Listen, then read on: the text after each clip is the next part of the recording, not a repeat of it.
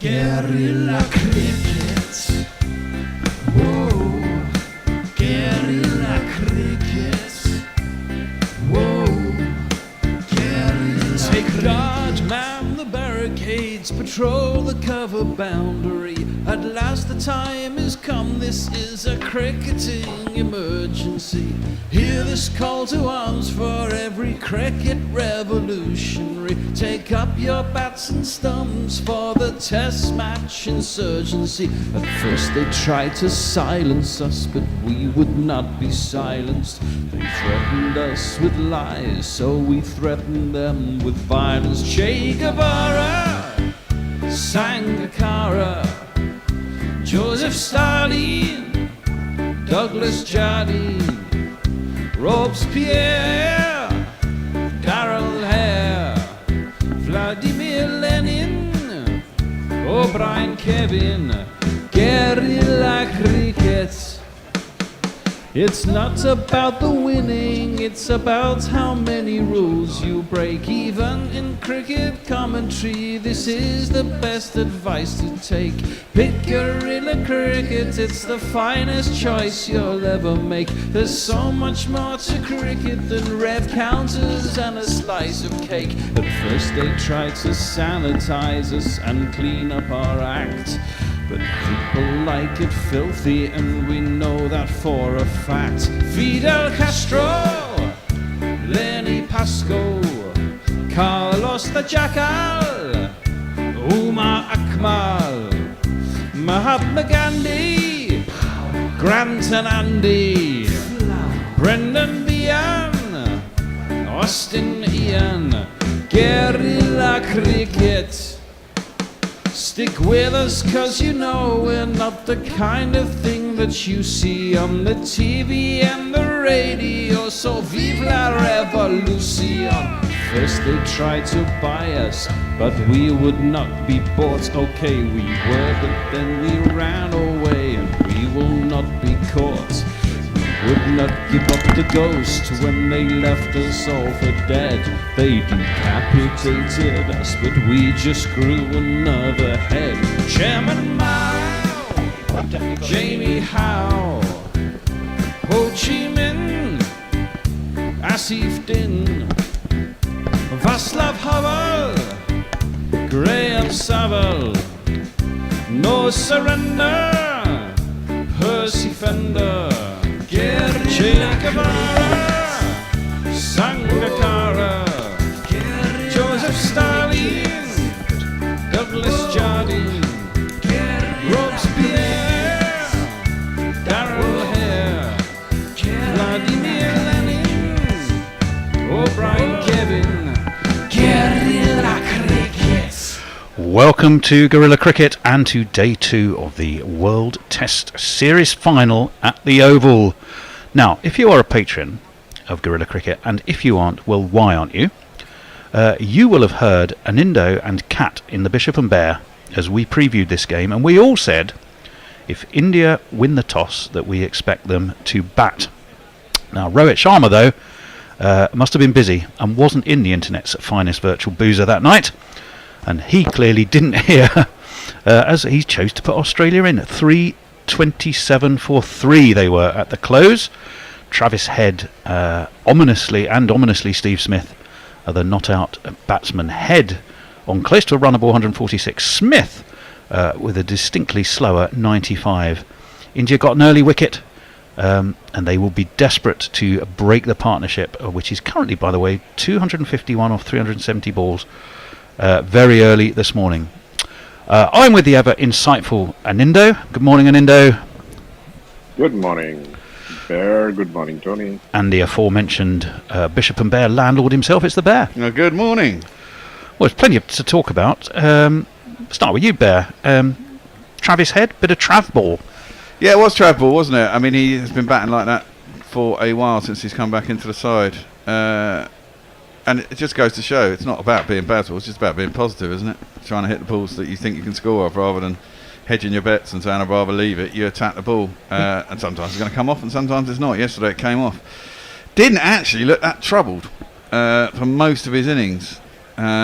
Got worked over a bit by Shami, which I thought was quite interesting, but Yep. he managed to keep out the way of a couple of snorters. Yeah, but he also managed to get inside and ramp, about 24 runs at the same time, True. It's a good batting pitch. I think it was a mistake for India to bowl first. I find it interesting that Australia were going to go bowl first as well. You can't take too much by county scores. The weather is set fair. It's not the hottest, so there's not any humidity. It's not like to be any swing. Okay, it's a Duke's ball, and it would be a bit green. And there's probably, as in always in England, there's a bit of movement for the first hour. But as soon as the sun came out, it looked quite comfortable for batting. Australia weathered the storm at the top, and then made hay, and that puts India under the pump.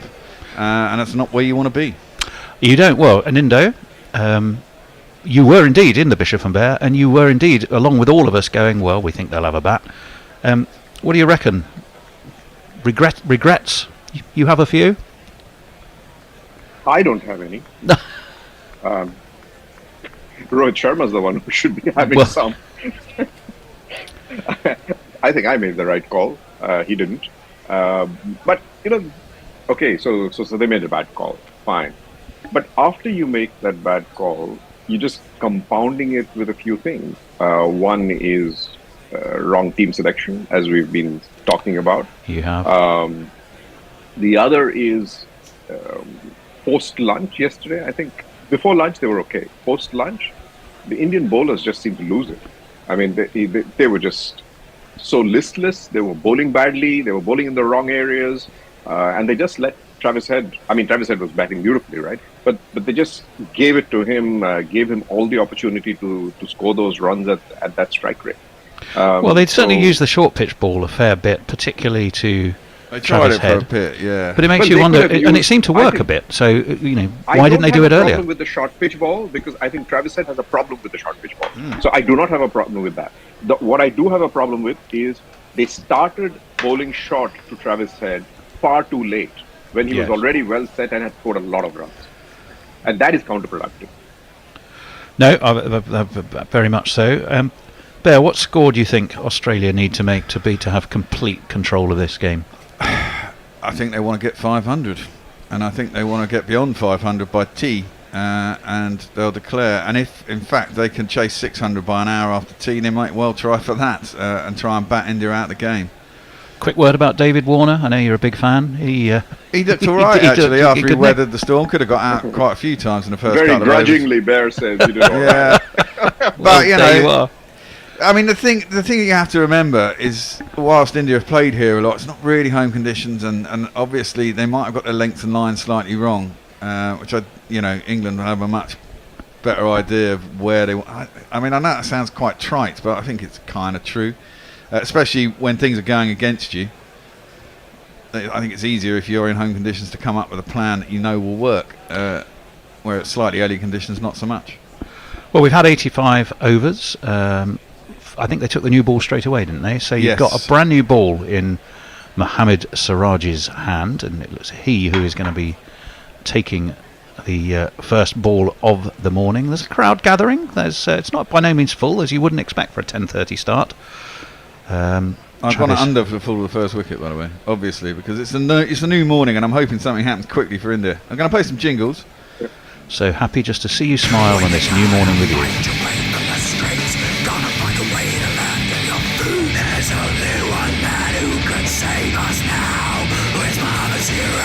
He's just a sweet Travis Head. A sweet Travis Head. From transdimensional Travis Head.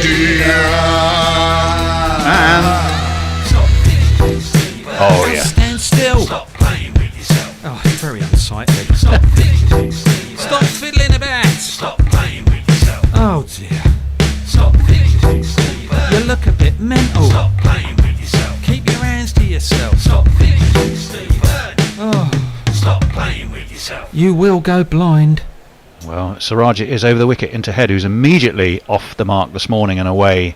He'll move himself onto 147. He just stood on his toes, worked that off his hip, dribbled it really away towards mid-wicket, and he's up and running 3 short now of his 150, and brings the fiddler and the fidgeter himself, Steve Smith, back on to strike. I always do like that jingle. It just makes me laugh. There's a lot of good It's so jingles. him.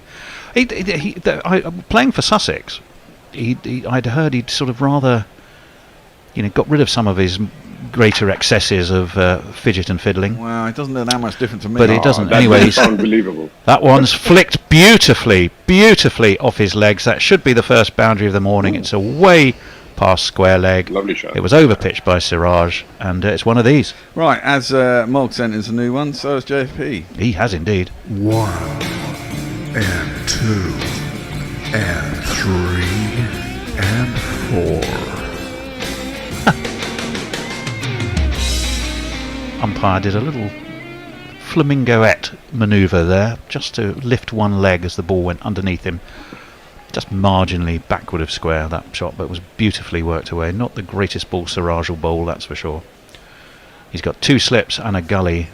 He's in again, and again he's beautifully worked off his legs, this time more conventionally through mid-wicket. It's going to be another 4. It is going to be another 100. Almost inevitably. A kiss of the badge, It's so arms much aloft. time on his hands to. Fuck off! Just fuck off! It started already. 40, 60, 80, 100. Congratulations, sir. Fine you knock. are a centurion. Fine knock by Sussex's finest. Superb effort. If we have this all summer, I'm going to go fucking mental. Oh dear. 336 for 3, 103. It's a fabulous knock, though. I mean, But this, yeah. very different Yeah, tempo he's to not Head, bad. of course. Very different tempo to Travis, who Steve He's not- Smith was scratching not away bad. for a while. Yeah, and then he just became he got his rhythm, I think. But Bear, you know what this means, right? You're going to have the whole Oh. summer of this. Well, he's backed away, and Siraj, in a fit of pique, probably not as much as anything else. In fact, he's given away 9 runs off the first 3 balls of the morning. Smith backed away, something annoying him, over Siraj's shoulders, and Siraj has an absolute cob on him because he threw the ball, fortunately, wide of Smith, so he didn't create anything there. But he was almost had his arm over when Steve Smith decided to back away, and Mohammed Siraj, I suspect an Siraj has just got a very quick trigger temper. Well, yes, and you wonder how much of that is annoyance at himself for bowling 2 slightly over-pitched balls on middle Right. and leg and Probably allowing about Smith to... 90% of it. Well, the 2 slips go down. Hopefully this time will be... Right, Smith, Oh! that's surely in front. That looks pretty close to me. Possibly an inside leg. No, I don't think it's high. Height is what Rohit's saying it's high. I would go for that. I think it's marginal on the line. The Bears are pretty good judge of these things. I think it's marginal on the line. He might have got outside the off stump, but I don't think it was I too think high. it might go outside the off stump as well. Yeah. They're not going for it, I think. But it's Steve Smith, for crying out loud. You need a wicket. You've got still got reviews. I just man. wondered if there was just it's sort of a wobble seam. Oh no, it's too Height. high. Well done, It's high Rohit. as well. We'll give you that, Rohit. We think it possibly was high, and that lustrous. He was immediately clear that it was high. Yeah. Well, he's at least he got one to move and move sharply back in. He's in again, and this one is defended by Smith. Little bit squared up. Very ugly defensive shot. All full of movement and forwards, and he's either admonishing himself or the bowler. He's having That's a normal Steve Smith defense. well. Yeah, exactly. That's what's so annoying about him. It's all just moving parts, and somehow he's always totally in line. Gets right behind it. He's a class act Hardly ever in his misses it. own way. Yes, I'm afraid. exactly. It's a very irritating way, though. Well, remember, Steve Smith is a bit how I think Australians will have felt when Derek Randall was batting. He was all movement and chat and fidgets, wasn't he, Derek Randall? And I don't think as good a batsman, obviously, but certainly records would show that. This one's past the outside edge. Smith gives Siraj a little nod, who gives a nod back. I think it was a nod. Could have been a twitch. Hard to tell. Sorry, Anindo. I said Derek Randall was clearly a better fielder. Yeah, Derek Randall in the covers was electric, wasn't he? It's the end of the over anyway. 9 off the first 3 balls, then 3 dots as he found his range. It's 336 for 3. Head on for 147. Smith's reached his ton, and the Bear has some messages for us. Well, Mog says, right, so these fucking things working today. I don't know, Twitter. It was really weird yesterday. It was. Leah Today's says, fine. It does seem okay today. Hello, everyone. Elmo seems to be distracted by something else, as Twitter seems to be working better than yesterday. Thank you very much, Leah. How did he get Elmo? Oh, God. Anyway. This whole adding ball after things is getting gate levels of unnecessary, says Mog. Farong says, greetings all from the Red Lotus Village. That sounds nice. Oh, sounds Hope good. everyone is well. Second day, first session pitch will have a wee bit of life for the seamers with the new ball. Shami is going to be in. Mohammed Shami. We should jingle him up. He comes around the wicket. Kept quite low. He certainly, as we were chatting about just before the start of play, found a couple that could snort up at Travis Head yesterday. And he's got a newish ball in his hands, just over 6 overs old now. He's Oh, and, he's hoping that John- Team Tatter, I like Team Tatter, are chasing leather with no wickets. But gentlemen, in case you haven't noticed, and obviously the listeners can't see, but just because it's the second morning and there isn't that much grass on the pitch, I brought some with me on my Oh, I was going to. on your T-shirt, yes, you did. I did want to ask. I was presuming that was a. That was worked a away with Mahan no leaf, run. But does that not, get you the death sentence in Singapore? Well, it says What does it say? I can't read it from here. Mighty Gold or something, isn't it? No? Amsterdam. Amsterdam. Oh, right, fair enough. Okay. Can't really have a poppy about that. And I I've assume been you're at very- home. Very, yeah, exactly. You're not out advertising Well, I'm all over the city wearing this, but it's Amsterdam. all over the city. It's Shami around the wicket again to the left-handed head. Hurries head up. That was a good ball. Seems- Moved into him Yeah, it did come in a little quite a bit as the bear is articulating physically with his arm. Beautiful blue skies over the oval today. It really does look a lovely day. Not, as we said, too warm. It's going to be warmer later. Going to get up to about 21 degrees, I think. But there's not a cloud It's a lovely day. in the South London sky. Those flags are fluttering, but reasonably gently. But there is a breeze. And there will be a massive Indian contingent. The Shami's in. Head is up onto his toes. Pushes this away towards mid-wicket and gets himself another single. One more for him to reach the landmark of 150. When the scorer on the captioning works up, 103 for Smith. These two really, really well set. This is some partnership. Chris Gaffney, your umpire. Oh, gaffers. And I think, is it Richard Illingworth? I think the other umpire from memory. I'll have to look that up. But I think it was. Yeah, I think it's either Illingworth or Kettleborough, one of them. I think it's Illingworth. I'm pretty sure it's Richard Illingworth. Shami over the wicket to the right-handed Smith, who pushes and runs all in one movement. And he'll move on to 104 and bring Head back onto strike. We're having a look at that wicket, which, a little bit tinge of green yesterday, but now it looks Lovely. beautifully baked, doesn't it? Yeah, exactly. You want to? Or are we looking at the second one? This must be the other one, because they prepared 2 wickets, Yeah, didn't they did prefer to it. No, I think this is the one. Yeah. Certainly looks like it. But yeah, that's why I couldn't understand why India didn't bat and we won the toss, really. Travis Head, who's sporting, can we call it an Aussie-style moustache, or is it Yes, just a... bloody Antipodean at least. Oh, and he has a swing outside of his off stump and doesn't connect. And through it goes to KS Barat behind the stumps. Moral victory perhaps for Shami. It's the end of that Shami over. Just 2 noticeably more accurate and probing perhaps than Siraj started off. And we'll go back to you, Bear. Messi says, things you expect to hear on Gorilla number 335. If he does this all summer, I'm going to go fucking mental. And it's worth saying that again, because it's true. The Bear shares his worst nightmare. Mog says, I assume the Bear always brings his own grass wherever he goes to. I do. I tend to avoid countries that might cause me trouble.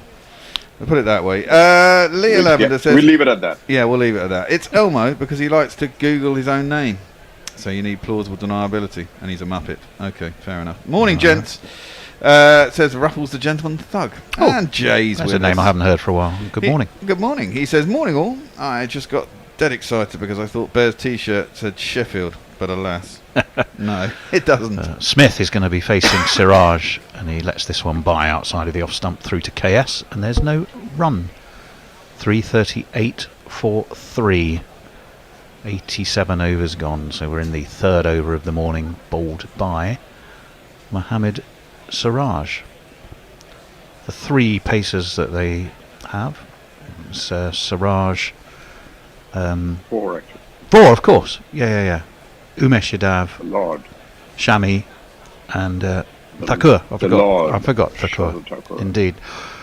Driven driven though straight towards cover by Smith. He stood tall.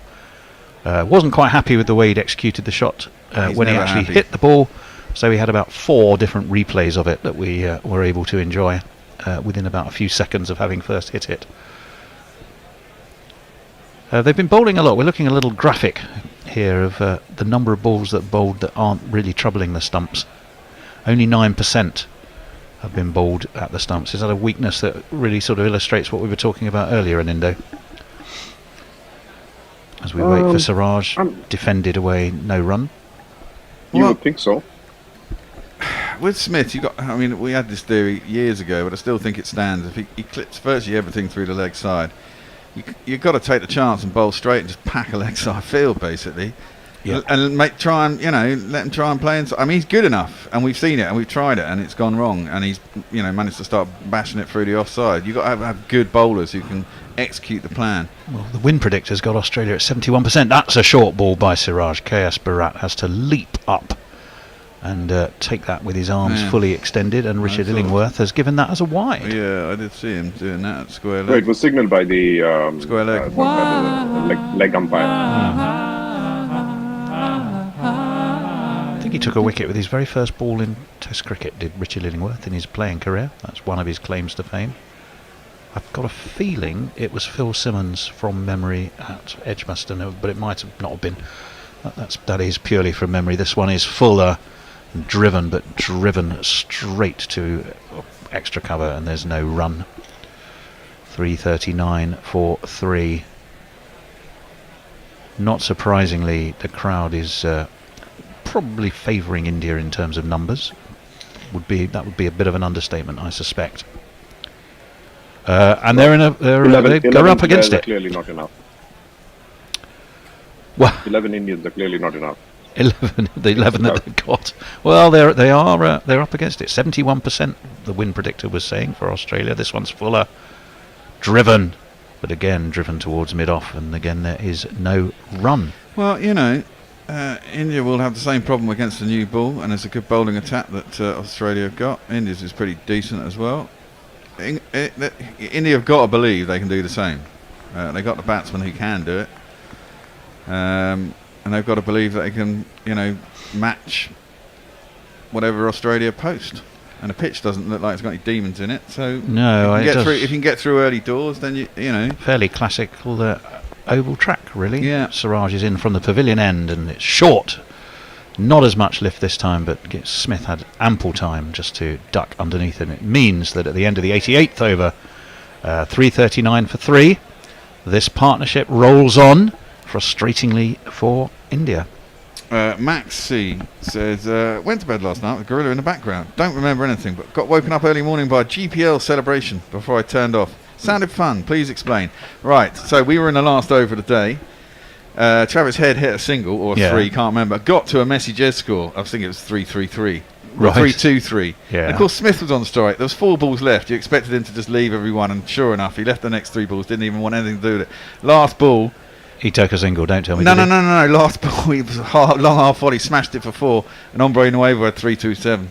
So Hombre Nuevo stole it on the last ball of the day. That was a decent steal as well. Yeah, it was. It was a good steal. About 150 quid, wasn't it? As this was 170 odd. Defended. Oh, that's even better. Defended into the offside by Head. Mind you, he's doing some fabulous T-shirt designs for us. So to be fair, it was seeing as we don't pay him for the fabulous designs, it was yeah, well, there you go, exactly. Some justice was done by karma, some would call it. Well played, Stephen Smith. He may not know that he's created that piece of justice, but he did. Which of course means it's open again today, and it starts at 30 quid. 30 quid. GorillaCricket.com/competition. I'll tell you a bit more in a moment. We'll wait for Shami to come around the wicket from the Vauxhall end. Waited for and cut superbly backward a point by Head for one of these. It was waiting to be hit that ball. It was. It's just another score. It's just another 4. It must feel like that, really, for India at the moment. It's just another 4, because there's been a fair few of them. 23 hit by Travis Head, who's the man on strike. And as Anindo said, he really did just It was there to be hit, but he executed beautifully. 2 slips and a gully. Round the wicket comes Shami. Cut again past that gully, although there is a man at deep backward point now. And he will just stroll, literally amble, the easiest of singles. Travis Head is toying with the Indian bowling. Toying, he is toying. We can see elation in that Australian dressing room as Travis Head has got to his 153 for him. What a superb knock! First ton in England, I think, of his tons. Won't be the last of the summer, I suspect. I'm hoping so. As we wait for Shami. Oh, that kept low. It swung a bit, swung late, and kept horribly low. And KS Bharat had to dive in front of first slip. I think ankle height. I mean, if you're honest, this whole summer hinges on the fact that Bazball has been said it wouldn't work everywhere, and this is the last. These 2 attacks actually the last 2 that it's got to be tested against, and they happen to be the best 2 in the world. So, if Bazball doesn't work against Australia, we're going to get pummeled at home, basically, because we'll be getting out for very low scores. Well, we shall see. 3 slips for Shami, bowling 2. It should Steve be a lot of Smith fun anyway. on leg stump. Smith guides it away just backward of square. They'll take a single. Move the score on to 345. So in India up against it, and things really not going their way at the moment. They're just going to needle England for a while, eh? Of course. Of course. I'd needle England all the time, even when things were going well. Well, yes. Don't think we haven't noticed. But there we go. 345 for 3. A run rate shade under 4. That's definitely not Stokesy Cullum-esque by any manner of means, but it's getting Australia into a terrifically strong position. I had suggested, that the British Museum or the Tower of London could look at taking Travis Head as an exhibit. Shami, and that one rose up a little bit at Head, who didn't quite get on top of it, but it dropped well short of short mid-wicket, and it means at the end of the over, Australia are on that 345 for 3, looking in very tidy order there. India have also got to believe that they can get a breakthrough, and they don't really care how it comes. If it's lucky, who gives a shit? Shardul Thakur, probably. Yeah, well, there you go. Shit gets wickets, But if they do get that, they can pick up some quick, easy, cheap ones as well and try and get this score down, because they haven't bowled that badly at times, especially with a new ball. Yesterday, they could have got more wickets at the start, but they didn't. Smith has edged a couple, but they've just fallen short of Siraj going to be in again. Smith plays this away into the onside and then sort of looks up to the sky. I can tell you, because you managed to miss a messages there, although you were making an excellent point to do it. I believe Ombre Nuevo has kindly put £30 back into the GPL pot. He's reinvesting his winnings, which is superbly generous, and we are very grateful. And I will wait until after this next ball by Siraj, and if you're not familiar with how you can play the entertaining game of skill that is the GPL, I will let you know. This one's driven sweetly from outside of his off stump, but driven straight to cover, and there is no run to point really. But yes, it's guerrillacricket.com/competition.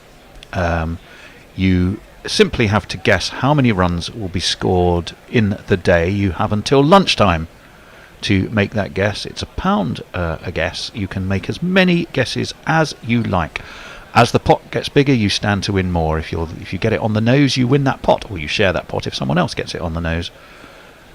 If not, it rolls over and that pot just gets bigger for you to win tomorrow. It's really, really simple, but fun to play.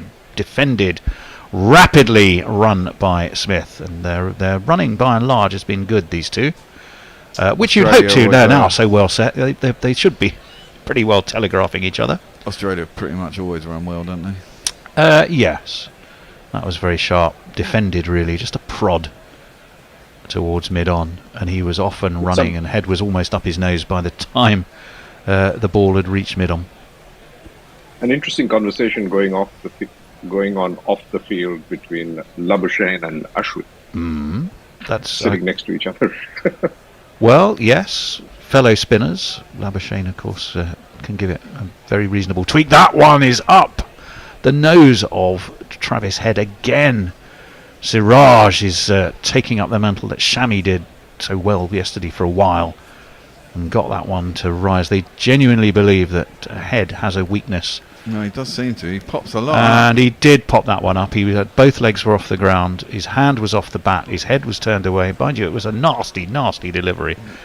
And you are saying, you're accusing a man who's got on 153 of having a weakness. Which, if that's the one they think, they're going to keep working it. Weakness. They just haven't exploited it well. Yeah, no, I go along with that. Anindo. Siraj, and again, that should encourage him a bit. That one's shorter, but doesn't get up as much, and Head swivels and pulls. It's a pass square leg all the way to one of these.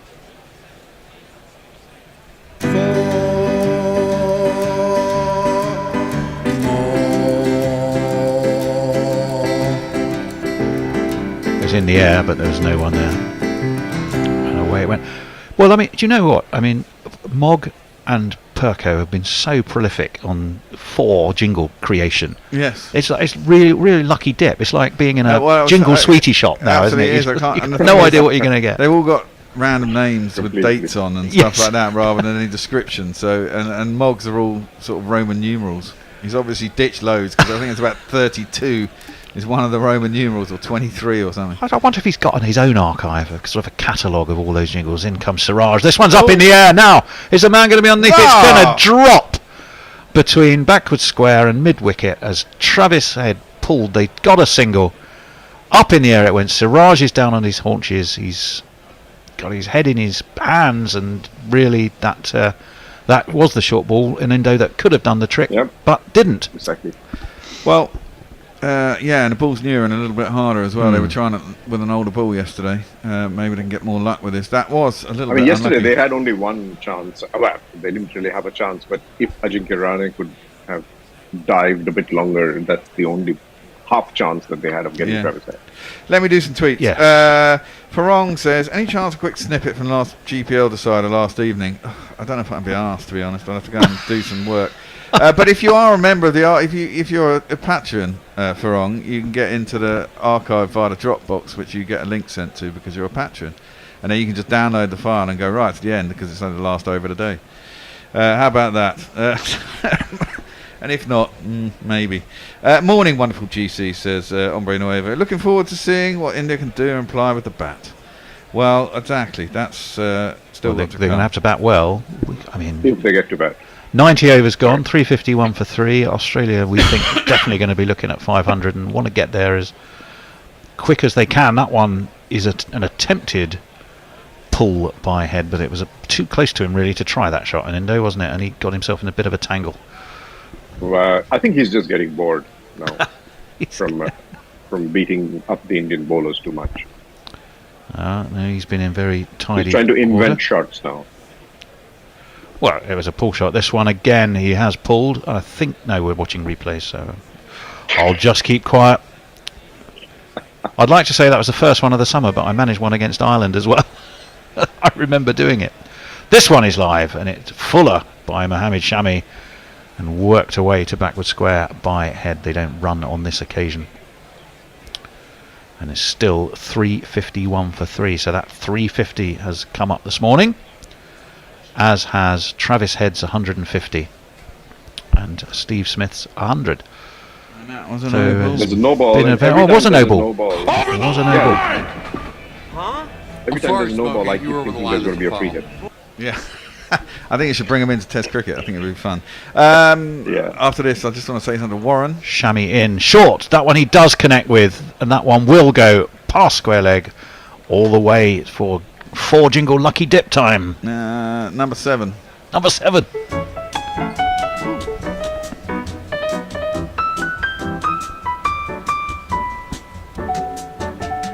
Oh, I like that. Nice jazzy feel. Nice jazzy feel, yeah.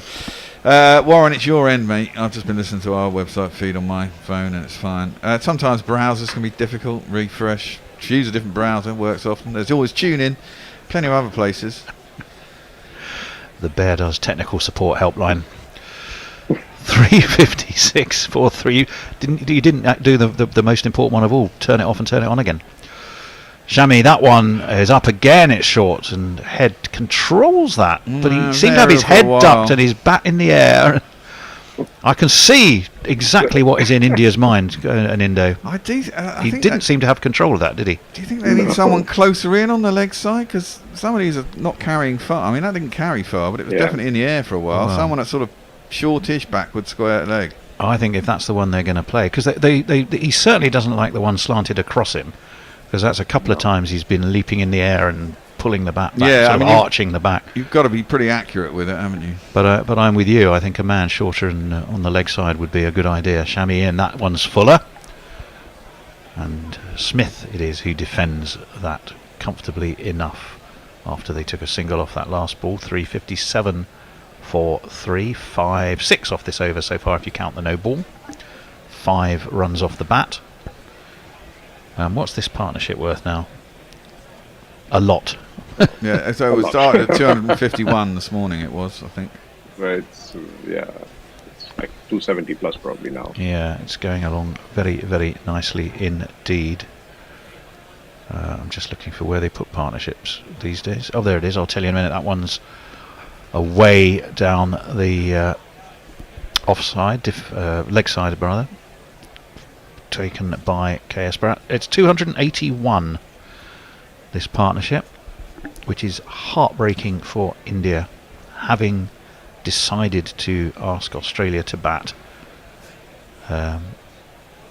Well, you know what they say. Well deserved.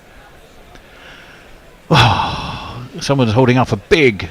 Well, it looks like something you can rub out and then write something. A whiteboard. Chami in, full, driven nicely between cover and extra cover, just evaded cover. I think it's going to be it's not going to be hauled in, and it's going to be 4 more for another jingle lucky dip. Well, we're running out of lucky dips now. Well, you go back to Mog. Just switch between the two. Just another score. It's just another 4. I went out on that terrace in the World Cup, and security pushed me away. Oh no, I've been up there. I was up there for what game was it? The South Africa Test last year. I was up there with Louis. It was a lovely spot to watch from. I know that. At the so whereabouts are you when you're up there? It's next to the Vauxhall end. It's next to the com box, isn't it? Yeah, you're sort of across from the debenture members area and sort long of. On. No, what position? You'd be on the right hand side. You'd be long off. Yeah. If it was from your end, basically. Yes, that would sound about right. But you're really up high as well. It's a really nice balcony. It is. We're looking at St Paul's against a beautiful azure backdrop of a gorgeous looking cloudless sky. Yep. Less gorgeous are a bunch of Australian fans in green and white wigs. No disrespect to them. And Indian jerseys. I should have had some tweets in there. Really. You probably I've should. been pretty poor at this, haven't I? Yeah. Does Messi consider the GPL outcome to be justice, Tony? I doubt it. Anyway, so But he still gets doesn't mean very I like close every single time. Siraj in again, and well, they're claiming a leg down the scrub, and they've got one. Head has stepped away. It was looking to tickle it fine. He tickled it too much, or not enough, depending on which way you look at it. It's been caught by KS Barat, and India finally have seen the back of Travis Head with a leg side. Yes. Well, it's not even a strangle really, because he moved across, Just had a flick. The ball hardly deviated, but it was enough, possibly glove, I suspect. And Travis Head has gone for 163, and India, just as the world. The crowd says you're out. Just as the weight of the world seemed to be on their shoulders, a little bit of that will have lifted in Indo. Can they now capitalise with another couple of quick wickets while there's still some life in the ball? Hopefully, including Cameron Green and Steve Smith. Well, I got my under on my first wicket, under 365.5, and it was slipping away quickly. Wow! But they pulled it. But I thought it was. Good. I You thought it are was good. I thought it was actually 361.5. I was like, that's even closer. But I had a few runs to spare. But it should be Cameron Green next, who one suspects is not going to wait around too long before trying to put bat to ball. What's he been doing in the IPL, Cameron? Scoring hundreds. He has. He's played 16 for the Mumbai Indians. He was magnificent. He was absolutely magnificent. Averaged 50, didn't he? And a higher score of 100 against, well, who else? The Sunrisers. As I keep saying, every time you give someone's IPL stats and you go, highest score, most wickets, it's nearly always against the Sunrisers Hyderabad. He got his 100 not out at the Wankhede against the Sunrisers.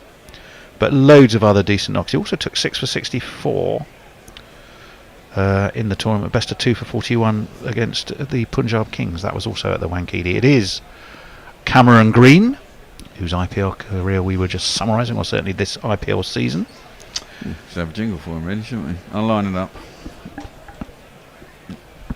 Siraj in and driven straight away, cut really, and he's opened his account with a boundary, cut past fourth slip. Were there one, and he's away with one of these. I'm going to play this last one because I don't think I've heard this one. Giuliani had his reasons for selecting his landscape seasons. There were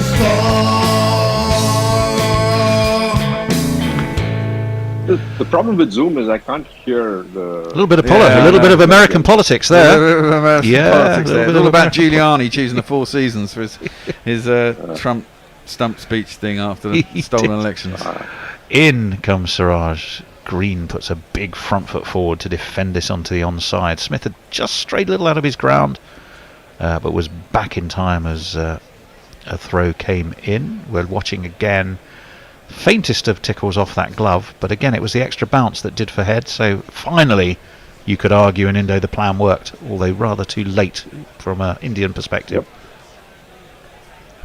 Would you change it then this over? We are indeed. Hendo is going to take over and take your spot. He is. Looking forward to that. Messrs is going to take mine. As we wait for Siraj. Turned off his legs again by Green. Past square leg. They're going to come back for 2. They're going to have to hurry. They just make it. The bails are whipped off by KS Bharat. But I'm pretty sure as Richard Illingworth trots in to put those bails back, there was no danger. He's got some head of hair, hasn't he, Siraj? His hair's got its own life. I mean, it's got its own personality. It should have its own Twitter account. It seems to always be doing something interesting, does Mohammed Siraj's hair. You know, it's really interesting that the bookies have actually got a live feed of this. Have they now? We're looking at Alex Carey, it's live on next man in. ICC TV, so they must have paid for rights. Yeah, because I presume it's ICC, isn't it? They're selling the rights. So whoever's got the rights has sold the rights to something to the bookies. 3 slips as for Green, who ducks under a slightly shorter one by Siraj, 85 miles an hour. There is no run. I'm watching on the ICC app actually, because in Singapore for some reason they're having some problems with Star is not showing it. Made his debut against India. Delayed. Yep, he did. Did Cameron Green? I was reminding Adelaide? Bear that last year, a couple of years ago, we were watching him and he just couldn't take wickets. He just kept scoring runs, but he couldn't take wickets. Yeah. He was waiting and waiting for his first test wicket. Well, I'll tell you, I probably don't. For versus India, he's played 6, averages 41, high score 114 in an Ahmedabad, where just about everybody made runs on the carpet prepared at the Modi Dome to guarantee the draw for the series. Well, it was a win. 3. Yeah, the draw for the game. Draw in a game to ensure the win for the series. This one, Fuller, and moves back in to Green, who defends into the onside. It means that at the end of the over I can see Hendo looming with intent. It's 367 for 4. And before the bear goes, we shall can I have a change. just just remind you that there was a tweet from Mark Zip last night pointing out that he also sent in some new 4 jingles a little while back that you may find somewhere. I might have to find them. Did he send us a jingle? I'll have to look. I'll find. I don't know, but he said it was a little while ago, not the most, not during the last test, but before that. Okay. All right. You two crack on. Hendo's going to take over for me. Okie dokie. Good one. I was responding to Mog asking if it was. I thought it was just. Oh, we're back on. Sorry.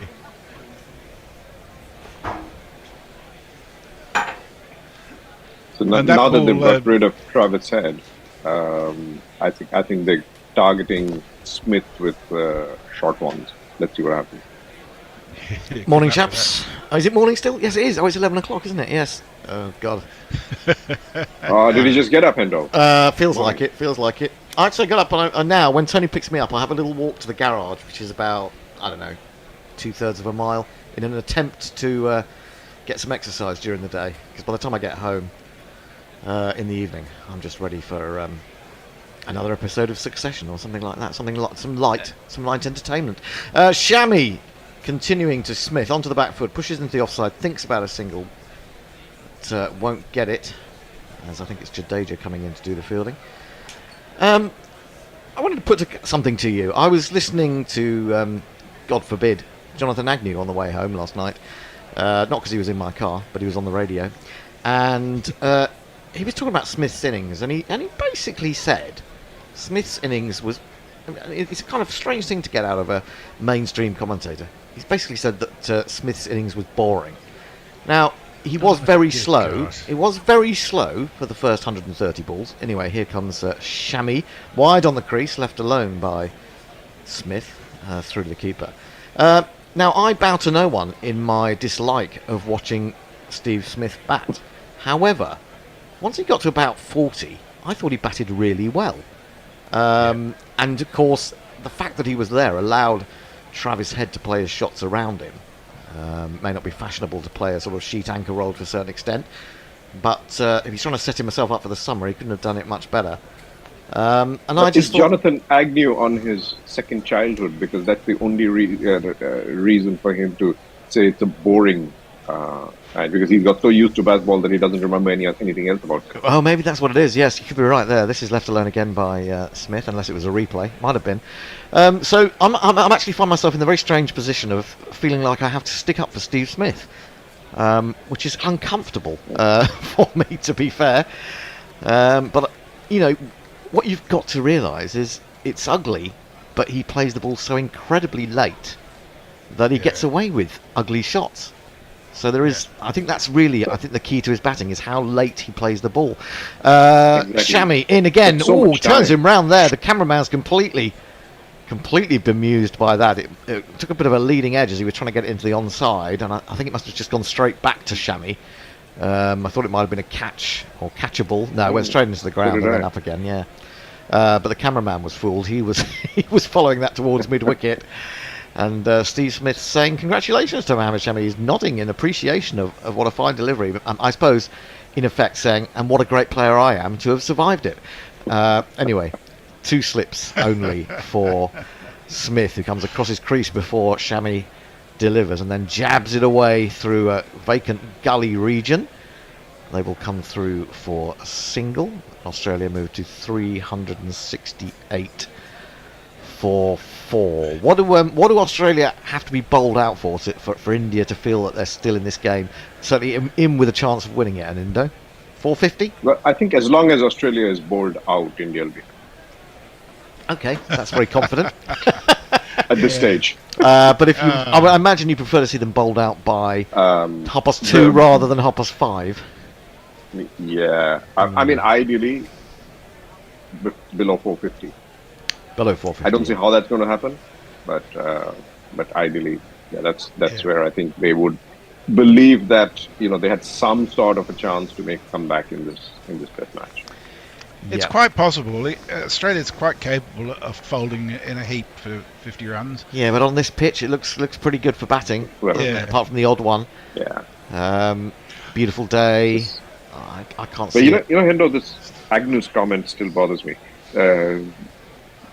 As Siraj comes in to start a new over, we'll talk about that in a moment. Smith defends this one. Siraj constantly throwing the ball back in the direction of Smith. There's no love lost between him and the former Australian captain. Smith doesn't seem unduly concerned by it. Yes, back to Agnew's comments, Anindo. No, you can think him ugly. You can think his batting ugly. You may not, appreciate the fact that he plays so late and he really is a good batsman. How on earth can you call it boring? Wow. Yeah, boring's a strange one. I mean, it was quite dull. It was quite dull, but to actually sort of look at that innings where he finished 95 not out overnight, as the next ball is tucked towards mid-wicket, to say that the whole innings was boring was a misrepresentation of the innings, because once he got to 35 or so, he became much more fluent and played some lovely shots, really. I mean, as lovely as Steve Smith's shots can be, which is not all. There was one on drive. If you don't look at him, his shots are lovely. That's true. If you hear it, if you hear it on Guerrilla Cricket, it can sound a lot better. Well, I'm assuming. Look at the bat, look at the ball. I'm assuming also that Agnew finds Pujara boring too, because he's not flashy either. I'd be very surprised if he didn't. Yeah, but I don't think it's the kind of thing that Agnew would normally have said. It seems just a strange thing for him to have come out with. This is pushed up to mid-on, and there is no run. And once again, Siraj, who has that long follow-through, he's giving him the stare and he's giving him the verbals. Don't know what he's saying. Can you lip read for us, Anindo? No, even on Guerrilla Cricket, I wouldn't do it. Say something like... I don't know. After your award-winning speech yesterday, Anindo won the Gorilla of the Day yesterday. Oh, did he? Oh, did I? I didn't hear the full. I missed that. Oh, yes. I'll find out what for in a minute. Siraj into Smith and bowls him a bouncer, and he just leans forward and allows that to pass over the nape of his neck. Was about Umesh Yadav, right? So why was he Gorilla of the Day? Because of his statement.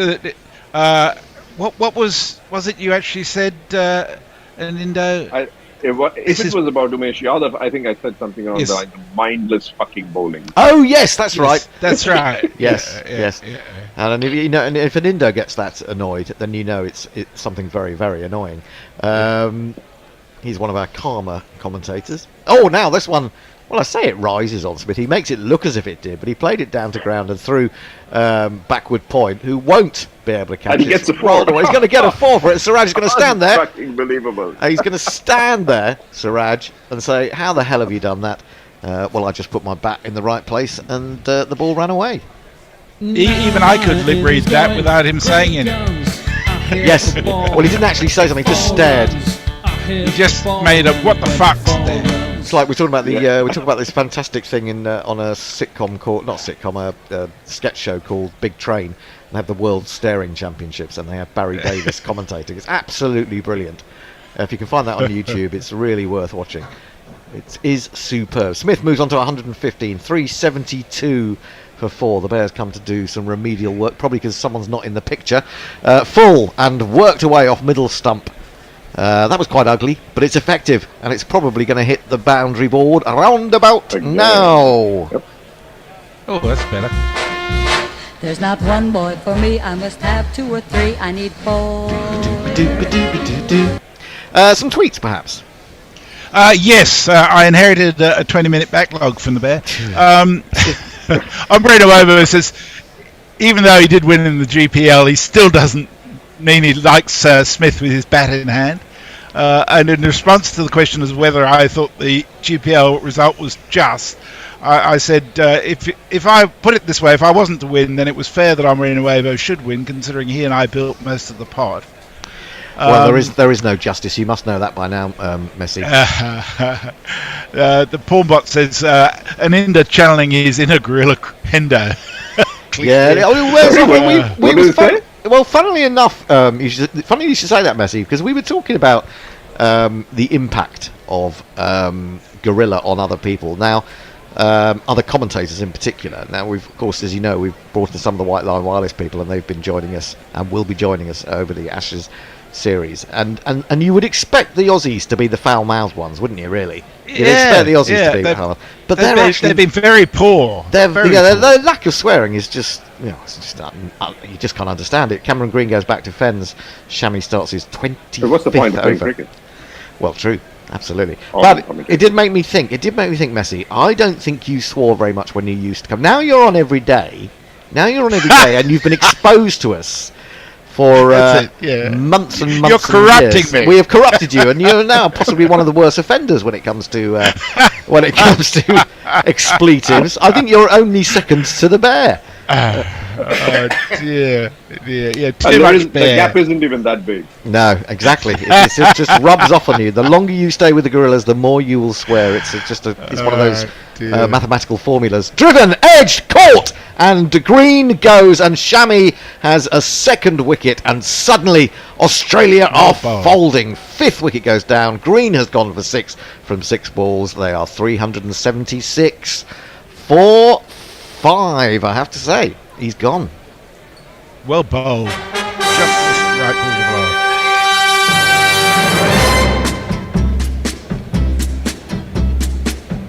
To be fair, it wasn't quite there for the drive, and it was a little bit wide, I suppose. It was an adventurous shot in the circumstances, but then when you're 376 for 4, if you can't play shots, then when can you? But Cameron Green will be very disappointed. Shubman Gill is the man who took the catch at second slip. And, just a little bit of a sea change in the ownership of this game, I suppose. So let's have some more tweets.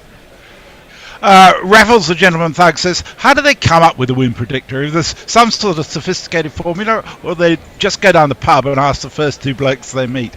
I think the latter. It's like Family Fortune, so we asked 100 people. And they were just ask ChatGPT these days. and they were stupid, and they said 71% Australia, or something like that. Leah says, looks like it'll be back to the bad old days, the 90s for England in the Ashes. Makes me feel so young again. Well, that's a good thing, isn't it? Yeah. And the Bishop had asked if Mog catalogued this jingle, and he says, that Thacker jingle I sent today was number 1056 on my list, Tony. Unbelievable. A new batsman. And he does all that in Roman numerals. Incredible, isn't it? Right? New batsman at the crease is the I wouldn't Australian even know how to put wicket-keeper. 1056 in Roman numerals. Sorry. I know. Jingle incoming. MLBI. He's an ex-cab off the rank. And Alex Carey is his name. This is true. Wicket keeping is his MLBI. stride. He's not bad with the blade. Only a cricket bat. Sometimes I forget the jingles, or I haven't heard them, and they just, crack me up. Make you chuckle. They do make me chuckle, yes, it's absolutely true. It's a beautiful day, It's not terribly warm, but it's a glorious day. It's going to be 30 degrees in London. There is a health warning from Friday night into Monday morning. Last year we got the health warning when it was going to be 42 degrees. Now we're getting it when it's only 30 degrees. Well, Met Office is only saying 28. What do they know? Outside the off-stump, Shami's switched around the wicket to the left-hander, a little bit of movement away, and died a little bit on its way to the wicket-keeper. But 2 relatively quick wickets for India. They're back in the game. They've just got to force their way. They put the foot in the door. They've just got to force their way in now, really, haven't they? That's the metaphor, Right. or whatever. Right. You can see my canine daughter with me, True. for those who can see. 2 slips in the gully. 16.9 is his- Shami in again. Yeah. Carey onto the front foot. Defends. I thought Carey batted quite well in difficult conditions in India. He did. He He played did. He some did. really good reverse sweeps, and he took them on. Did Carey, and played pretty well, I would say, in very, very difficult circumstances. And you're not used to the ball turning as much as that. Shami has 2 for 96 now, into his 25th over. And Shubman Gill is chatting about something. At slip, in comes Shami, bowls, a little bit of away movement, started too wide. Alex Carey can have a good look at that. He can scratch his guard and just get himself accustomed to the light. Smith has moved on this morning to 119. He was 95 overnight, and he got to 100 with 2 fours in the first over that he received off Mohammad Siraj, which was not very well accepted by Siraj. has to be said. Was a little bit upset by that, but yeah, I maybe I only appreciate Steve Smith when he's not batting against England. Maybe that's what it is. Shammy in bowls, hits him on the pad, worth a shout. I think he's just got outside off stump. Yes. Yes, I don't think they're going to follow through with that appeal. It's been given not out, and it's the end of the over. 376 for 5. Smith 119. Carey yet to score. Messi. Josie Oak says, I'm invigilating my exam. I presume student's exam. Yes. Probably slightly more interesting than this game. No, not at all. I find it really interesting. Oxymoronica asks an unanswerable question. If England were playing, do you think they'd play 4 seamers and no Mo, or 3 seamers and Mo? Assuming Stokes won't be bowling. Is that not a Broadway musical? 3 seamers and Mo. Well, I really like the possibility of them going through all this palaver to get Mo to come back and then not picking him. I'd really like that. Well, yeah, you'd think they wouldn't not pick him, having decided they were going to bring him back in. But maybe it's a bluff. Maybe it's a bluff for Australia's benefit. Who knows? The Bear. Warren wants to know if the Bear is happy with the new Liverpool signing of the most Scottish Argentinian there is. Oh, McAllister. Yes. McAllister, yes. Anyway, change of bowling, and I'm going to get it right today because I don't know what was wrong with my brain yesterday, but I kept calling Umesh Yadav Usman. I think I was confused because Usman Khawaja was batting. Here we go, jingle. Umesh Yadav, oh, what shall we do? He's quicker than Ishan Sharma and Vardan out and 2. He's quicker than a Jaguar, the cat but not the car. Umesh Yadav, what a speedy bowler you are. And while that wonderful jingle was underway, there was all sorts of excitement happening. It was taken off middle stump, full ball, taken off middle stump, nicely timed by Smith, well half stopped at mid-wicket. They still came through for the single. The throw to the striker's end was a direct hit, and then for a moment Carey thought he might be able to get back for a second, but there was no second ultimately. So the score moves on by 1 to 377 for 5. Session run rate 4.92, and you put that together with the run rate in the last session yesterday, and it shows you how you can accelerate when you break the back of the bowling, I suppose, psychologically. Umesh in again, driven back to him by Carey, and he takes it as he follows through. But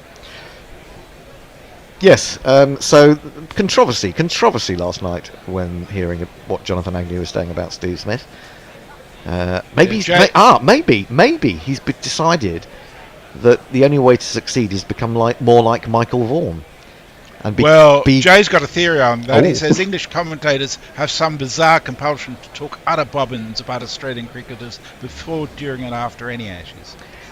We reserve that right, absolutely. This comes off the pad behind square leg, and they will take a leg by, I think it is. Yes, it's not been given to Carey, so he's still not off the mark. Sorry, Nindo. No, I was just saying that I'm not sure that's going to do much good.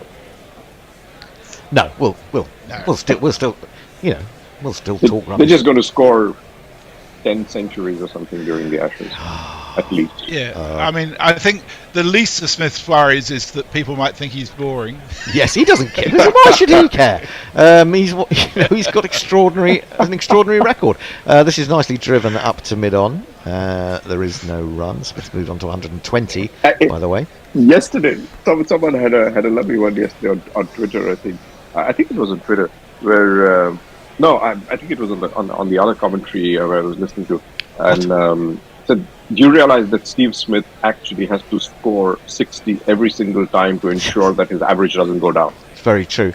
But the more alarming thing is, what other commentary were you listening to, Anindo? And did you listen to Ravi Shastri actually, which I actually enjoyed. Did you get permission from the panel, from the disciplinary panel at Gorilla Cricket? No. I'm sure I'll get called out now that I've I think you will. I mean, that's... Ravi Shastri annoyed the hell out of me during the IPL, I got to tell you. Oh, but he's not very good at the IPL. It's very hard to commentate on the IPL after a while. I mean, if you do it every day, I mean, crap. You know, Yeah. how many ways are there of describing a 6? I mean, we try to find as many as we can. We talk about, you know, he's bladdered that down the ground or something. So I'm just looking for some new description. Man's come in. But I'm convinced that's why they have the sponsors. Yes. Actually, they do. What they do in the IPL is they do have some good puns on the big screen. I do quite like some of the puns they get. In comes Umesh, bowls, and there was a little bit of swing there. 85 miles an hour. Smith propped forward, defended, and again there was no run. Here's something for you to ponder. Farong says, does anyone else think that head's head and moustache is similar to Mitchell Johnson? Cricketers and poor moustaches. Yes. What's the connection? Yes, I know. I think that's a fairly good call, actually. Yep. Man's coming in on Hayden, a little bit wider, sort of standing in the path of the non-striker. Very annoying if you're a non-striker. Onto the back foot goes Smith and plays it to this man, and there is no run. End of Umesh's first over of the morning. Just the one run plus a leg by from it. He's got none for 55 from 15. An Indo. Oh, I was just saying, I'm convinced whenever I look at Head's moustache that's exactly the moustache the first English convict to ever become an Aussie had. You're assuming they were able to shave. I suspect they were all bearded. Warren says, are the BCCI picketing to have the next WTC final at the Modi Dome? I wouldn't be at all surprised. Farong says he had to journey down the south coast again. However, the usual Scouser poaching academy, Southampton, got relegated. Mog says, is Agnew suffering some sort of relevance deprivation thing and he's trying to get attention via controversy? I think that's almost certainly right. Shammy bowls to Carey, presses right forward, gets good stride in there, defends a good length delivery out into the offside. There is no run. Well, I actually brought up this question, I think probably in the green room, so it didn't go to air. If you had two neutrals playing in a World Test Championship in India, would it sell out? I don't think it would. World Test Championship final. Any views on that, people? It depends who they are. If it's England and Australia, I think it would. You think it would? Okay, that's interesting. Yeah. Okay. Any other team? No. No. Shammy again in bowls, and Carey's going to get his first runs again, putting in a good stride. The ball comes off a thick outside edge, runs towards third man, gets there, and it's one of these. I'm four. Have you met me before? I like that. Yes, I do too. 382 for 5. Do you think? I disagree, Ananda, because I recall the test match between Australia and India at the Modi Dome, and once they got over the rally where they bust everybody in, they were lucky to get 30,000 a day there, I reckon. But again, I mean, you're assuming that the final is going to be in Ahmedabad, because Ahmedabad is, the largest stadium in the world. It's not that easy to fill that up. Shammy bowls defended into the offside. Carey looked interested in the single. Pujara was in sharply, or sharply as a man of his age can be, and he is sent back by Smith. Yeah, I mean, obviously there's a big difference. We don't quite have those differences in capacity in England or the UK. Also, Hendo, I mean, in England, if you've got two neutral teams playing, you've got their population coming there because there's enough of them. Yes, that's true. Right? Yeah. So in Ahmedabad, which is in the middle of nowhere as far as cosmopolitan goes, where are you going to get English and Aussies? Then you'd fully expect only Indians to fill it up. Yeah, I don't know. This is left alone by Carey outside the off stump. A little bit of away movement once it had gone past the bat. Yes, I mean, those are all things to be taken into account, really. It's not a fair expectation, actually. What about Eden Gardens for me? Eden Gardens. Well, that's a big one, isn't it? That takes 90,000 plus, doesn't it? Something like that. No, Eden Gardens Not is now not only anymore, about no. 70 or something. About 70 now? 70, 60, Okay. 60 or 70. But at one point they packed it out. I guess there were less safety restrictions. Well, usually they'd have 90 and 120,000 would show up. Yes. Shammy in again. Oh, he's him on the pad. That's worth a shout. Good shout, I would say. Maybe just swinging down the leg side. Yeah. Oh, that's a tight one. I think that's worth reviewing. India have got 2 to go. I certainly think that's worth reviewing, although just maybe a little bit of late swing is what's carried it down to be only clipping, and I think that Rohit Sharma has ruled it out. Bharat says no. Yeah. I think Bharat says no.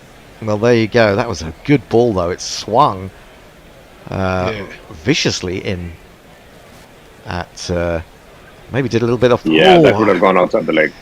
That would have Yes. gone outside the Hit leg. him in the It's back. going a long way. I don't know. I would like to see Ultra Edge on that. It was a decent shout, but there was just a tiny little bit of doubt that late movement had prevented it.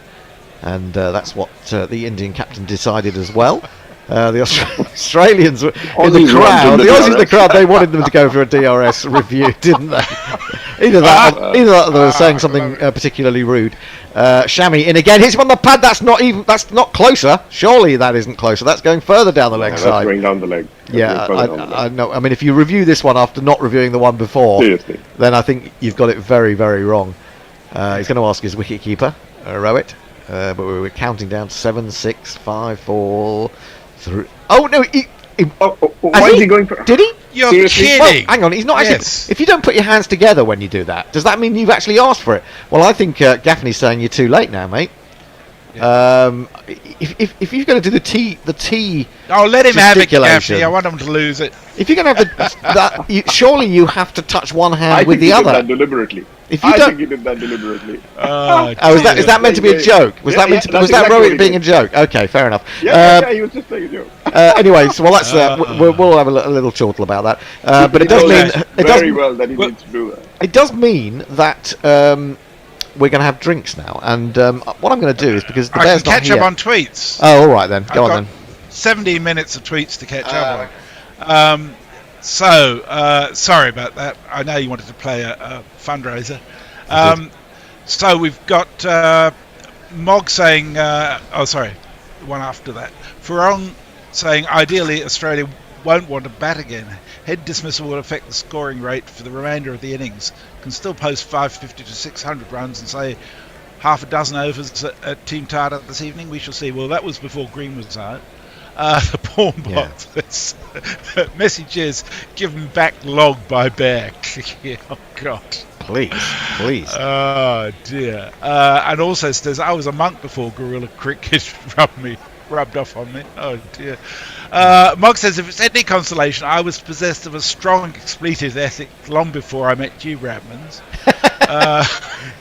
Yeah, no, I think that's probably true of you, Mog. I think I'm probably agree to that. I'm just going to let Colin come in. Yeah. I'm just going to admit him. I'm gonna make an exit. See you after lunch. We'll see you after lunch. Thanks, See you then, Saninder. The bear should be in very Quas, shortly as well.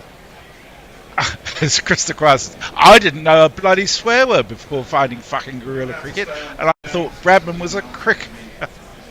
Bradmaning cricketer. Oh dear. Any more? Yes, the cricket side says, well, the Aussies adapted better and had as an excellent counter-attacking innings.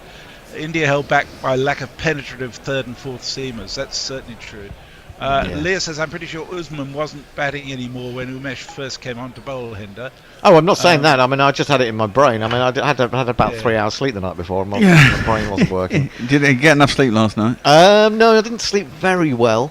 I was worrying. I was worrying about various things, and then the cat woke me up. Oh, yes, I'm just a worrier. Anyway, the bear is here. Colin is So here. who's got tweets?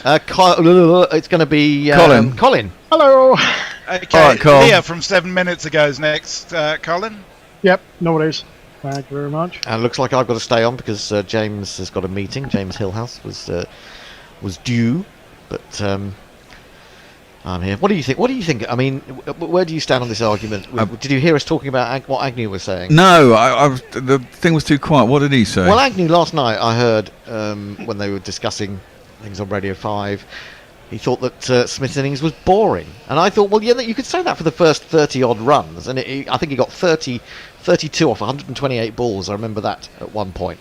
But I thought once he began to play a few shots, he played as well as you would expect Smith to play. I mean, he looked in control, didn't look under any pressure, played the ball late, played one or two actually quite attractive shots, including one really beautiful nice on. Well, there was a lovely on drive as well, pretty straight. So I think maybe Agnew's just trying to become a bit more relevant, like Michael Vaughan. It's difficult to say because, in some respects, I see what he's saying. He scores slowly. He's traditional. But you have to appreciate. This is what I mean. The way you're right is you've got to appreciate the talent that goes behind that. You don't get a test average of 58 over the length or 60 or whatever it is over the time that he's batted. No. Without being technically amazing, even though it looks so wrong. So wrong, but it feels so right. Someone Or is it should the have other way just went, round? Sorry. Someone should have just went to Agnew and went, oh, no, you're right, Jonathan. What Yeah. we'll have is we'll have someone coming in like Zach Crawley and getting 20 all the time. Then it'll be amazing. Yeah. It will, yes. A very good Oh, it's 20. me, isn't it? It Yeah, is you. that's clipped by Smith as they come back off the drinks break and Umesh should have his bowling. I thought they should have gone up for one of those ones in the last over. I thought the first one of those they should have gone up for. Oh, well, they did go up for. I we think haven't they should seen have- it. We haven't seen replay. No, they haven't done a replay, have No. they? Strange. Um, ICC censorship. Yeah, and there was no run at mid-wicket. In an ideal world, India wrap up the next 5 wickets for 18 runs, don't they? It's the best they can hope for. Well, yeah, absolutely. Then we've really got a game on. Yeah, we have. Smith drives at that one, driving away from his body, which is very un-Smith-like. But he managed to get bottom edge into his foot, I think, because he looked like he was in a little bit of pain. And it ends up going out to mid-wicket and there's no run. The ball does come off his bat at strange angles at times, Yes. or strange parts of the bat, but actually he very rarely gets out in that manner.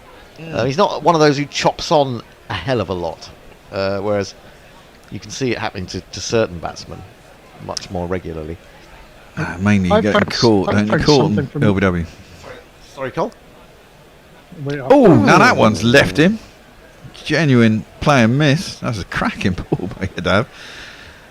Smith looks flabbergasted. Says It you're goes not through allowed- to the keeper and there's no run. You're not allowed to bowl a ball like that. To me, the great that'll Steve get Smith. a lot of people out, that one. That really would, wouldn't it? Yeah, it jumped as well. It's really... Yesterday, Kawaja getting out. Yeah. It was like, I didn't pick up the edge at all. And No, me neither. ended up walking, but what I found weird was there was no replays afterwards to even confirm the edge like they normally do. Ah, curious. Just dropped into the offside by Smith and quickly goes through for a single. Dives at the bowler's end. I think it was in anyway. Do you find it? Sorry, I'll come back to that in a minute, Colin. But do you find it unseemly when batsmen dive to get into their crease? I mean, when I was playing, that would have been seen as, oh, you're so desperate to stay in. You know, it would have been in club cricket. That would have been seen in my era. Try yeah. hard. Yeah, it would have been. You know, it would be like, you know, you just. Oh, I always You're dived, you're even when desperate to be- even when I was a kid. Yeah, because I didn't want to be out. Well, no, I didn't, but it was sort of like, kind of. I felt as if it Well, was frowned upon. that sounds slightly. like class. Well, exactly. Things have That's changed. The old Things have upper crust, huh? changed. Stiff upper lip, boy. Never do that for Romney, for God's sake, no. He'd have been drummed out of the club. Exactly. That's Man, a what I win. don't think I've ever like, dived to get in. You never dived. No, I couldn't dive now. Oh, now that one hoops in a little bit towards Carey. He's playing it from wide outside his off stump with no real foot movement across. Gets a massive inside edge. Could have come back on his stumps, but it didn't. Instead, it went for 4. The Vatican slice strikes I'm again. 4. Have you met me before? Oh, that was close. Yeah, well, we were talking about inside edges, and he almost showed that he was one of those who doesn't get the luck, but he did. But coming back to that, I didn't realise they didn't show ultra edge on that one yesterday, but it was an incredibly feathery edge, wasn't it? I'm not saying he wasn't out. I think he was out because even he walked, but Yeah. they're just odd. Again, defended from the crease by Carey. Inside half of the bat. Goes out to mid-wicket. And there's no run. Cole. Leah saying Ravi Shastri is pretty good when he is commentating on test matches, though. Right, okay. I'm guessing we had a good complaint about after Jonathan Agnew.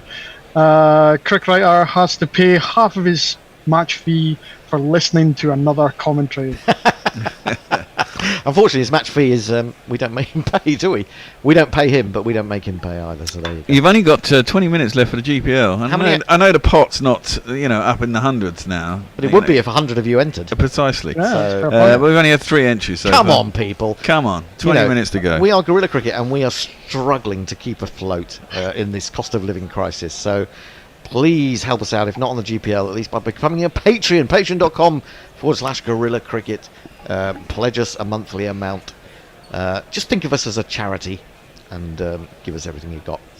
Change of bowling. We'll come back to the tweets in a minute. That's right. The man taking the ball is the man who we haven't got on the jingle machine. Well, we have. It's hidden away though somewhere. I'm going to have to look for him. Aren't I? Going to kart. Well, when I tried to play kart yesterday, it didn't play. I don't understand what I've got to do. I'll come back to you, Bear. I just drag it into. I've done it! I've got rid of Steve Smith! You have. I have, he's played on! That was, I think the shit takes wickets jingle is for this one, please. Oh, yeah, good point. Yeah. Because, I mean, that seemed to be a slower delivery. It's just loopy outside off stomach. It was swinging away. Smith got an inside edge. Having said he never plays on, what did he do? He played on. Amazing. It's the lack of pace, isn't it? It's Yeah. the lack of pace. It's way outside the off stump. I knew I had some magic in me, and it's worked. It's one of these. Shit gets wicked, so try and see. A slow full toss is a guarantee there. Shit gets wicked, obviously. Shit gets wicked, so shit gets wicked.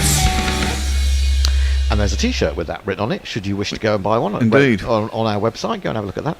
Sorry, I took your thunder there, Bear. I was so excited the fact that he played on, having just talked about that. Yes. I'm sorry that I That's fine. prematurely exploded. Yeah, it's all right. So there you go. Prematurely exploded. You'll get the porn got going there, mate. Oh God, no. But India right back in the game. Indeed. Well, what did I say? 400. They get them all out for 18 from here, and that's the big one. That is the big one. They've got to regroup a little bit, Australia here, haven't they? If they're going to get 500 or even 450. Yeah. Stark can hit quick runs. They can also get out quickly as Is it well. going to be Cummins or is it going to be Stark? I think it's probably going to be Cummins. No, it's No, Stark. it is Stark. And I shall jingle him up. Mitchell Stark believes the truest hunter is the one who sees this guarantee. Oh, Mitchell Stark holds no currencies. Is that an aggressive move by Patrick Cummins? To put Stark in above him? No, it's No, I think they're quite interchangeable, and I think probably. He does think he's probably going to. He wants quick runs now, might as well at 387 for 6.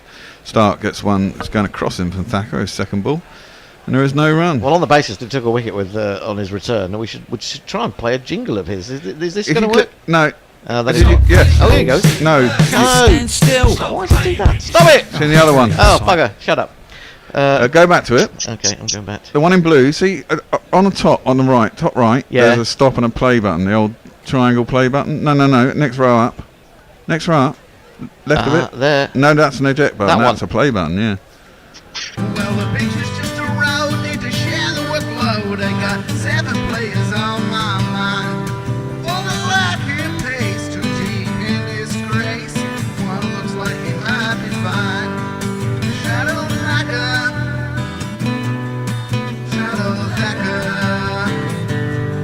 Hello. don't let the speed of your deliveries break your body. Very good point. It goes on a bit. I think it's a great jingle. It is a great jingle. I was going to a happy place. Take it easy, isn't it? The lovely. Eagles. Is that what it is? I think so. Ooh, pro tap by Stark. Next ball, Thacker drops it a little bit short. It goes through to the keeper and there's no run. Now the question is, when they come out to bat, is Stark going to have one of those days where he gets a whole bunch of in-swingers and ones that go straight on and gets 5 really cheap wickets? Well, for those people who are saying that this game was a bit, in the doldrums, I think you've been absolutely proved wrong. Long way to go. Half an hour or so. There's a long way to go, and as we say, India have got the batting to get this score. Absolutely. I'm looking forward to seeing Shubman Gill. I really am. Yeah. The form he's been in the IPL. In comes Thacker. Fourth ball of the over. It's a little bit of in-swing to the lefty. 2 lefties out there now. And through the keeper, there's no one. And this is where Ashwin, I still think, would have been better. Look how many left-handed batsmen they've got. Well, there's that, and also that's why I was thinking about maybe why Pat Cummins might have come in ahead of Stark, is that then you would still have the right and left-hander, which I think might have been the way to go. But for whatever reason, they've decided to go with Mitchell Stark. Oh, it looks glorious, the oval, doesn't it? It does. Beautiful. I do like the oval. And when you get these close-up shots that from the sort of spider cam, you feel like you're really in there. Saka in, poked out again. He's got the in swing and the one that goes straight on. He's alternated them. And Stark really didn't have a clue. That one goes through to the keeper. No run. 3-8-7 for 6. Things moving on. Over to you, Cole. This is late because obviously Oxymoronica Smith is a happy in the middle as a pig within its snout in the trough. Oh, it's snout in the trough. Yep. He's no longer in that trough. No. Motley Von Ehrlich, late again, slept in as well. He's showing a picture of music collection and his fine beer and The Fugitive, oddly enough. He's but Raffles the Gentleman Thug. Speaking of scoring sixes, I wish to express my disappointment at the decline of the use of compound verb to have a tonk. Oh, have a tonk. That's an interesting one, and I'm glad you bring that up because the 2006-7 Ashes series in Australia, I'll come back to that. Umesh comes into Carey, who gets forward and defends, and there's no run. All the time, they had this little thing with Matthew Hayden coming up on a big screen and going, Tonka-pom! Tonka-pom! And of course they did. They tonked us completely to the tune of 5-0. I think it's an Australian. Is it an Australian verb to tonk? I remember. It's like Australian version of biff. Yeah. Biff. Oh yes, biff. That's a good one, isn't it? Yeah. But I remember using it in the 90s or something when I used to play cricket. But it's one of those that's gone a bit out of fashion. Isn't Give it a tonk. Yeah. That one again. There's a bit of swing out there for these two. And that one swings into the pads of Carey, works it out on the leg side, and there's no run. I'm just wondering whether I should get on a betting site. You're getting fidgety, Bear. I'm getting fidgety. I missed those last 3 wickets, so I didn't have my phone. Because I didn't have my phone with me. And of course, the thing about tonk, of course, is it's got ton in the name, hasn't it?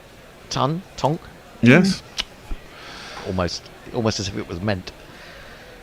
Who's that brought a drink out to the man down at long leg? It looks like just sort of fans run on with a drink, standing the other side of the boundary.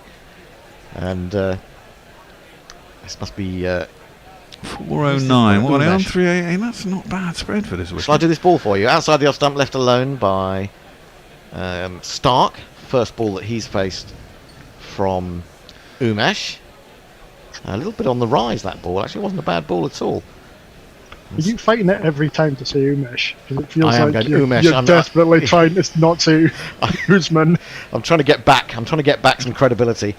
But that may be a forlorn hope. I've got 20 runs for the next wicket. That's pretty good at the 7th wicket, I reckon. Umesh is in. Oh, poked out again by Stark. He's poked it a lot and not gotten hold of anything. It's through to the keeper and there's no run. Yeah, not a convincing innings so far. No, not at all. His hands are really far away from his... Yeah, he's just throwing his hands at everything, isn't he? But suddenly the ball seems to have started to nibble again, which it was doing yesterday morning. I don't know why it should be doing it now. Well, you don't want to do it when How Australians old? are just It's about to only bowl. 19 overs old, this ball. Maybe it's in its prime right now. That could be it. That's it. The teenage years. Yeah. Around the wicket this time is Umesh. And bowls it too wide of Stark's off stump. He lets it through to the keeper. No run.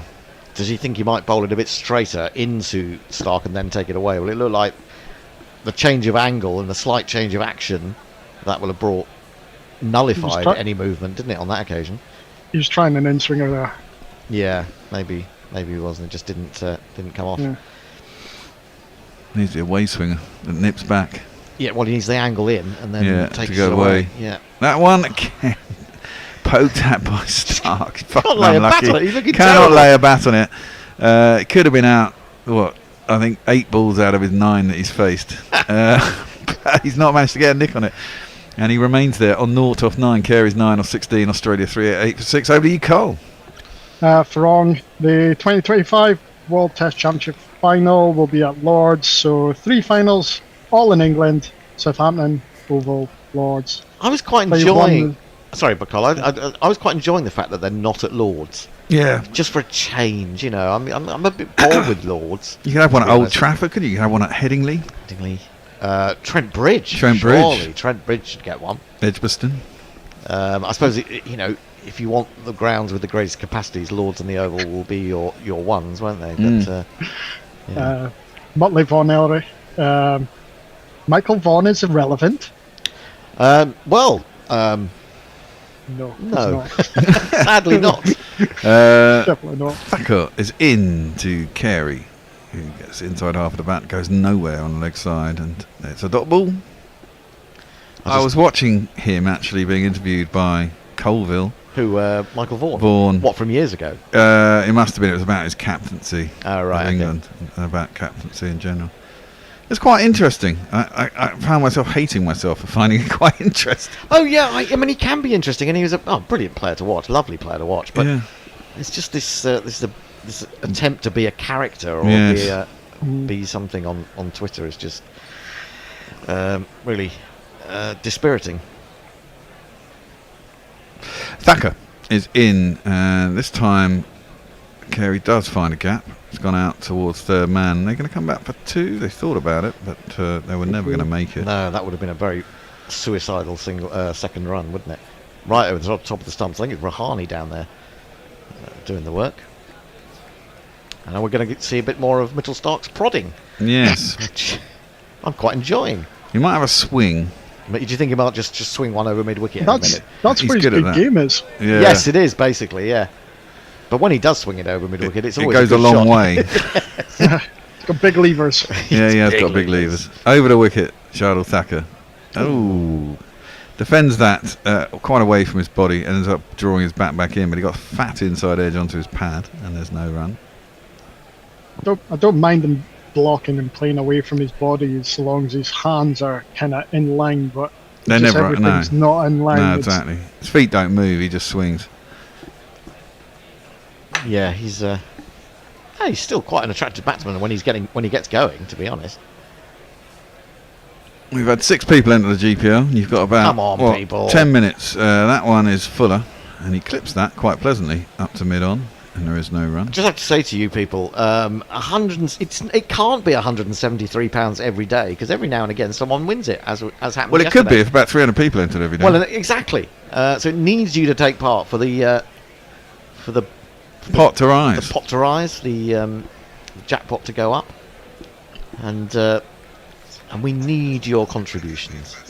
Please take part in the GPL. You've only got half an hour or so to do so.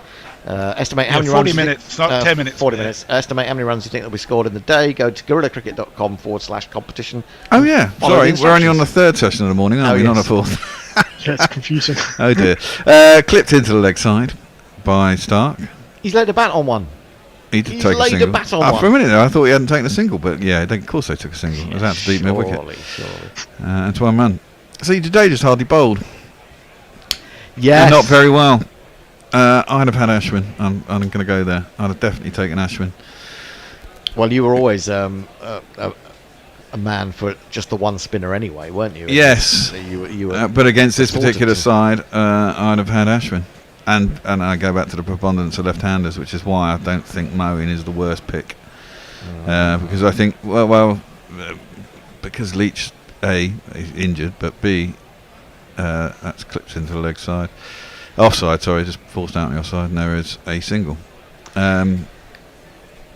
He doesn't bowl well at left-handers. Yeah. And they've got 8 in this side, I think. No, they haven't. They've got 5. I don't know where you've got this idea that they've got 8 left-handers in this side, Bear. They've got 5.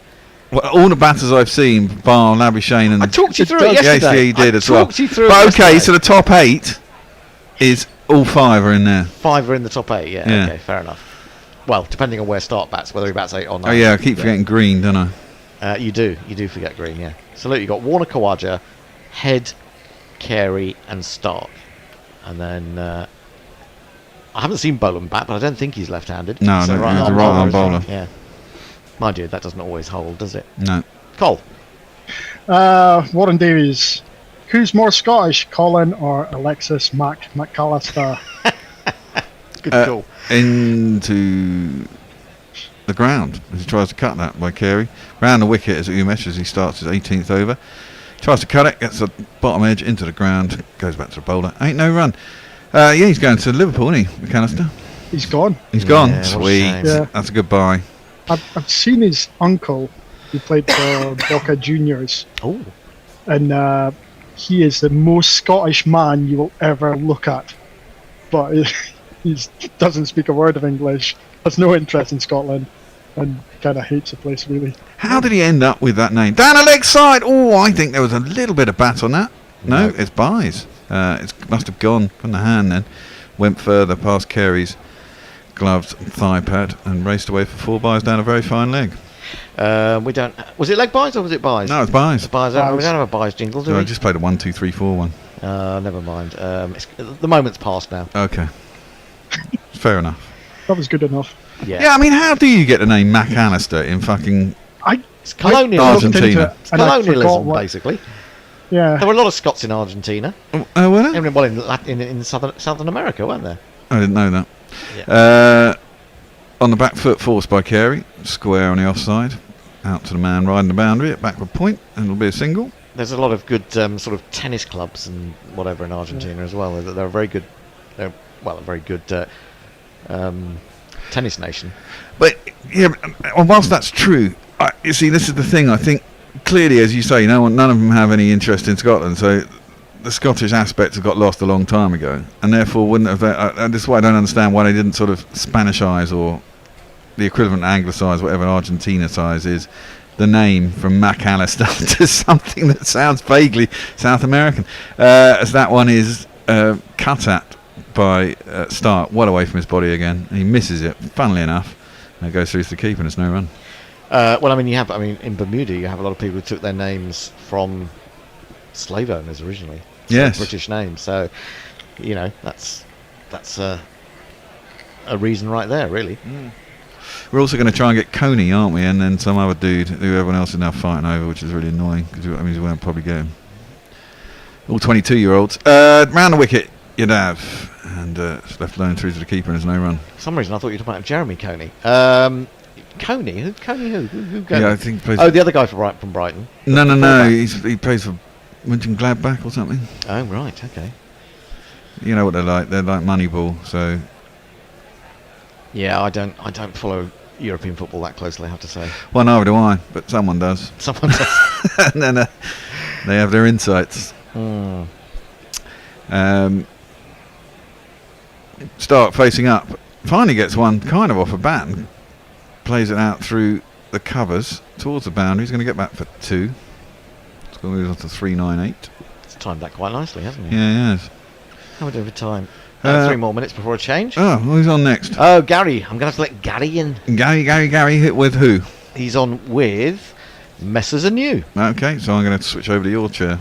I might go and crack a beer, you know. Oh, you devil. It'll be midday. I'll quickly smash through some tweets because we're far Go for it. Mog, the whole Smith pantomime, including the bullshit full surprise face, is fucking infuriating. True. We'll just have to say Stuart Broad. Next over, Gary. Next over. Turn your video off. Thankfully, we don't have the impact substitute player in Test cricket. If Rowett could bring on Ashwin now, who would carry the drinks for the remainder of the Test? Impact sub would be interesting in the IPL. Can see it becoming the norm in T20. Yeah, I can as well. I mean, when I did see it, it wasn't as bad as I expected it to be. But you know, I don't know. The more sort of ideas you bring into the game, the more complicated it makes it for people, really, doesn't it? And you think you've got all the laws and regulations under control, and then you realise there's something you've forgotten. Yeah, it's always something comes up. Did you watch the West Ham final last night? I watched the last 20 minutes. I watched the second half. I think we're back in live. Here we are. Carey is facing up to Thacker. Defends him out to covers and there's no run. I'm quite glad they won. Well, I was quite glad they won, and I wanted them to win, but I thought it didn't sound like in the WhatsApp group. No, I know. Well, I got roasted on the WhatsApp group for suggesting that West Ham had secured world peace rather than actually just winning a third-rate European trophy. I mean, this trophy didn't exist 3 years ago. I know. And if you remember that they got rid of the UEFA Cup and the Cup Winners' Cup, and now they brought 2 competitions back, which yes. the whole thing is just bizarre. I know, it is a bit weird, isn't it? Flashed at by Carey. It was wide enough to do that. He doesn't time it particularly well and hits it straight to cover. Yeah, I must admit I was in a bit of a minority of one on the old WhatsApp group last night. And even when I sort of proffered the same opinion to Tony in the car this morning as well. Saying, well, they haven't won a trophy for 43 years. Everyone was saying, yeah, but it's a noddy trophy. Yeah, but I tell you what. Absolutely If the Dons, whoever you fucking support these days, What do you mean whoever I support these days? I've never changed who I support. I can't remember what they're called though. So that's defended back to the bowl and there's no run. If they won a trophy, we wouldn't fucking hear the end of it. It could be the bloody paint trophy. And we only win proper trophies like the FA Cup. Yeah. We don't mess around. And League Two playoffs. That's a real trophy. All this trophy stuff is what I don't like. What, the Talk playoffs? No, just for like the Harry Kane thing at the minute. I'll wait. Oh yeah. Worked into the leg side, out to deep square leg. That'll be a single. Yeah, but what else do you play the sport for? You know, you got to win things, otherwise. No, but it's how they review it. So they look at Harry Kane and go, "What's he done? What has he done?" And then you go, "Okay, well, you've got Calvin Phillips, who's basically been a drinks carrier for 2 seasons and got 2 Premier League medals." Yes. So does that mean that he's had a better career than? Well, yeah, no, in that sense, no. But I mean, at the end of your career, you want to think you actually won something. And if you're a player as good as Harry Kane as well.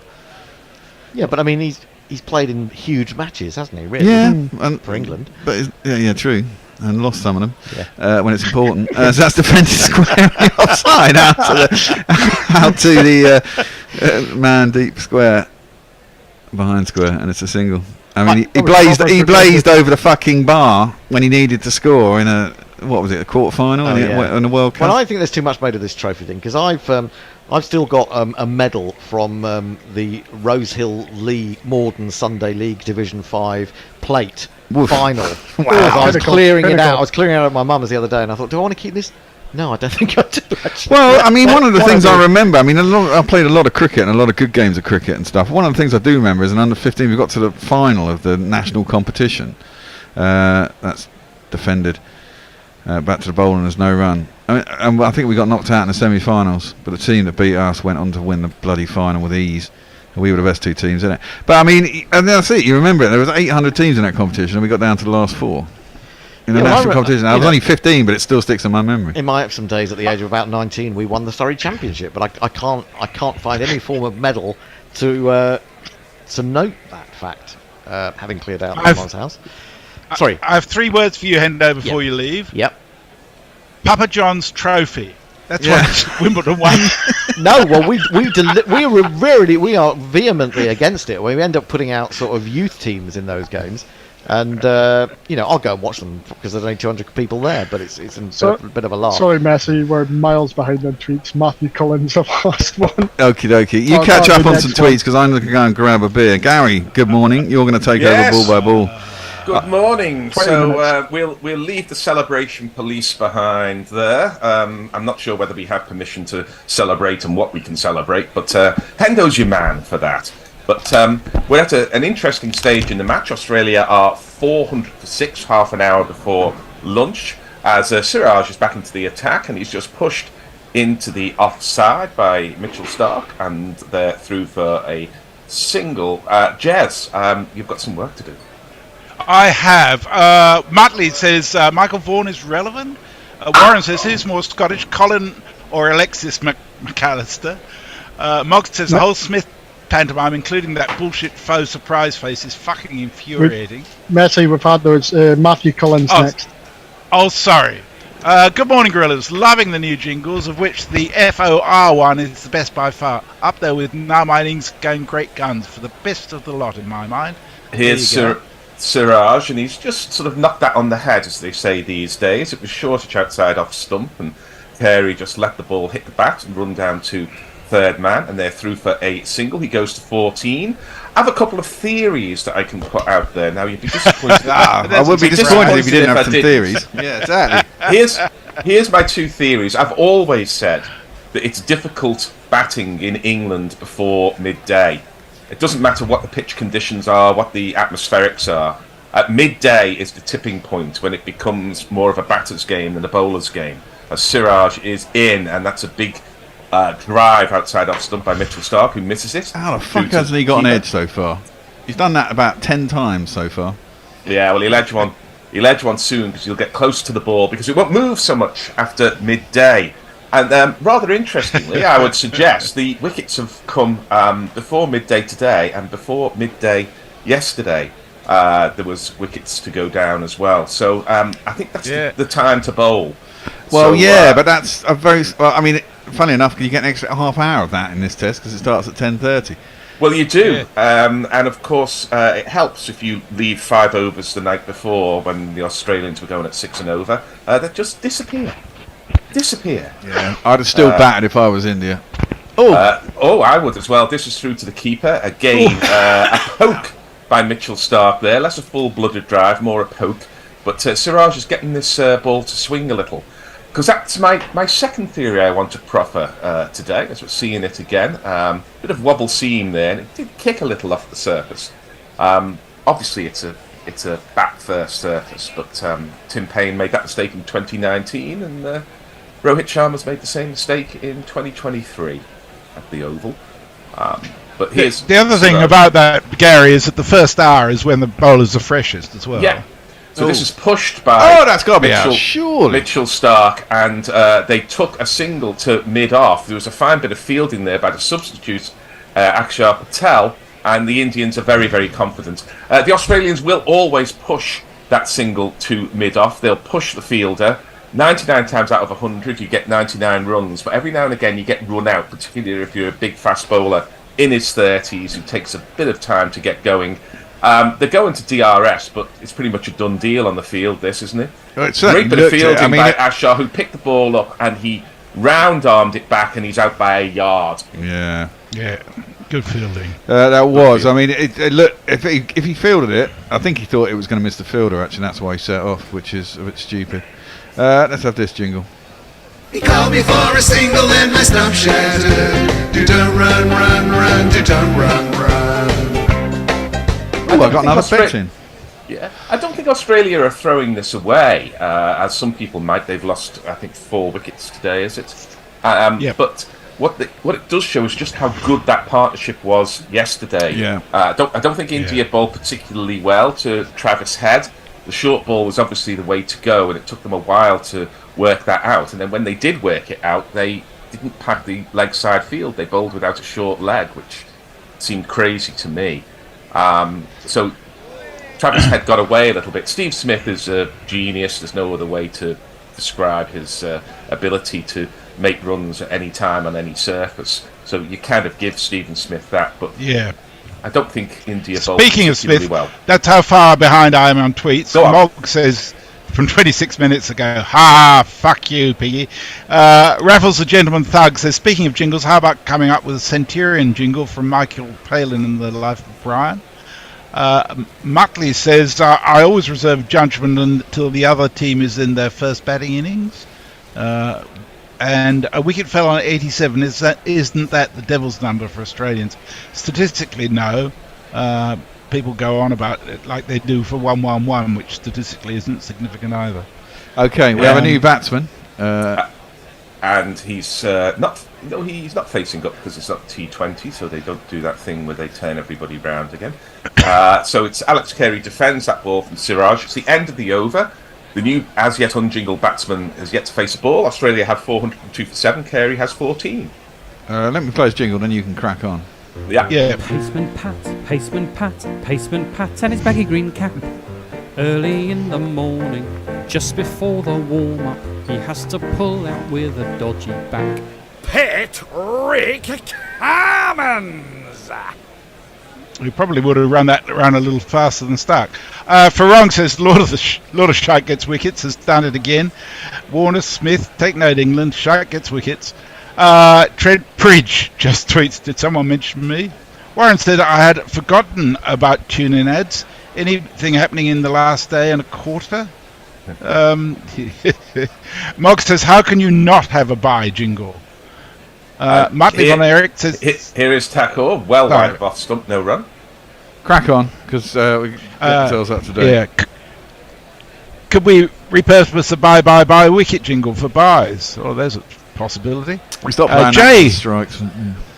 Says there are still Welsh-speaking villages in Argentina. Also, Scottish soldiers brought football and cricket to the country.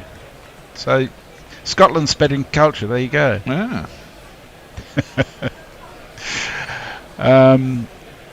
Oh dear. And I don't know if we're about to go back on or not. Yes, we're about to have a Yes, delivery. it's getting a bit stop-starty here, but he's in as Takor, and that's played off the leg stump. It was a leg stump half volley, but Cummins missed out on it, and there was almost a run out at the non-striker's end there. So India, having been really not very good at all in the field in the last session last night, they're just waiting for it to finish and bowling as few overs as possible to get there, suddenly look alive in the field. And this is what Kohli could do as captain. He would pick them up and shake them when they were playing like they did last night.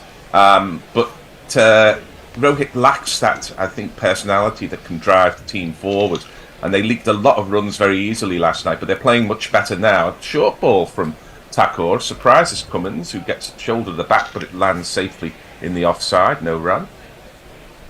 Daniel O'Sullivan from Kerry completely pops the Scottish-Argentina connection. Says Alexis McAllister is Irish. His family run a hurling club in Argentina, and they were interviewed on RTE during the World Cup. They very nearly spoke English in Argentina. There were so many sort of English speakers. And Argentina was an extremely strong economy before the Second World War, I think it was. Maybe before the First World War. Its political, social history is very interesting. As this is through to the keeper, there is no run. I'll just give you that theory I have, and that is, if you're playing cricket near large bodies of water, and the Thames is no more than sort of a 10-minute walk away, 5-minute walk away from the oval, when it gets hot, you get a lot of evaporation, and I think the ball swings more in the sunshine at the oval than it does under clouds at the oval.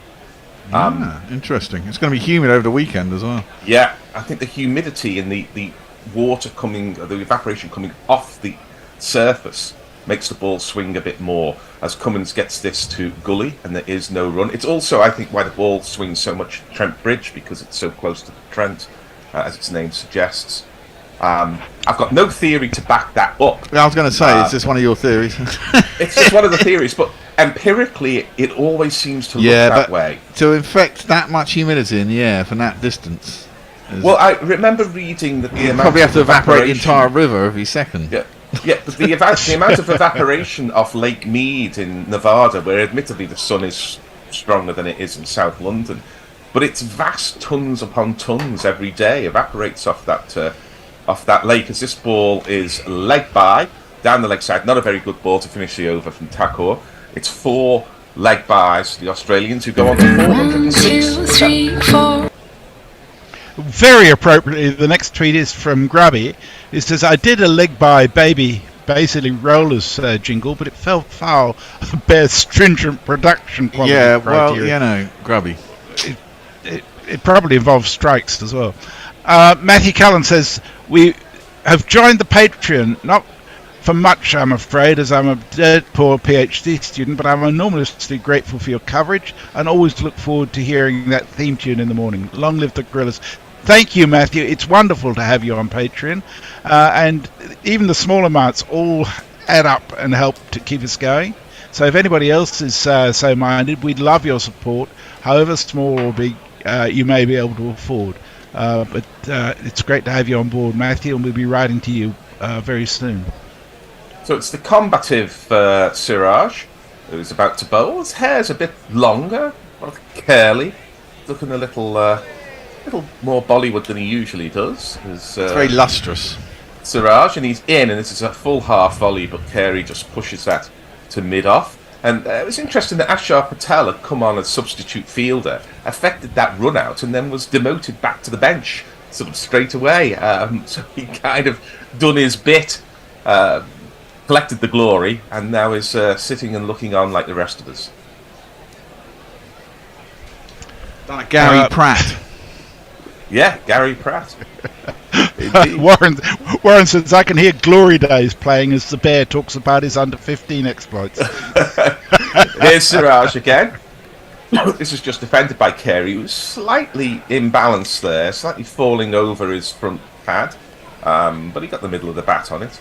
There is no run. I think that's Che Pujara there, who's fielding the ball in the covers, who has been scoring avalanches of runs for Sussex, both this year and last year. I've been looking forward to having a bat in the middle. David Boone's moustache is very grey, isn't it? Was it Boone there? He looked lighter than he did when he was playing. And this is short, and Alex Carey swivel pulls that down to square leg, and they are through for a single. Another scrappy throw coming in from India. I do think India have got a lot of the kind of basics wrong in this match. They got their lines wrong. They've got the decision to field or to bat wrong. Some of the fielding has been pretty poor. The best fielder in the side appears to be the substitute, Akshar Patel. It was a good catch taken by Shubman Gill, but on the television they were rhapsodising about it like it was, sort of Ben Stokes against Stuart Broad at Trent Bridge in 2015. If he dropped it, you'd think, what are you doing in the slips, dropping those? It's coming straight at you in your second slip. But he did affect the catch. But I do think that India are going to have to up their game here, because if they bat like they fielded, this game will be done. Yes, I agree with you on that one. Siraj is in, and Pat Cummins plays like a number 9 by sort of moving his front pad out of the way and jabbing the bat down on it. Interesting stats about Cummins. His first, I think, 20 test matches or something, he averaged 20. And, he looked to be dare I say, a proper number 8.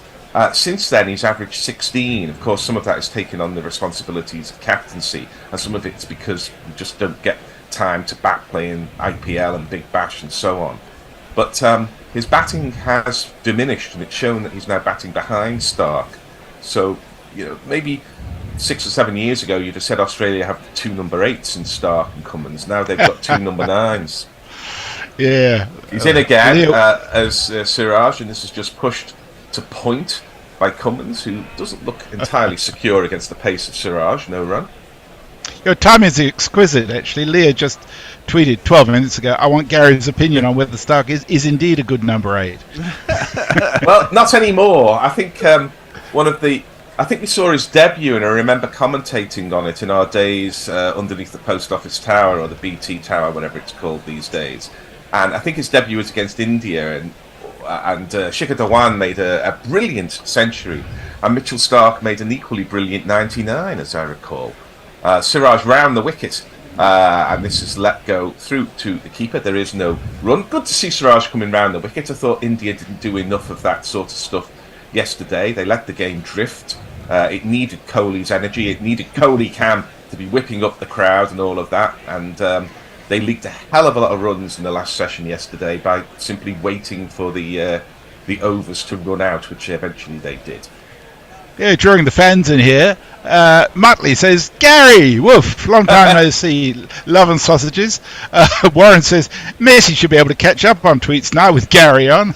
I've been very generous, very generous. You have, no, to be fair, when asked, he does give space. Leah says, I'm pretty sure I could get by fine with my German in certain towns. I definitely don't want to visit in Argentina. We're back. Here's Thakur. This is outside off stump. It's a half volley, and Carey pushes rather than drives it. And inexplicably, because in Australia haven't played an aggressive stroke for ages, the man is right on the point boundary, but it's an agreed single. They walk in. Australia go to 408. 7, as we see the London Eye and London skyline, all those cranes. They're building all these office buildings in London. Who's going to be in them? I have no idea. I don't know. Got to put your AI databank somewhere. Yes, possibly so. There was enormous building walked past yesterday. I can't remember exactly where it was. This is full drive from Cummins, but he misses it by a distance and goes through to the keeper. Yes, gigantic tower at Victoria being built that I walked past yesterday. I thought, well, who's going to go in there? What's it going to be used for? I imagine some of it's residential, isn't it? But they'll all be bought by the Chinese. But it didn't look residential. It looked like an office building, as part of that Cardinal Place development. It takes so long to get agreements for building in London, as this falls through to the keeper, that you're kind of servicing an economy that's 10 or 15 years old. Yeah. But they've done a halfway decent job at Cardinal Place, Victoria. There.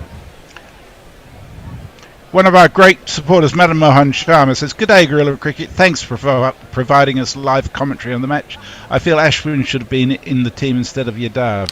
The situation is not good for India so far." Well, I actually think it's finely balanced at the moment. Still. Yeah, I think it's not too... the wickets this morning have really helped India's cause. Thakur is in, and there is no run through to the keeper. I think Australia are 60-40, maybe 66-33 ahead here. I mean, somebody's going to have to bat like Stephen Smith for India. They do have candidates. Yes, well, this is it. India have the capability of matching Australia here. I think Nathan Lyon will bowl well on this pitch. There is a little bit of variable bounce already, and in the fourth innings that will be accentuated, and his top spinner will jump and the odd one will squat, and that's going to be very tough for the Indian batters, I would suggest. As Cummins pushes at this ball, he looks like he hasn't held a bat for the last 10 years, Patrick Cummins, but it goes through to mid-off and there is no run. He has none from 13. I was in Oslo a couple of days ago, flying back from on the way back from Sweden, and the amount of money and just things that work in Norway is unbelievable. Of course, the dirty secret of Norway is that it is an oil state, even if it gets so much else right. But they've largely nationalised their oil revenues, and they built a sovereign fund, haven't they? A massive sovereign fund, and it invests in infrastructure. Boy, does it show! As Cummins is off the mark with a leg side half volley that he just pushes to mid wicket, and rather labouring after it. There is that Rohit? I think it might be at mid on, and they're through for 2. So Patrick Cummins has 2. Australia have 410 for 7. I think they'll be happy with anything above 450. Is that Jimmy Blacksmith there in the crowd? No, he's got an Indian shirt on, but he looks very much like he's from the seminal Australian film, The Chant of Jimmy Blacksmith. I'm sure you'll be aware of that movie. No, of course not. Jez, you must be aware of The Chant of Jimmy Blacksmith. I am indeed, but it was an eye-opener. It was an eye-opener for people in the rest of the world to see how the First Nations people, is that the right words these days? Yes. Had been treated. I mean, we kind of knew it was bad, but we kind of didn't know it was that bad. Oh, it's worse, actually. Yeah, I can imagine it is worse. But 1981-82, we weren't really, certainly in England, we weren't sure of these things. We knew of Tasmania, of course, Van Diemen's Land and the appalling actions there, but that's for another day, perhaps, as this ball is just pushed to extra cover. There is no run. I'll just say one more thing when I'm talking about oil and Norway being a nation state. I've long been an advocate of all sporting events having to publish their carbon footprint. Now, the carbon footprint of Australia versus India at the Oval must be absolutely enormous. Now, these things happen, I understand that, but I think it should be an obligation on the governing bodies to offset the carbon cost of events like this. They should publish the information, they should publish what they're doing about it, and it should all be open and in the public domain. Yeah, particularly with Aramco as one of the sponsors. Yeah, well, totally. Exactly. Pat Cummins, I'm sure, would be the first to agree with that, because I know he curls a lip at Aramco, and as I understand it, it's the last year of their sponsorship. Is that right? I don't know. I think it is. We just had another... Aramco are the Saudi oil. Yes. Yeah. Chris Searles has just patroned us. Thank you, Chris. Thank you. Was that to get me to stop talking? Was that? It'll cost more than that. Right to 60 years and counting for me on that. You know, I have my bus pass now on the tube. I show my old person's pass and travel for free. I'm awaiting delivery of my Zimmer frame for full sympathy, as this one is through to the keeper. It was a bouncer. We haven't seen very many of those from Siraj, and it's given us a wide. That may be why we haven't seen so many of them. Richard Illingworth under the shades there. Wide. But the bouncer is often thought of as a kind of homogeneous delivery. A bouncer is a bouncer is a bouncer, but there's at least sort of 3 or 4 different kinds of bouncer. They all have to be well directed. And what they have used, it's a direction. Is the bouncer from round the wicket coming into the body. that used to trouble Saywag. Gary, you got to stop and take a breath now. All right, this is through to the keeper. There is no run. 140 k of H for that. Go on. Well, I didn't get a chance for any tweets. I'll fit some in. Daniel O'Sullivan says, I think empanadas are descended from Cornish pasties, as there were so many Cornish miners that went to Argentina. Yeah. And Mog is surprised. He says, there are jingle standards, Grubby. They must be low. They are quite low, but even yours, Grubby, go below low. Oh, dear God. That's pots and kettles. Well, calling the Thames a large body of water is like calling Gary svelte and petite. The description doesn't match the crime, says Ravinair. Well, it could be. Two men out deep for the pull, one at cow corner, one at deep square leg, as Siraj, who has employed the short ball perhaps more than any other Indian bowler, goes wide to Carey, who backs away and plays what he ended up to be a lovely stroke, because he just laid bat on it and guided it into the vacant third man area, and Siraj chews on a thoughtful tooth there, because there was a bluff going on. Whether it's a double bluff or not, I'm never quite sure, but he showed the short ball, as they would say in poker, about showing an ace, and then bowled it full outside off, but Carey was wise to it. Yeah, that was a bluff. That was very much a T20 shot, wasn't it? It was, but it was a T20 movement, I would suggest, to go so far outside leg stump. Yeah. But the actual shot was just laying a bat on a wide half volley and getting it to third man. Yeah. No slip, but a leg slip. Where the fuck are these people? And it's fended off. Why isn't it a backward square leg? The ball's gone they've been doing this all morning. Times. They were doing it. Travis Head hit a couple of full shots that kind of went aerial when they were playing the short stuff at him, but there was no one in a shortish backward square leg. Yeah, I agree. It was the same last night, where 2 or 3 they're all out on the boundary waiting for the missed hook, but it's as much about the missed defence that just pops up. It's the fended off the blunt scrum shoulder of the bat, isn't it? Exactly. And they're not there. But Carey's now off strike. He has 21 from 37, although he looks a little inconvenienced by the short ball. I'm sure Mark Wood and Ollie Stone will be looking on with some interest as to how the Australians have failed in the main to look comfortable against a short ball. I think India have bowled pretty well today, actually. They haven't bowled too badly today. I don't think it's been more the field placings that have been the issue. They now have a short leg, who is Che Pujara, under the helmet. There, it's Cummins on strike. This is short, and that ball swung a long way after it had passed the evasive action of Patrick Cummins. KS Bharat had no chance of that, and it's gone for 4 byes.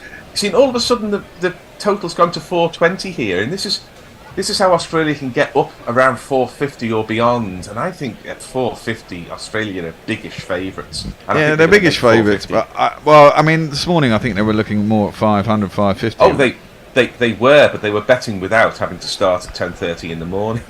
When you're going to get wickets in that hour and a half, and India did. I say to their credit, they bowled fairly well. We've seen no sign of Jadeja yet. Today, as this is again short and it's through to the keeper. That one did not swing after it had passed Cummins. And Australia 427. Cummins has 2, Carey has 21, and we have messages. Mog has joined your fan club. He says, excellent use of a lake on the far side of the world to support your local evaporation theory, Gary. Josie Oakes says, afternoon, looks like I missed a collapse. I think that's overstating it, actually. Maybe there is some life in this match. I was looking forward to my afternoon nap through the afternoon session. And Nindo, in response to Warren saying that he has to pay half his match fee for listening to another broadcaster, says, happy to do so. Can I get the match fee then? And Warren says, please submit a chit to Knackle and he'll get back to you. So we're about to see the 25th over of this morning. Well done, lads. 12.5 overs per hour. Yes, that's helped knock off a few of the Australian total, hasn't it? it's Mohammad Shami, who I think has been the pick of the Indian bowlers, despite his 2 for 100 analysis. He bowled rather better than that. And he's got Alex Carey of the film star looks at the other end. In fact, there's 2 film star looks here, isn't there? Alex Carey and Pat Cummins, as this ball is clipped to mid-wicket, and there is no run. It's a far cry from the days of Rodney Marsh and David Boone batting together, put it that way. I hate to disappoint you. This is only the 24th over today. Is it only 24? They had 85, and it's even worse than I thought. Unbelievable. 4 wickets. Yeah, I know, but Couple of reviews. Wickets are part of the game. The only thing I would give you is the extra half hour. If you need 10 minutes of that to account for concussion checks, then I think that's fair enough. As this ball is pushed to mid-off and there is no run. But I always hear this, like, you know, in the days when they would easily bowl 90 overs in a day, and that's not so long ago. We can all remember it. You know, wickets went down then as well. Oh, fucking hell. So no no ball. And here's a no ball. Let's have a look. It's a massive no ball. Huh? I'm sorry, Smokey. You were over the line. That's a foul. I mean, how can you... Well, I always think there's a bit... Maybe it's just a little bit deliberate. You know, they want to hurry the batsman up, especially if it's a bouncer that's a no ball. But that was a good 4 inches or so over the line. It's Mohammad Shami is an experienced bowler, and Carey is forward and just leaning on that, goes to mid-wicket. And there is no run. Who they got left? Boland and Lyon. Who comes in first, Boland or Lyon? Lyon. Lyon will definitely come in. Scott Boland is a full-on bunny, isn't he? Yeah, I thought so. Yeah. And of course, an Indigenous Australian. It's good to see the second ever. Yeah. In the men's game. Yeah, after Jason Gillespie, a few in the women's, I think. Wasn't that Andrew Simons? Did he not protest? No, he's not Indigenous Australian. As this is very full, and no timing again as Carey. He's looking like a man who's searching for form. There's lunch coming up. Alex Carey. Yeah. There's a bit of noises off in the background here. I'm sorry if you can hear that, listeners. I'm not quite sure what's happening. Are they directed to me, or should I be answering? No. I'm talking to Hendo. He's on the back. Oh, it's Hendo. Okay. So. He's looking like he's searching for a bit of form here, to me, Alex Carey. I think the Australians will be rather better next week at Edgbaston, where I'll be watching the first Ashes test. He's in again as Shami. It's wide of the off stump through to the keeper.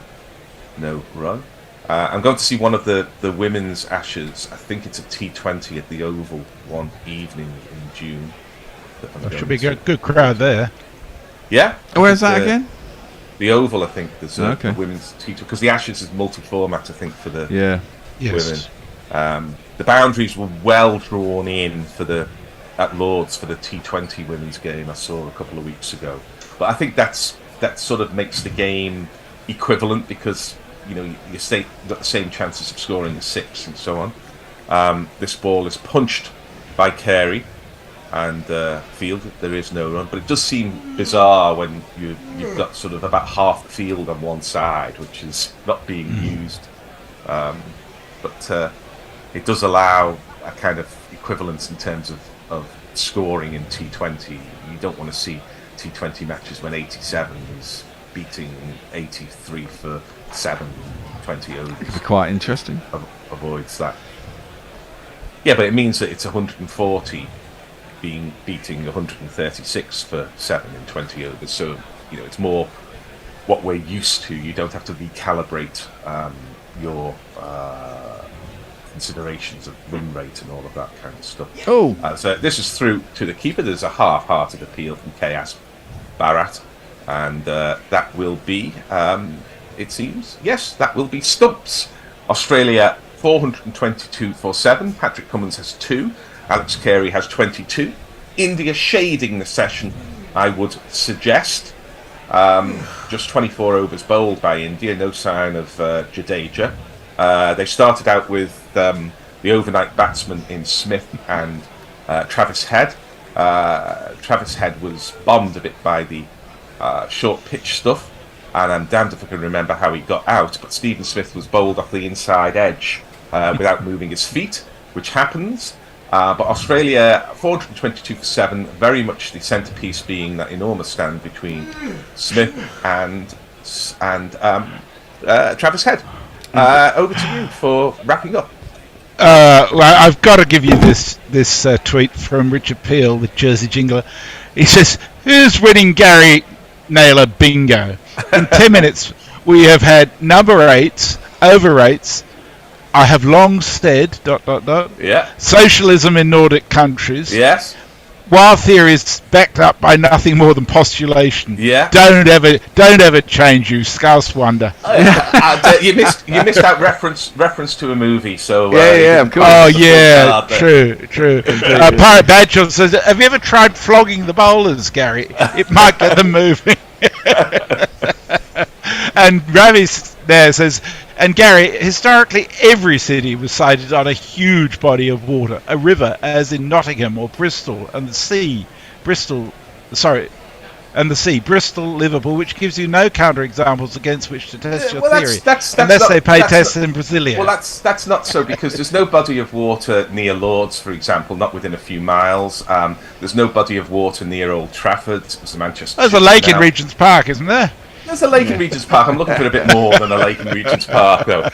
So I take the point that cities historically have been established on bodies of water, but there are plenty of cricket grounds where the bodies of water are more than 5 minutes walk away, more than 10 minutes walk away.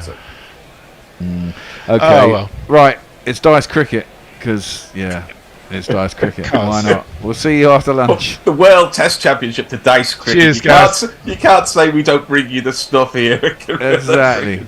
Yeah. All right. See you in a bit. Bye. And he's going to be sailing in to MJK Smith. And immediately, there's a modest, quiet appeal, which is met with, once again, a stern refusal by the umpire. In comes Armstrong again. MJK Smith, he doesn't like that kind of tormenting, so he just takes a quick single. They run through, brings the more aggressive Percy Fender onto the attack, and immediately he looks to find the cover boundary. It won't get there. It's pulled up there by Merv Hughes. They take 3, and back onto strike will come MJK Smith. Comes Warwick Armstrong again. A modest, polite appeal, and this time he has breached the defences of MJK. What a bowling change! The big ship has fired its big cannons, and they have blasted a great big hole in the defence of MJK Smith, who has gone for, don't know how many, Apple.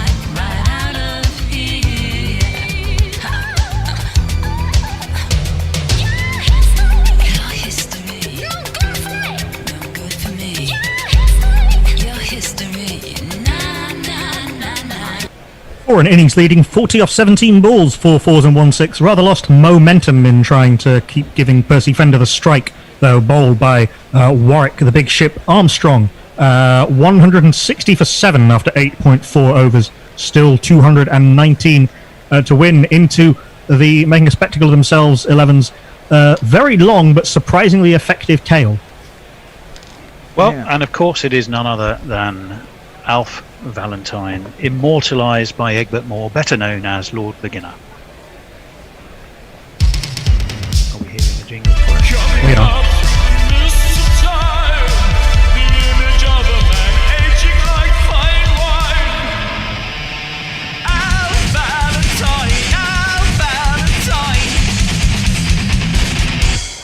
I think our listeners were, we weren't.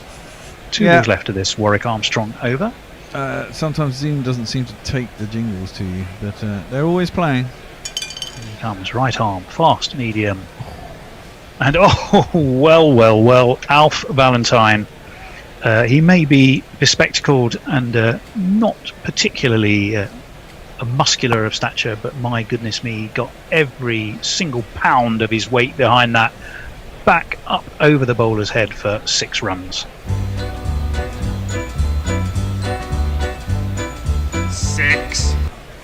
1 to come. What has the big ship got?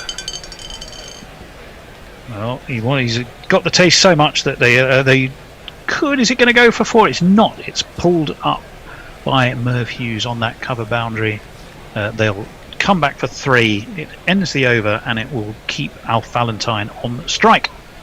Yes, on 9 off 2, Percy Fender 35 off 10. The best over the innings thus far from the Making a Spectacle, the Fat Lot of Use 11 as the captain, brings himself on 1 for 13 off it. Very good over, marginally ruined, or not ruined, but made marginally worse by that 6 from Alf Valentine, who's scored some runs in this tournament, if I'm correct. 169 for 7, they're making a spectacle of themselves, 11 after 9 overs, 210 more to win. Gits and Grats in reference to the photo of you with those notes says, even in today's climate, I would sleep better at night hearing Tony read the news.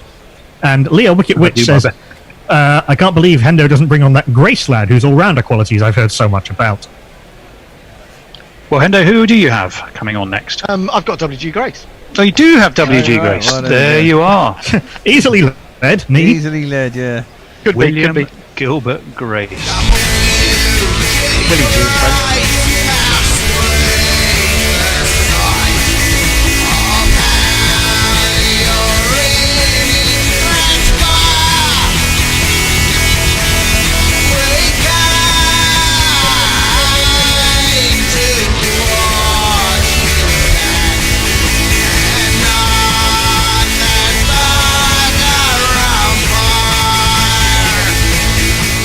You haven't bowled him much in this tournament, Hendo. Well, he's taken 4 wickets. Yeah, he's had his moments, but including himself. He's yes, indeed. He's but I perhaps left a little bit late to come on because he was on a bit of a high after that good innings he played today. So let's see if he's still got the adrenaline flowing. Bowling to Alf Valentine. Bowling to Alf Valentine he is, and Alf Valentine is no respecter of a man who has statues and gates and other things named after him, because he has slapped this over mid-wicket where WG Grace was patrolling. It's now Ian Botham who's gone out there, but he ain't going to stop that. That's well and truly gone. 1, 2, 3, 4, 5, 6.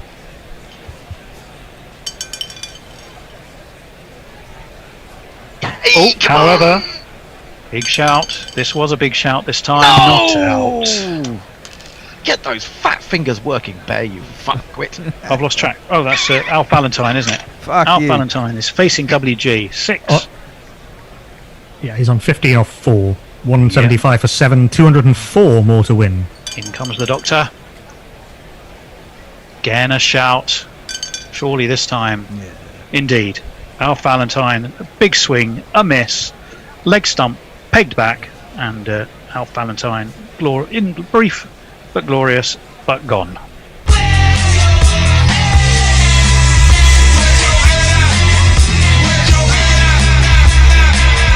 Yeah, wicket for correct approach from Alf. Sorry, good shout. Correct approach from Alf. Correct approach. A shout of indeterminate volume. Alf Valentine doing the right thing. There's nothing to be gained from him nudging and nurdling. 15 off 5. He scored with 2 sixes bowled by Dr. William Gilbert Grace. 175 for 8 after 9.3 overs. Still 204 to win.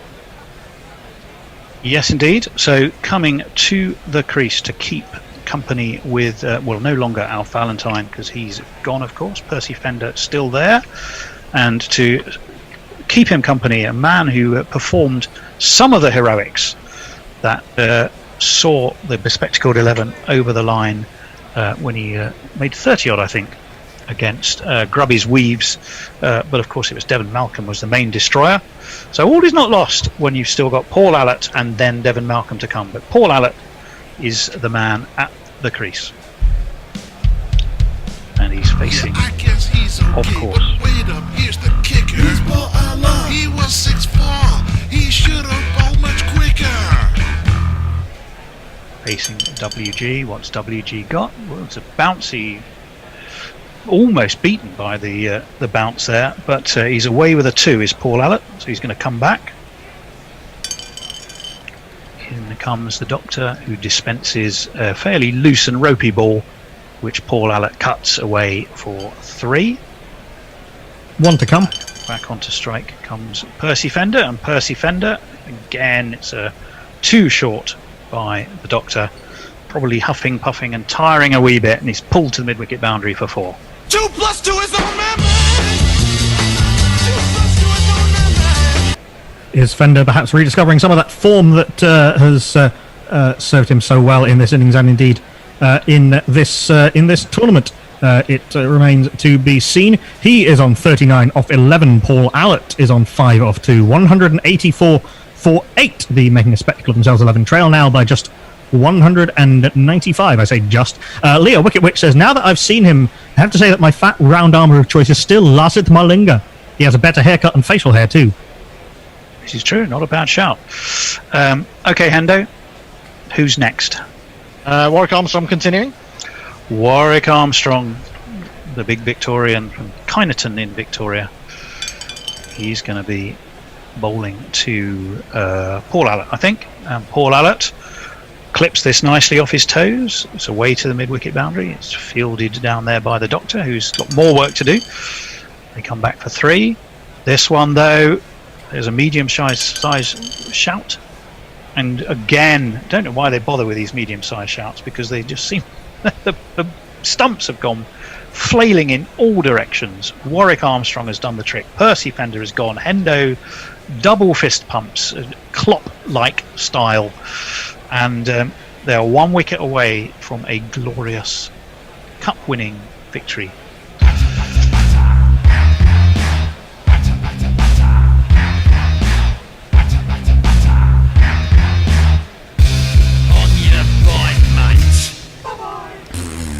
Well, and of a fine knock from Percy Fender. I can't give you the exact scorecard at this moment because my scoring app is playing up a little bit in that regard, but it's fine. Still scoring fine. 187 for 9, 192 more to win. Enter the man who scored 87 not out of 24 balls in the semi-final to get the making a spectacle of themselves 11 here. It's down to Allott and Malcolm again. Devon goes, what again? Malcolm Devon, and his neck so small that you can hardly see. And in 94 the ciphers fell 1 by 1. This bit is him. 9 for 57 from Devon Malcolm. Can he do the heroics? Here we go. And well, he swings and rather edges that, but it's over the head of Leverock and Botham and down to third man, where Ian Austin is patrolling where Warwick Armstrong was, and it's 3 runs. And the next ball, which is this time is Paul Allott, is clipped away. They will hang on. I thought I missed did I miss a 3? Devon Malcolm hit a 3 first ball, then Paul Allott's just hit a 4. Yeah, that's what I thought. Malcolm 3, and Allott just carves this backward snap at the tail. 4.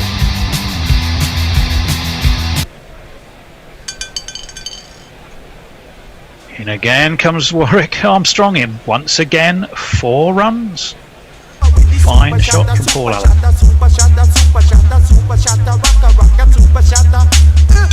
1 to come. Very deft late shot, and again same ball, and again it's just waited for, played under his eyes with consummate batsman-like professionalism and grace, just superbly done by Paul Allott. It's 4 more.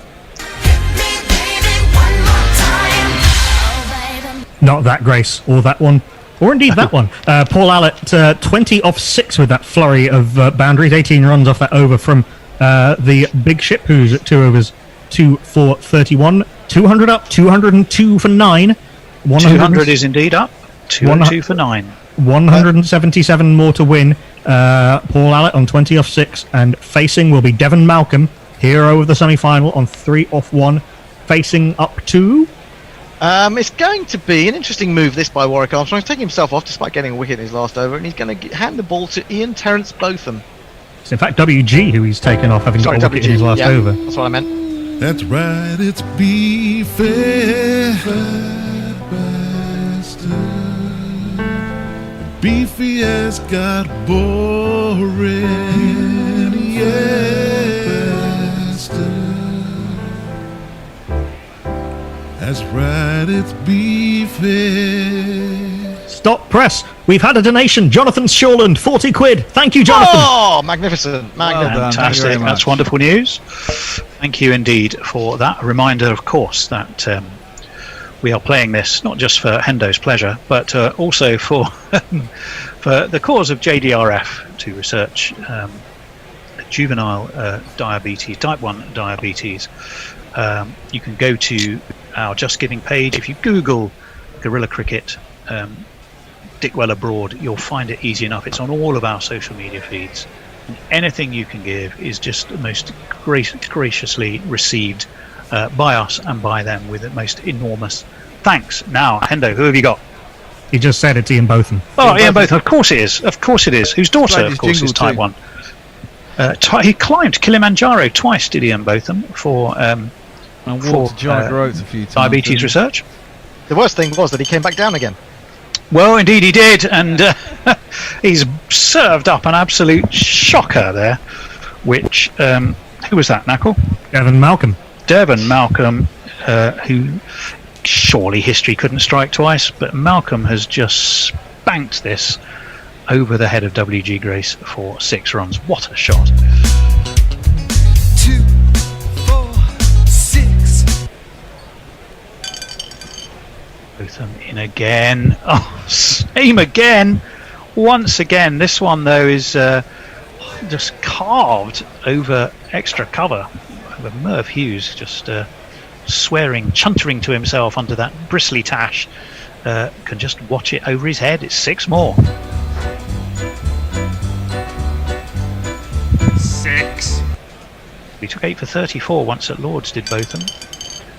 In he comes, and has he done it? Is this it? Is this the ball? No, it isn't. It's a no. No! So close. This is how it always goes with these ones. Yet again from Ian Botham. Yeah. I'm sorry, Smokey. You were over the line. That's a foul. I think Grubby must have had in his 2 innings losses that were from horrible chases, had about 6 no balls. The last wicket partnership between Allett and Malcolm was 107 in the semi-final. This would be that with great big bonging bells on. Still 164 more to win. Oh, you just never know. Although there's another shout. This time I'm feeling like it must be again. The middle stump has gone. Hendo has the victory he desires. I am going to make it to the match. The bear has been unscrupulously dodgy. Hey, fuck you! Unscrupulously dodgy? You How can man, be unscrupulously listen, dodgy? all you ever fucking, you players, all you ever fucking do is blame me. Quiet! No, he's done a fine job. Hendo, quite rightly, has his arms aloft in triumph. What's the trophy look like, Hendo? The D-Box trophy. Well, I assume you already had it. You can't see it. It's in the dark. What is it? It's a can of lemon. No. It's a can of...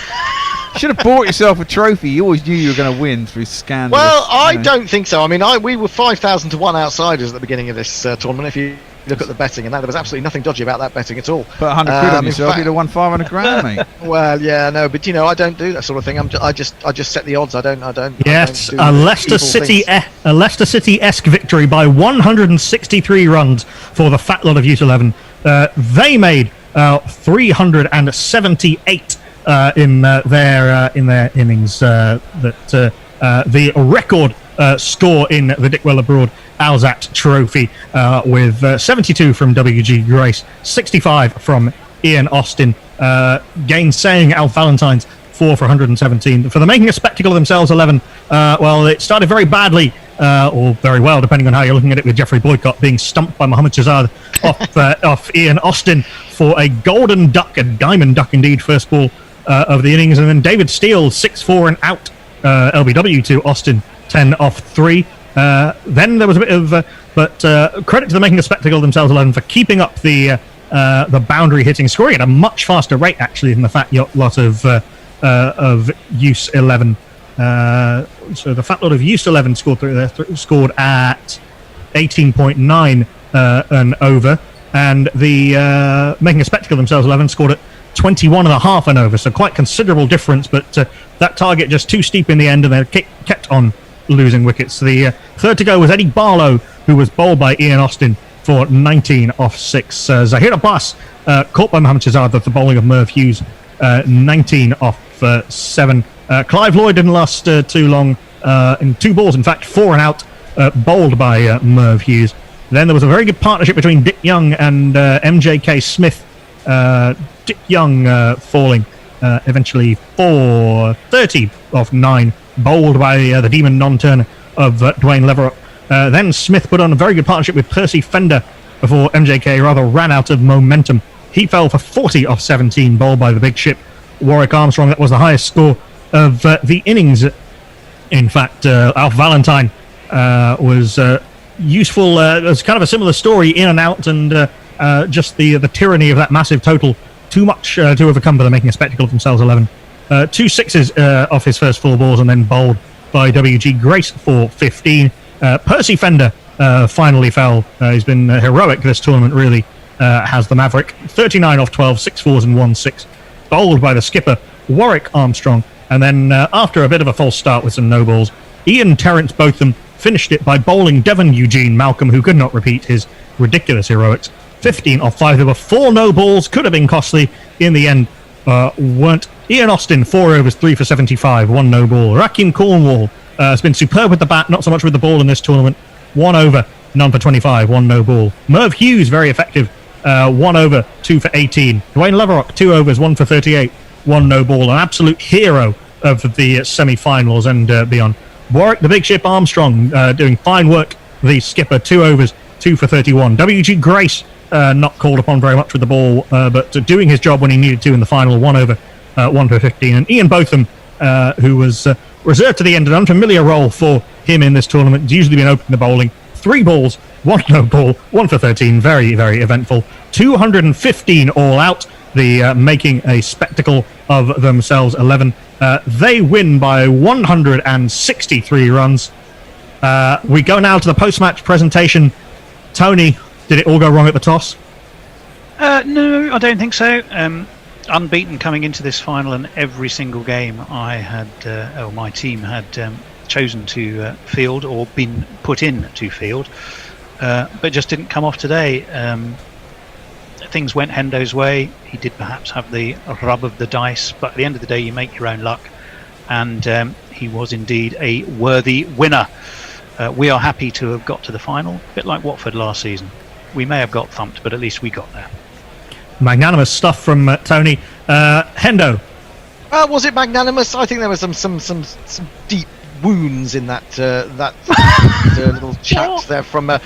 I mean, you got through against poorer teams to the final. You managed to get yourself into the final. You just didn't have the skills that were needed. You didn't have the ballast. You didn't have the guts. You didn't have the.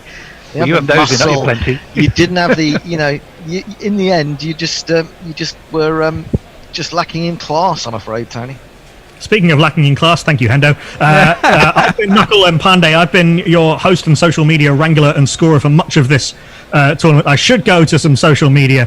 Pirate Badshah, well, Turbanote says, I said it was fixed. Leah says, you still have time to put money on no runouts. Pirate Badshah says, congratulations to the fat lot of East 11. After a hard time of it in the warm-ups, they picked themselves up and showed the world the serious heavy hitters they are. Party hat emoji, party hat emoji, party hat emoji, Ashes earn emoji, Ashes earn emoji, Ashes earn emoji. Thank you to everyone for following us through this tournament. Tom Curson says on YouTube, that was incredibly enjoyable. Congratulations to Hendo. Commiserations to Tony and all the team. Etniak says, good virtual cricket, all the congrats to Hendo. Can you confirm your plans for the Windies series for us idiots who've not been keeping up with the Guerrilla newsfeed of late? We haven't officially announced it yet, but obviously we will be doing the West Indies series, and we'll be doing it in an exciting new development that we keep on innovating here at Guerrilla Cricket. We'll be doing it almost entirely remotely. We're very, very excited. We'll have more about that in the next couple of weeks, but we obviously the COVID thing has got us all thinking. But yeah, we're very, very excited about that series. Indeed. Yes, indeed. Tony, can I talk to you tomorrow? Oh, yeah, of course you can. Or is he gone? No, I'm still here. And yes, you can talk to me tomorrow. Talk to you more about let's have this what we talked about today. Rather rather only end to the tournament with conversations that should be had off air, on air, but 'twas ever thus here on Guerrilla Cricket. So it's goodbye from Hendo and Tony, goodbye from me. Thank you for his fine work to the Bear. I've been here every bloody game, boys. Every bloody game. You're a hero, Bear. You're my hero. Yeah, wonderful stuff from Nigel the Bear Walker. Thank you to you for donating to JDRF UK throughout the tournament. Thank you for listening. Thank you for watching. Join us again on July the 8th. Yep. See you then. Hey! Bye. Cheers, guys. Take care, all. Bye-bye. Bye now.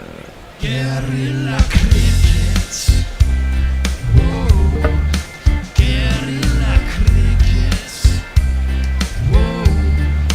Guerrilla. Take guard, man the barricades, patrol the cover boundary.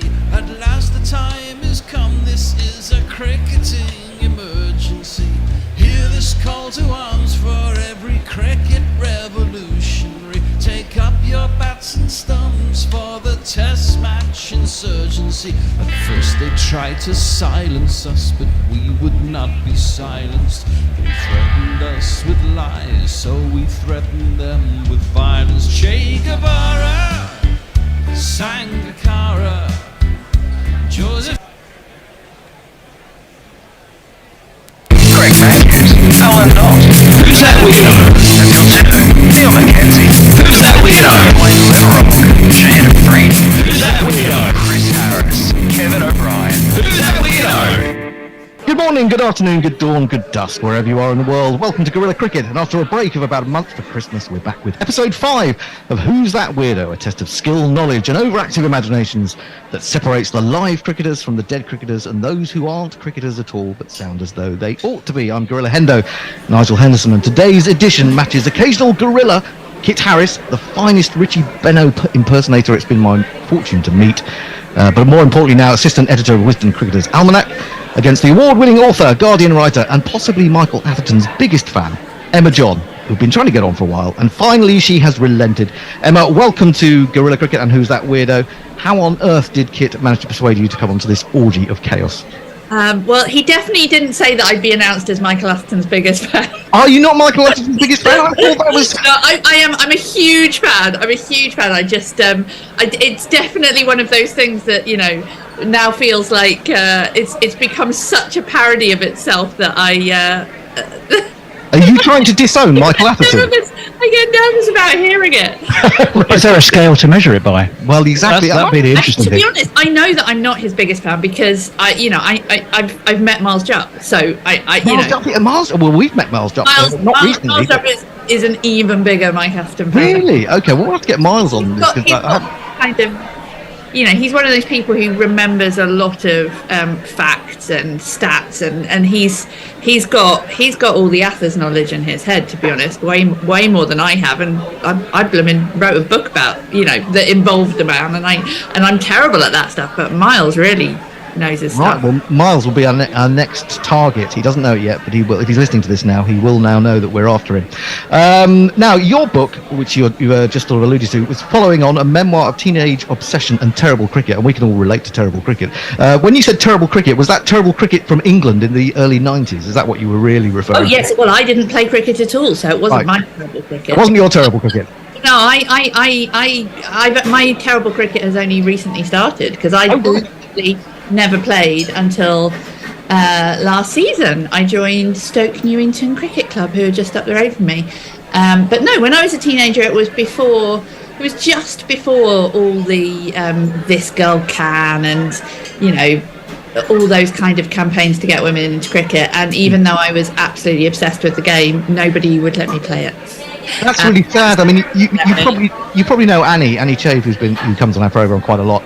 And she had a similar situation, didn't she, when she was young? That she was trying to play for a boys' team and they wouldn't let her play, as far as I remember. That was the. Well, mine was mostly my school. I mean, I didn't even know any teams or clubs.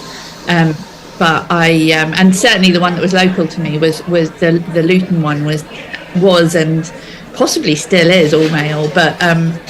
But yeah, the school that I played, the school that I went to was all girls, but there was a boys' school next door. And once I was really in love with cricket, I asked them you know, oh, could we, you know, we used to do the classic thing of in the summer it was like tennis or rounders. That was what we got to play. In winter it was lacrosse and netball, that was your options. In the summer it was tennis and rounders. Or kind of athletics, which was always really embarrassing because that had also the worst outfits.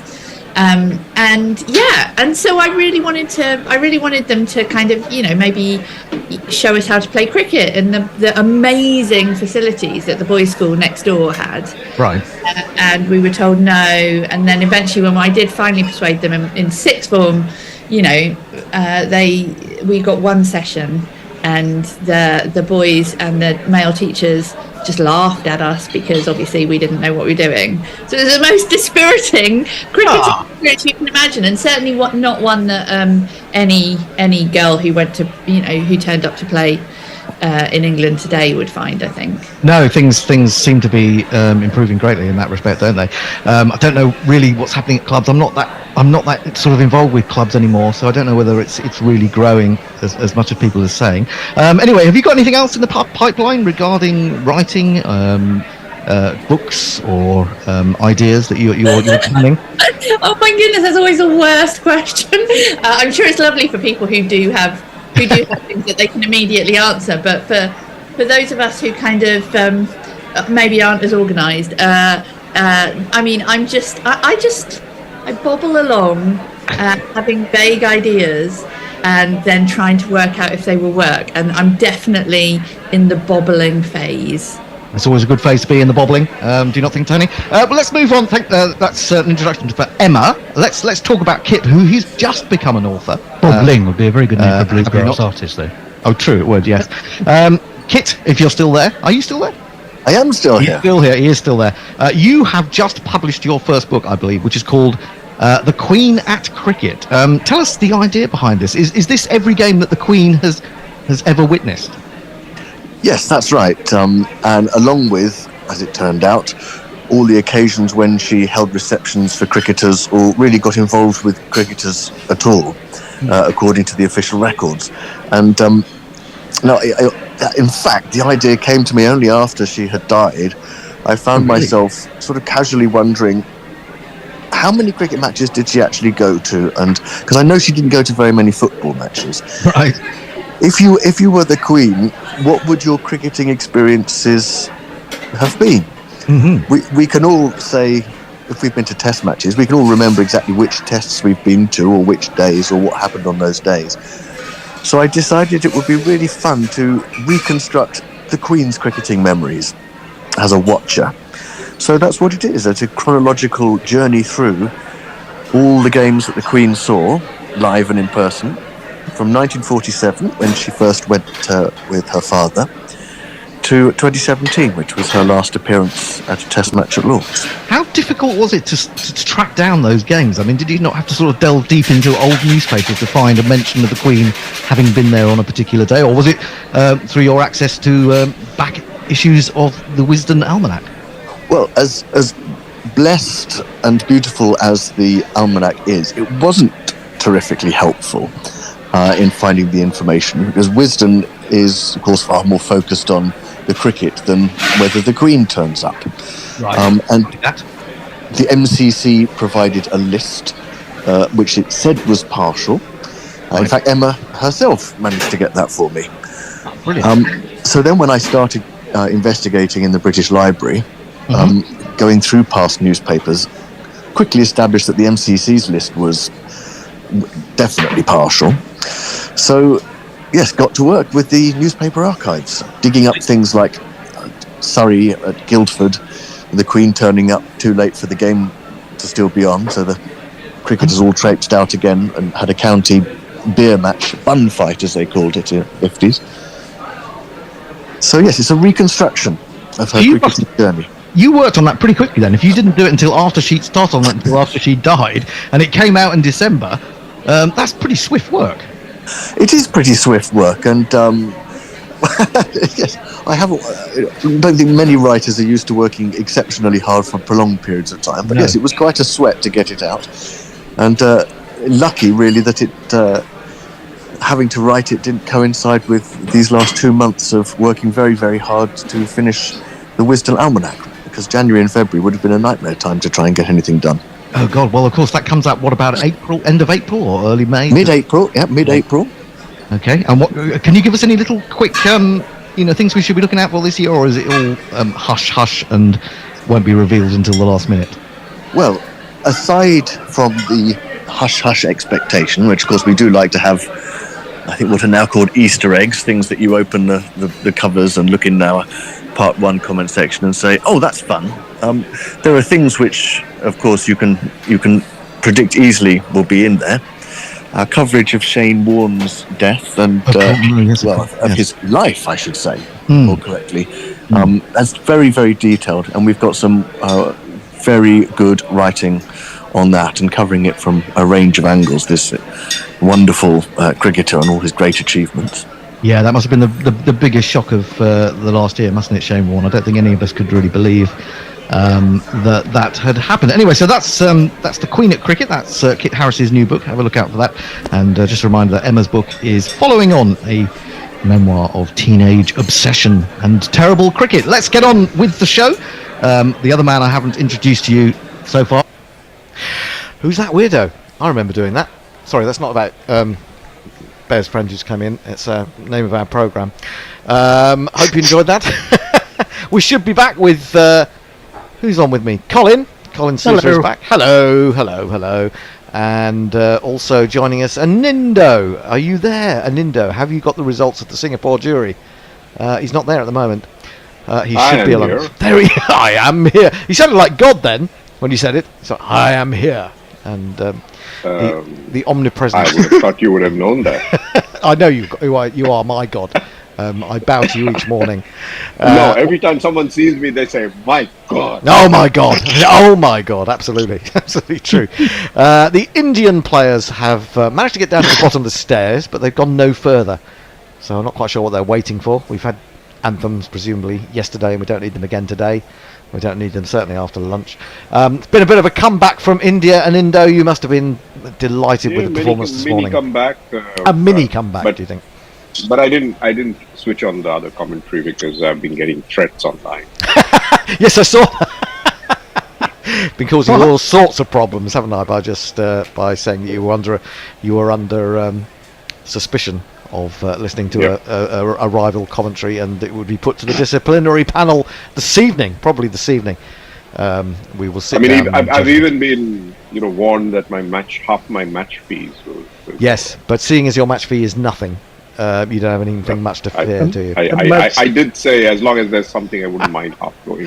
Yeah, if we give you £1 and you give us 50p back, that would probably be about right, wouldn't it? The umpires are on their way out. Colin is with us. Are you on a break from rig work at the moment, Col? Yeah, I'm on my home time. I'm nearly halfway through, so... how long off and how long on and how long off is it, generally? 2 weeks offshore, 3 weeks at home. Oh, right. That's not so bad, is it? Yeah, sounds quite good to me. Sounds quite good to me. Although I wouldn't want to be drilling for oil. I don't think I'd be very good at it. I don't know much about oil. Anyway, the Indian team is out there. What do you think, Anindo, or even Colin? What do you think about the colour of the jersey, the blue? I mean, obviously that relates to the blue of the one-day side, but it's not really Indian flag colours, is it? It's never been Indian flag. Has it not? Never? No. Okay. No. Has it always been Indian blue? flag hasn't changed since I suppose that actually, when we watch India, we don't often see them wearing sweaters because it's quite warm, isn't it? In India. That's correct. That's true. Correct. Anyway, teams are on. But these are new. The blue itself is slightly new. Yeah, they're nice. They're nice looking, aren't they? Yeah, it's a nice one. Yeah, I like them. I like them a lot. On their way are the Indian fielders. The two batsmen have found their way to the middle, and this is one of them. Paceman Pat, and his baggy green cap. Early in the morning, just before the warm-up, he has to pull out with a dodgy back. But he's not. Rick Hammond! He's not going to be facing the first ball. It's this man. He's the next cab off the rank. And Alex Carey is his name. Wicket keeping is his stride. Wicket-keeping is his stride. He's not bad with the blade. Only a cricket bat. There's a sort of frantic energy that I like about that one. Anyway, bowling for India. I can actually hear the full jingle now, which is amazing. Oh, that's brilliant! Yeah, that has been a bit of a First problem with time, yeah. Zoom, hasn't it? Actually, when you've not been able to hear the jingles, I've experienced that myself. The man I know, who will henceforth be known as Usman Yadav, is coming in to bowl to Alex Carey. We know his name is really Umesh, and this is his jingle. Umesh Yadav, oh, what shall we do? He's quicker than Ishan Sharma and Varun out and two. He's quicker than a jaguar, the cat, but not the car. Umesh Yadav, what a speedy bowler you are. Umesh Yadav. First ball is returned to him in defensive mode by Alex Carey, and there is no run. 422 for 7. Umesh in full. Oh, a bit of swing there. Driven but not timed into the ground and then up to mid-on by Carey, and there is no run. So started at 327 for 3, 4 wickets for Australia in that first session, and how desperately they needed them. It was all looking very difficult for them indeed. But it was. I missed Smith's dismissal though. Oh well. I didn't see a replay of well, do you know what? I was just talking about how. Despite the fact that he gets lots of inside edges, he never chops on. And of course, he chopped on. I did the job. Outside the off stump goes for a drive, does Carey, and is beaten by that one. And Umesh Yadav just smiles to hide his frustration. If he didn't smile, he would probably weep. The fact that he didn't get an edge to that one. But seeing Bharat just reminded me, Colin, excellent sum up on Bharat's technique or lack thereof last night. Oh, thanks very much. Yes, I saw you mention that, and I was going to say there's actual proper analysis on that. What on earth's going on? Very, very unusual. Umesh Yadav bowls driven, but again, closing the face of the bat a little bit, not timing it really because of that. Up to mid-off, Axar Patel, who is a substitute fielder. And Gary Pratt. He's the Gary Pratt of this year. Got rid of Mitchell Stark. With a fantastic throw run. Who was he on for? Do we know who Axar Patel was replacing at that point? Anyone? I think Shami was off the field. Oh, Shami, okay. Shami was off the field. Well, he probably wouldn't have done that, would he? Umesh in again, and again he's beaten by this one. If anything, though, it keeps a little bit low, and it's taken on the second bounce by the wicketkeeper. There is no run. Were you a wicketkeeper, or are you a wicketkeeper by trade, Cole? I have been a wicketkeeper. Right. But, sounded like it. I've been a wicketkeeper, but I wouldn't really like to give you too much information on the techniques. I'm sure I had my own technique, which was catch it if you can, basically. But I was only a wicketkeeper in the latter stage of my career when I couldn't do anything else. Outside the off-stump, he aims another big drive at this one, and again he fails to make contact. He's not getting reward for his shots. He's not even connecting at the moment. Alex Carey. It's the end of the first over after lunch at Maiden. Australia 422 for 7. Cole has some tweets. Nobody's tweeted. So nobody's tweeted. It's nobody's with us. It's the post-lunch lull. As everyone sits back after eating, I don't know, some grouse or something like that, and pheasant. So that's the kind of thing that we eat in this country. Cummins 2 off 17, Carey 22 off 49. But we're back. We've got a game on here now, haven't we, chaps? Still think it's going to be a draw in the end of the day, to be honest. Oh, you're doing your impression of a dour Scotsman.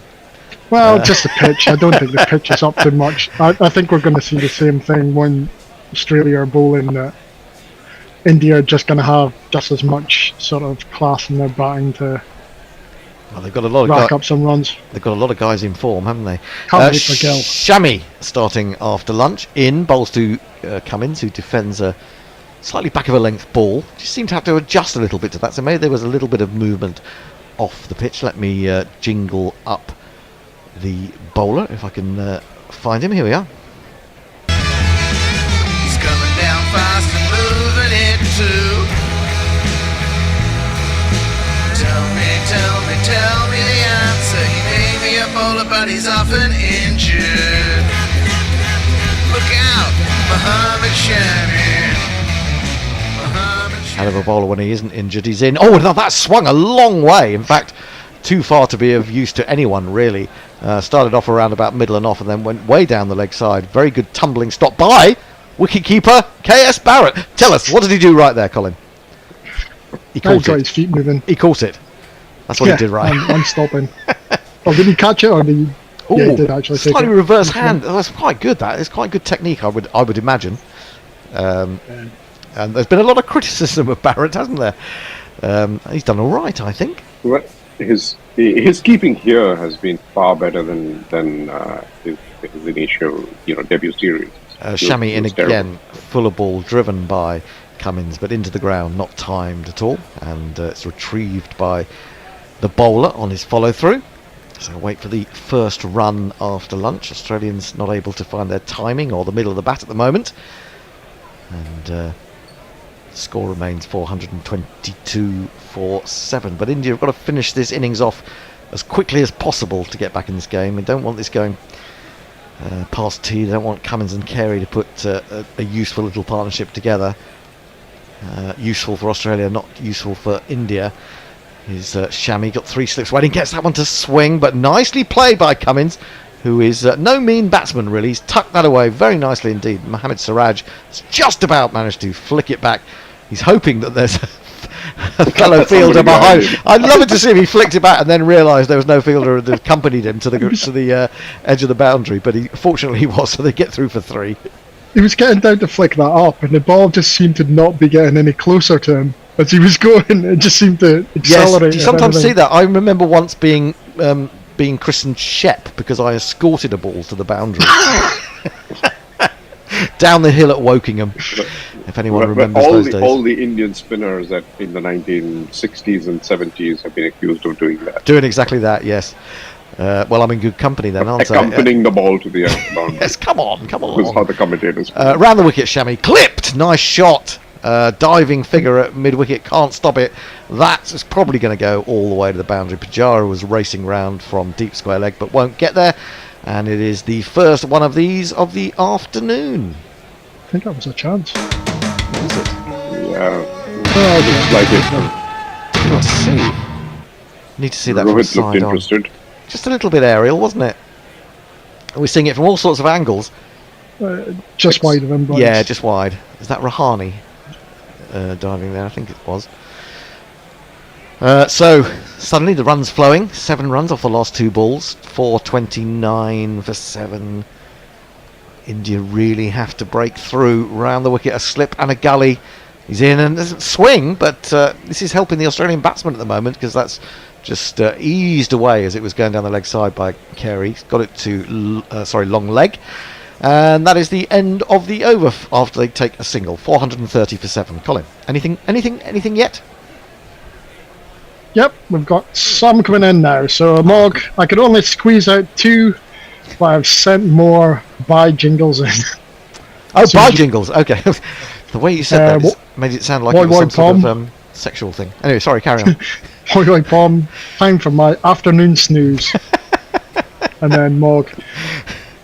Oh no, that's a reply to mine. Ravinair, so Colin, do you pronounce dower as in dower or doer as in adore? Prefer the latter, but you, as a doer Scotsman, can tell the best. Now, Uma Shidav starts a new over, his 20th. And again, Carey, who played and missed, or drove and missed 2 or 3 balls in his last over, has again had a flay at that one and has failed to make contact. Just seeing a repeat of those deliveries on the screen. Uma should have none for 64 into his, as I said, 20th over. And he's bowling to Carey with 2 slips in the gully. He's in again, bowls, and Carey goes back, and with a minimum of fuss, shovels that one up to mid-off, and there is no run.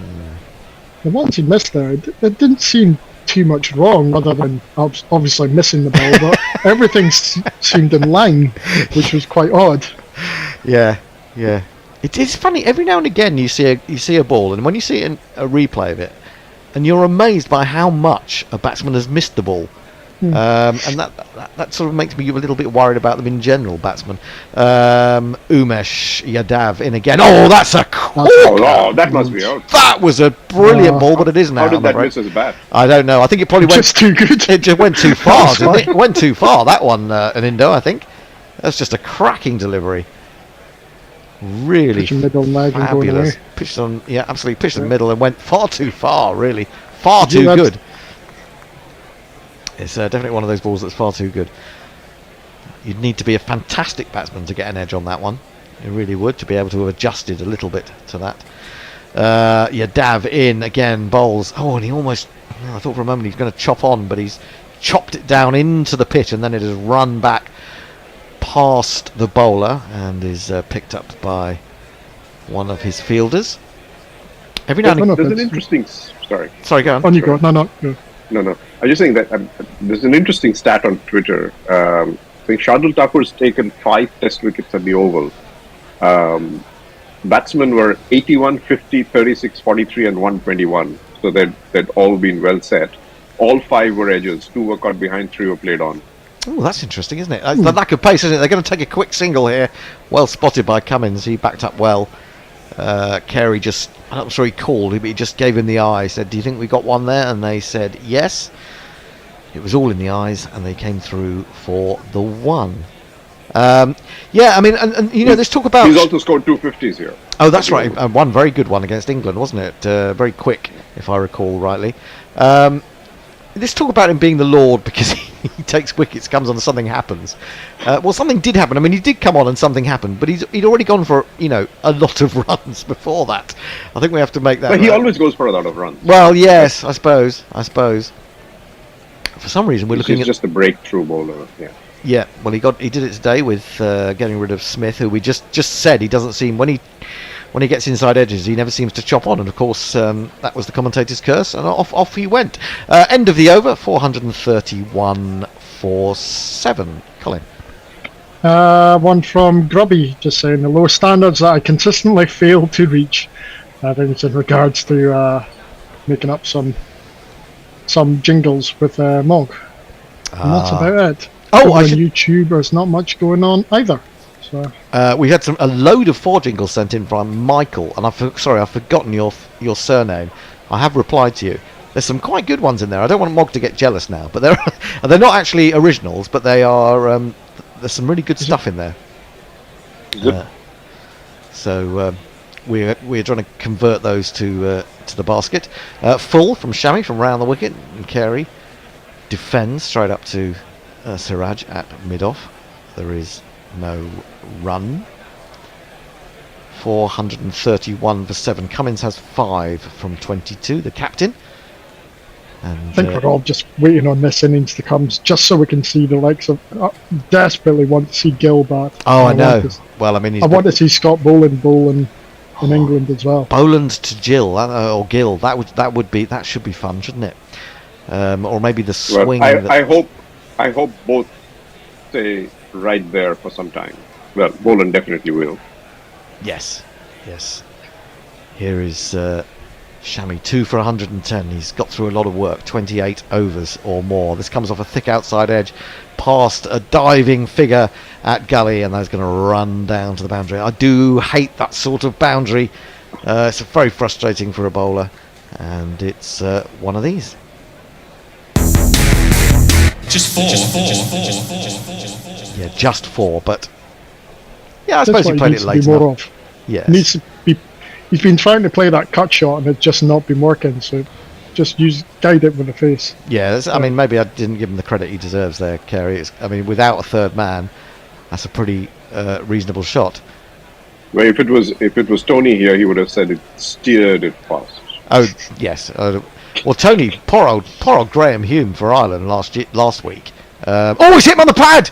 That's got to be close, hasn't it? Oh, it must have got an inside edge. Inside edge. Right. Must have got an inside edge because there's no real appeal. Bit of excitement. I think he was worried to sneak through there. Yeah. He suddenly turned back to say, "Oh, thank God, it's not actually gone through all the way to the stands." But he did that a number of times with Travis Head actually, but it just didn't. Oh yeah, big inside edge. Yeah, it's big inside edge. Yeah, Graham Hume, poor old Graham Hume, played a lovely shot last week to the covers, and for 4, and Tony said he'd edged it, which was harsh. Seemed very harsh for poor old number 11. He's just played the shot of his life at Lords, and Tony takes away from his moment of glory. Here's Shami again in, bowls too much on the leg stump and clipped away, and it's going with great pace out to the square leg boundary for one of these. 4, 4, 4.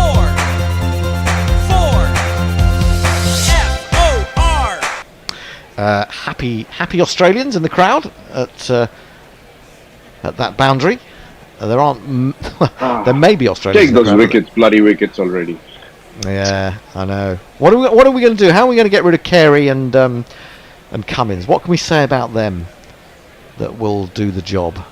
Cummins. Well, break Cummins' hand. That would be good. Oh, that's a little harsh. I mean, although you know what happens It'd be there. good for you, for the Well, athletes, you come on. say that, but then we'd get Steve Smith as captain, wouldn't we?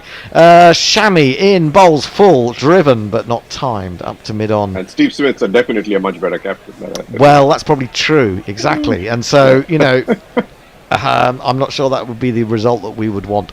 I mean, I saw a piece the other night when Pat Cummins was saying that he's going to play all 6 tests. I mean, that's another thing we don't think about in England. We're worried about Mark Wood. We were worried about Jofra Archer. We were worried about Jimmy Anderson and Stuart Broad and playing 5 tests over such a short period of time.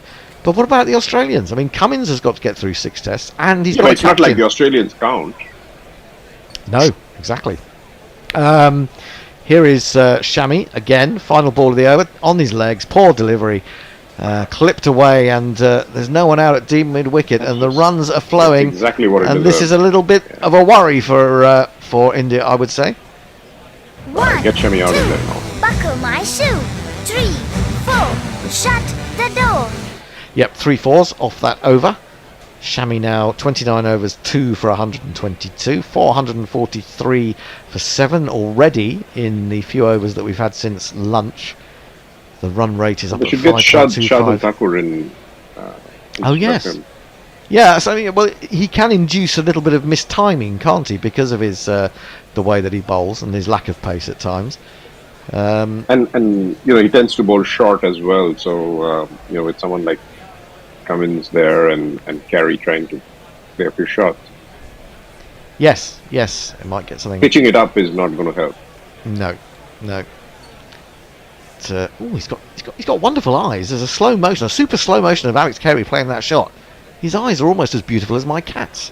443 for 7. Cummins 5. Carey. Are you considering adopting? I've got a cat. Alex Carey. Adopt an Aussie. Aussie rescue. Full defended by Cummins, but off the bowling of Umesh, who started a new over. That'd be nice. That's probably a new idea, isn't it? We should have rescue centres for Australians. Australian sheltering program. Yeah. Yeah. Which Australians? Well, I mean, like? You're English. You're used to taking the best in the world. And I don't talk about the Scots here, although I should. So maybe you should just pick up Travis Head and put him in the British Museum. Absolutely. Best place for him. It stops him batting against us. Oh, now he's nearly chopped on there, has Cummins. There's been a lot of nearly chopping on and not a great deal of actual chopping on. He's going to get a single. But no, your luck, Hendo, you'd end up getting Ian Healy or something like that. Yes, exactly. Indeed. He should be pestering you from the back. Yeah.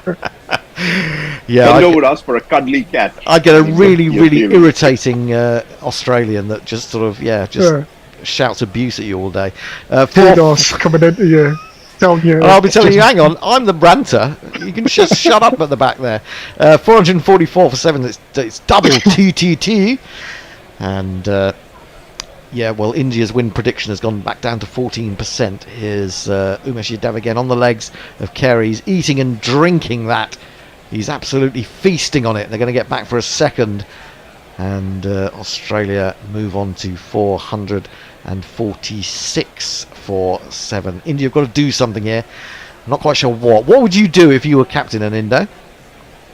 I'd bring in Jadeja from one end and probably Shardul Thakur from the other. Yeah, I was thinking the same thing, but if Jadeja would not go amiss. Maybe bowling to a specific field would be a good start. Well, yes, there's a lot of bowling without bloody plan. Yeah, there's a lot of balls on the legs at the moment, aren't there? Umesh in again, bowls, forward comes Carey, that's better. More testing line and length, and he defends, back to the bowler, then throws it to Rahani, does a bit of work on the ball, maybe he's designated shiner of the ball. But, yeah, I mean, what did we start this session on? I'm trying to think back now. 420-ish? 422, 423? So already... Low 420s, yeah. Yeah, even into the 410s. Yeah, so there's plenty of runs already. Umesh in again, back over length, tries to ease this off his hip, but only hits it quite slowly to mid-wicket. There is again no run. And so, yeah, just some of that impetus that India built up has been lost with the lunch break, it would appear. And they seem a little bit like they did last night, a little bit rudderless. And that said, I mean, Umesh did bowl that fantastic ball to Carey that really did deserve a wicket. So maybe they haven't always got what they deserve. Umesh in again, bowls. Oh, and another one! Another corker! Umesh Yadav, you've got to start moving it less, because he can't lay a bat on that. But if you could just get it to go a couple of inches instead, then he may be in some trouble. Hang on, what's happening? Oh, Alex Carey. Alex Carey was walking off as if he decided that was out. 4:46 for 7 at the end of the over, 3 runs from it. Colin. Mog saying it's pretty hard to upset me with anyone else's jinglery, unless it's a Bears auto-tune fuckery. Absolutely. And then on YouTube, that's bollocks. In reference to me talking about the Indian batsmen can do the same, saying we do realise that the Aussie lineup is 4 out of the top 7 bats in the world. India don't even have a top 10 batsman playing this game. Is that right? Is Virat Kohli not in the top 10 at the moment?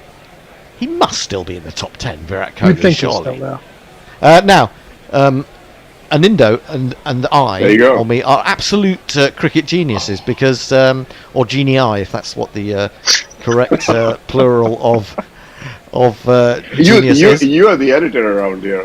I don't know. I haven't got a clue. It's gonna be Ravi Jadeja, and this is his jingle. This is the shorter version. Ravindra Jadeja, who's that spinning on the field? Who's that done devious balls in my direction? It surely is a dream. Yeah. First ball. Not again, runs through mid off. That's the short version. That's the short. I don't know where the long version is. I'll have to go looking for that. But I like that jingle. Single low to Cummins as he pushed it up to deep mid off. Oh, he's gone past the outside edge of Carey as he pressed forward. The ball that didn't turn. The natural variation that we always talk of with regards to spinners. The fact is, though, it was spilled by Bharat. So had he got an edge, we'd all just be going, yeah. So what did he do wrong, Colin? Yeah, Cole, what did he do wrong? Dropped it. That's what he did wrong. Oh, yeah. It's got a short leg, but he smashed it as Carey over the top of mid-on and over the top of long-on had there been one. That is a fabulous shot. That is quite a flat 6, which makes me feel... And I think it's the first 6 of the match, you think? No, because there was one hit by Travis Head yesterday. Yeah, over the top of slips. Yeah, but right. I'm going to take this opportunity to play a Smacksman jingle. Smack it in the air. Smack it in the air. Legs moving side to side. Smack it in the air. Smack it in the air. Next delivery is a reverse sweep, which has hit him on the pad, and they've reviewed it. Not going to hit the stumps. Have they reviewed this? Well, there's a little bit of No, they haven't. They're still talking about it. Too late. They're in a long chat about Oh, that they one. have? Oh, they have reviewed it? No, they have. No, Yeah. I don't think so. Well... Yeah, he signaled, the umpire signaled the review. I don't know when he reviewed it. Well, as I said, he played a lot of those reverse sweeps in India, didn't he, Carey, to some effect. And he's now, having played that shot for 6, a really good stroke, he's obviously got his confidence back, and he's gone for the reverse sweep. Let's have a little look at this. Yeah, just went straight. Big stride, massive stride.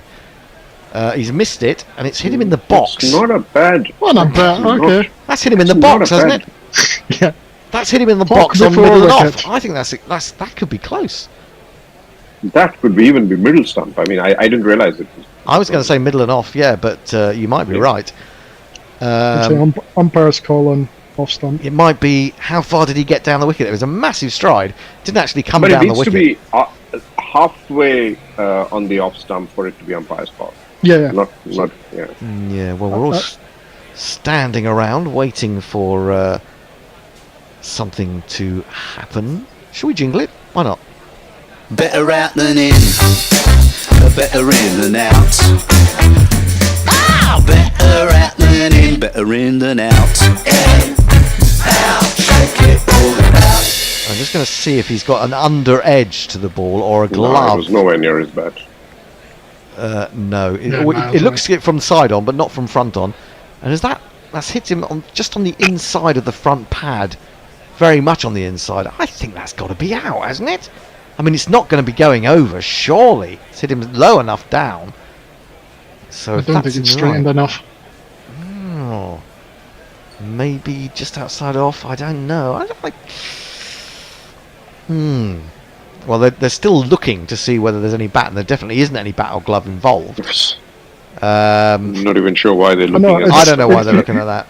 Let's have a look. Oh, that's got to be out. That's got to be out. It is out. He's hitting middle and off, as we said. And Alex Carey is on his way after blasting a fantastic six. Ravi Jadeja, of all people. We are genii. We are genii. And as they say, It now gets added to the Oxford English. And take a hike right out of here. Your history, no good for me. Your history, nah, nah, nah, nah. I've just seen a comment on YouTube saying, from That's Bollocks, saying Kohli's not been top 10 for a long, long time. Is that right? Had a terrible couple of years, probably about rank 15, Pant ranked 10th in the world and not playing. Yeah, the rankings tend to lag for a while, I find. I'm not convinced by them. I have some news for you. Oh, yes. Hendo. Yes. So genii Yes. does exist as a word. It does. Except there's a small problem. Yes. It's the plural form of genie. Ah, okay. So You're a genie. So well, hang on. I'd take this because it's supernatural creatures. But would it not have been simpler just to have genies? I mean, that's not... Geniuses is hard to say, but genies is not hard to say. So that's weird. Well, they're supernatural creatures. So they are I'll live with supernatural that. creatures. The update on the rankings. Yes. Rishabh Pant is indeed 10th. Right. Virat Kohli is 13th. Oh, really? Rohit Sharma is joint 11th. Right, okay, that's interesting to know. I know at one point Root went down to 11. New batsman at the crease is Nathan Lyon. Root's 5th. Root's 5th at the moment, is he? Jadeja will continue. We'll have a change at the end of the over. We've got Gary Messers and the Bear to bring you the next half an hour. Jadeja in again. Onto the front foot comes Lyon. Very nicely played by him. And that is the end of the over. I'll just jingle up the new batsman, and then it will be time for a bit more Gary. Have you had enough of Gary this morning? Obviously not, because you got more. He did have a stream of consciousness flow for a little while. He's conscious? Oh my god, you shouldn't have woken him up. Bloody hell. Oh my god. I'm going to play a jingle, and then I'm off. See you guys. Bye. It's a He's lying. He's not too bad, and that's true. He's lying. Well, I'm at quite a few of the test matches this summer, so I'm not going to be on the mic so much, so I had to compress sort of a double helpings. Double helpings! Certainly of the bingo card. Have you got access to all the bloody Ashes tests, or are we not going to see you for the Ashes? Well, I'm definitely going to go to Edgbaston, Lords and the Oval. I'm pondering the other two. As this ball is just pushed from outside off stump by Cummins, and he goes to 8. I'd hesitate to say this is a winning score from Australia, but 450 puts them in charge of the direction of the match. Yes, it certainly does. I mean, if India want a result and they want to win, they've got to overhaul that score or at least get level with it pretty damn quick to have a game. For 2 days, I mean, a wicket could change. Yeah, I suspect the next World Test Championship might be played in Ahmedabad, but... oh no, it's already locked in for Lords. Yeah, well, we'll see. I think if India lose 2 in a row, I think we might see that change. As Lyon comes forward, not entirely convincingly, and pushes the ball to mid-off. No single contemplated twixt the veteran spinner and his captain. I think Lyon might bowl well on this. I really do. The ground doesn't hold happy memories for him. Of course, we all remember the botched run-out in the last Ashes series, as this ball is through to the keeper. I'm not quite sure how to describe the shot that Lyon played there. It wasn't really. It was a waft without moving his feet. He kind of sort of went through his mind that the ball was coming past him, so he thought, I better do something with the bat here, and sort of jabbed at it just as the ball hit K.S. Barrett's gloves. Did he drop a catch earlier, K.S. Barrett? Well, they haven't shown missed opportunities much, have they? They haven't shown ball tracking on ones that haven't been reviewed and that have been quite close. So we don't know. Is the truth? This is down the leg side, and Nathan Lyon, like most tailenders, are happy to nudge one off the knees down to long leg, and they're through for a single. He's off the mark. He has 1. Patrick Cummins has been in for 26 balls. He has 8. When a tail ender or a lower order batsman faces about 40 balls, they start to get confident, which can lead to 2 things: either a swashbuckling 50 or out the first time they play an aggressive stroke. I suspect we're about to find out whether Cummins is the first or the second of that ilk during this commentary spell. Well, he attempts to hoik that one from outside the off stump to cow corner, but only gets an inside edge onto the pads. He looked a little ungainly in doing that. He's not an ungainly cricketer, Cummins. He's a big man. We saw him score 50 in the IPL in about 11 balls. Oh.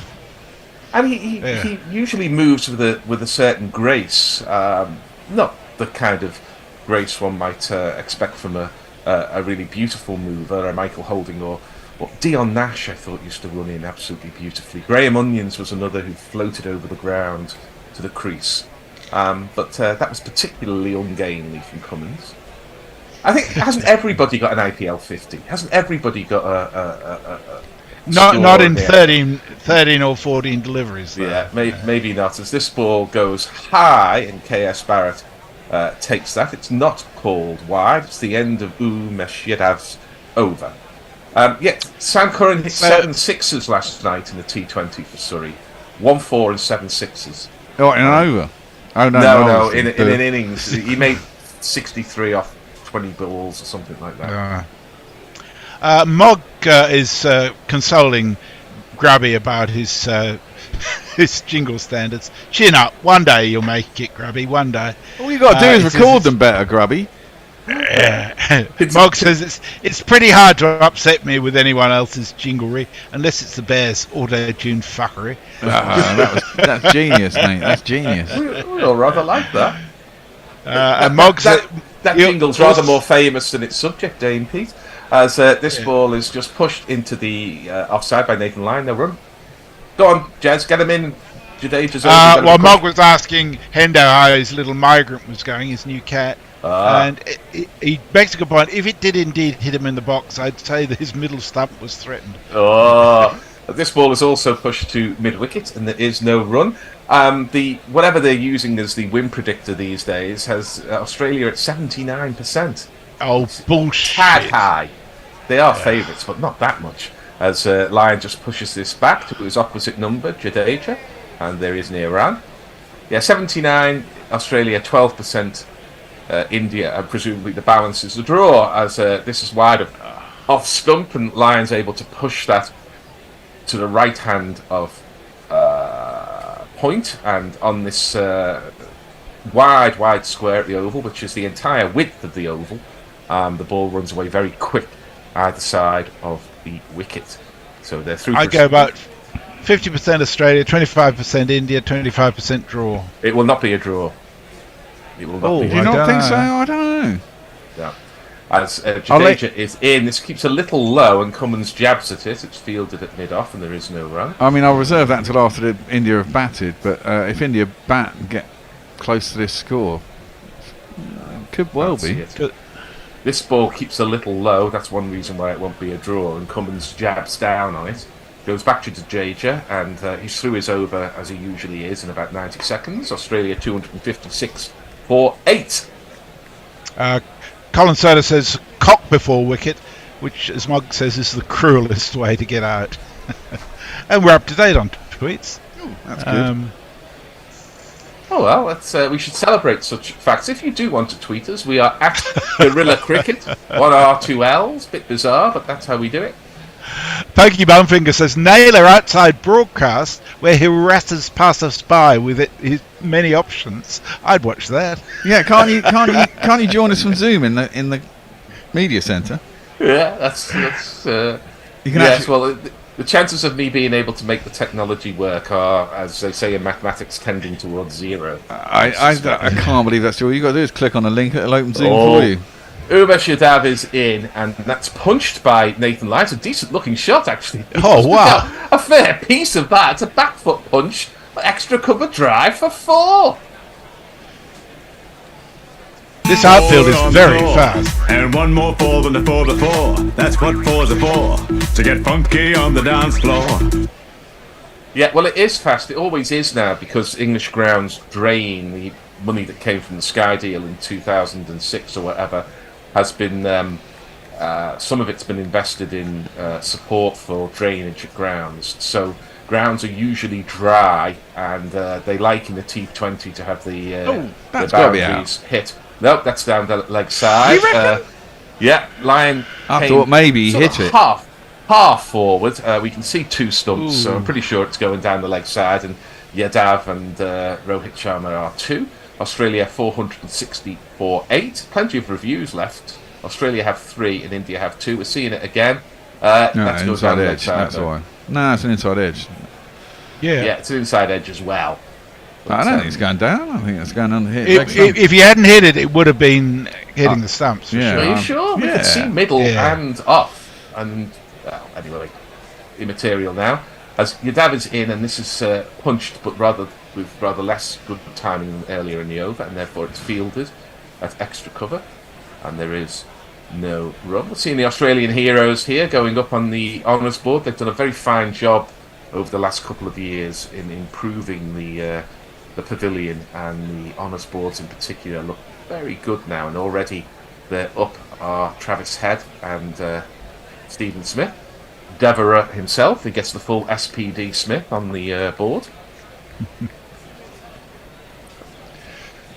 And it's Yadav who's in. In my mind's eye, he must be 40 years old, but he's probably 33 or something. And taking on the pad is Lion, but that was definitely going down like side. The ball dribbles through to the slips, hands on heads from the slips. Who'll start to think about batting soon. I think Shubman Gill will be opening with Rohit Sharma. 2 dashers there.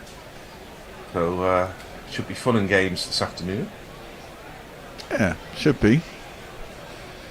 Cummins on 8, Lion on 6. Bit of a phony war going on here. Australians looking to eke out another 20 or 30, and perhaps a couple of those will come to Lion as he's clipped the ball off his pads down to deep square leg. No, they're happy with a very easy single. On a quiet period of play, Australians go to 462 for 8, so maybe they did get a couple there. Yeah, they did. They did. Mm-hmm. Yeah. There was one in front of the square, and the guy was quite behind. Yeah. So Lion has already caught up his captain, having faced fewer than half the deliveries of Patrick Cummins. They both have 8. But Umesh Yadav, say in my mind's eye he's sort of 40, but he's probably early 30s, maybe getting into the mid-30s now as he goes back, there's Lion and cuts, but he has no timing. The ball dribbles away to a very defensive field, really. I mean, it's a number 9 and 10 of it. Do you have to have all those men in the deep? No, and he's really. through for the single that's offered. 463 for 8. Yadav finishes his over with none for 77. Everybody's thinking Ashwin would have got at least none for 77. Why isn't he playing? And Australia 463 for 8. The 84 extras. Bloody hell. Yeah, I should mention We've actually got a third new Patreon today, who I don't think has been mentioned. Haroon Sharif also became a Patreon today. Thank you, Haroon. It's great to have you on board. It is. Max C says the win predictor is based on the opinions of a temperamental drunk at the local pub. And Colin Soda says, I remember belting a ball at a kid fielding square leg who then told me it was the first time he'd ever caught a ball. Jadeja's in, and it's punched to mid-on, and there is no run. And Mog says that he grew up to be Gary Pratt. He was just trying to make you feel better. Sorry, Gary. Here's Jadeja again, left arm round the wicket, and it's just pushed to the man at short extra. You get the feeling a little bit that Jadeja's just bowling these to try and up that over rate a little bit. Well, yeah, of course, it's not really doing much. He's got a wicket, but he's not really bowling a particularly attacking line. He's got a short leg and a slip, but not much else to Nathan Lyon, who just pushed that to extra cover, no run. He's just bowling flat darts, isn't he? Yeah, just working perhaps a little bit on Lyon's patience. That was flighted a little bit more, slightly more attacking line. So 62 miles an hour. Yeah. If I was the other bowler, I'd be pissed off I didn't get a decent rest between overs. Yeah, this is just pushed back to Jadeja, and there is no run. I saw quite a few Indian fans wearing the shirts and carrying various musical instruments on the Victoria line last night as I was going into town. As this ball is just pushed to mid-wicket, and that was as uneventful a maiden over as you will ever see. Well, surely two teams buzzing, isn't it? Well, surprisingly, it didn't seem to be last night. I think all the buzz was in the East End of London last night for obvious reasons. They were probably all knackered by the end of the day and a bit depressed by the score. Yeah, possibly. Maybe. Leah says, I think the best dick before wicket was the 17-18 Ashes when Jimmy reviewed a hopeless one, leading to several replays of his testicles being violently deformed on the big screen. I don't even remember that. I don't know. Yes, I think. Are you sure that's not some kind of fever dream or somewhere you've been looking into court cases of about 20 years ago in England? Nevertheless, some ice cream being eaten there. I think it's ice cream by Ashford. Yogurt. I think it's yogurt. I'd say yogurt. Yogurt. Yep. We haven't any jingles. Oh no, we don't need jingles. We had jingles earlier. Well, we're going to get a bit of up-the-nose stuff from Mohammed Siraj for Patrick Cummins. Here we go. He's coming back. He's bought 27. When you gotta find your way from the streets, gonna find a way to land in your food. There's only one man who can save us now. It's Mohammed Siraj. And it is Siraj who's in, and Cummins jabs this into the offside with his front leg going to leg. To the leg side and the back coming down on the offside. There's no future in that style of playing, but he gets a single to Cummins. He goes to 9. Lyon also on 9. So we focus on a kid with a 99 ice cream rather appropriately. I would argue that there is a future. As long as you're not out, there's a future. Well, that's true. That future is not gilded with runs if he continues to play that way. Nathan Lyon eyes the field.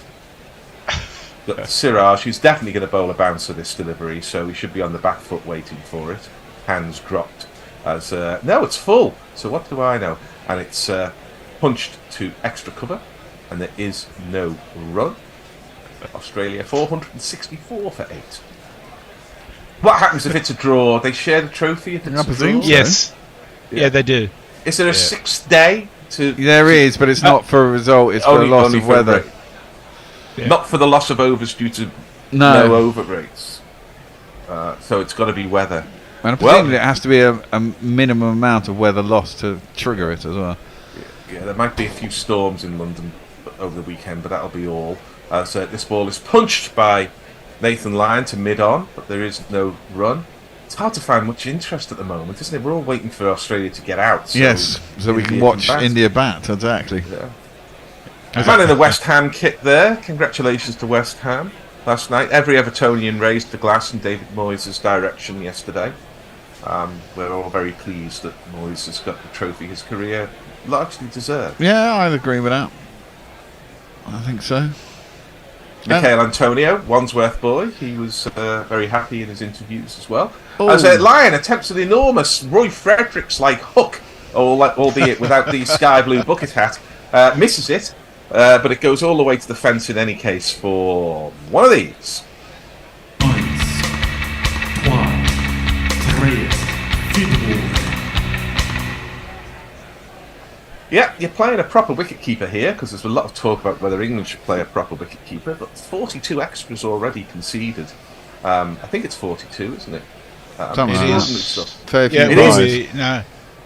Yeah, and that's 17 byes, 7 no balls, and 8 wides. Yeah, it's not easy keeping in England, particularly for an overseas keeper. It seems to have been particularly difficult in this test with the ball swinging after it's passed the stumps, but that ball didn't swing after it passed the stumps because it just hit them. An enormous hoik from Nathan Lyon, who didn't really need to do that, to be honest. He was playing the ball beautifully through the offside. He attempted to hit that one to Vauxhall and missed it. Siraj didn't, though, and for once the Indian bowlers were actually bowling at the stumps and it knocked the off stump back. So Siraj is happy with that. Nathan Lyon less so, and the game moves on. The crowd says, you're out! It does, and Scott Boland will be coming in at number 11. Yes. A cult hero for the Australians. I think he's about 50-50 to be out this ball. Yeah. Yeah. You could be right. Oh, that's mean. He's got an average of 5. He's got including a top score of 11 not out, I think. Yeah, his jingle sounds like... Was that against us by any chance? Boland, here comes Scotty Boland. Boland.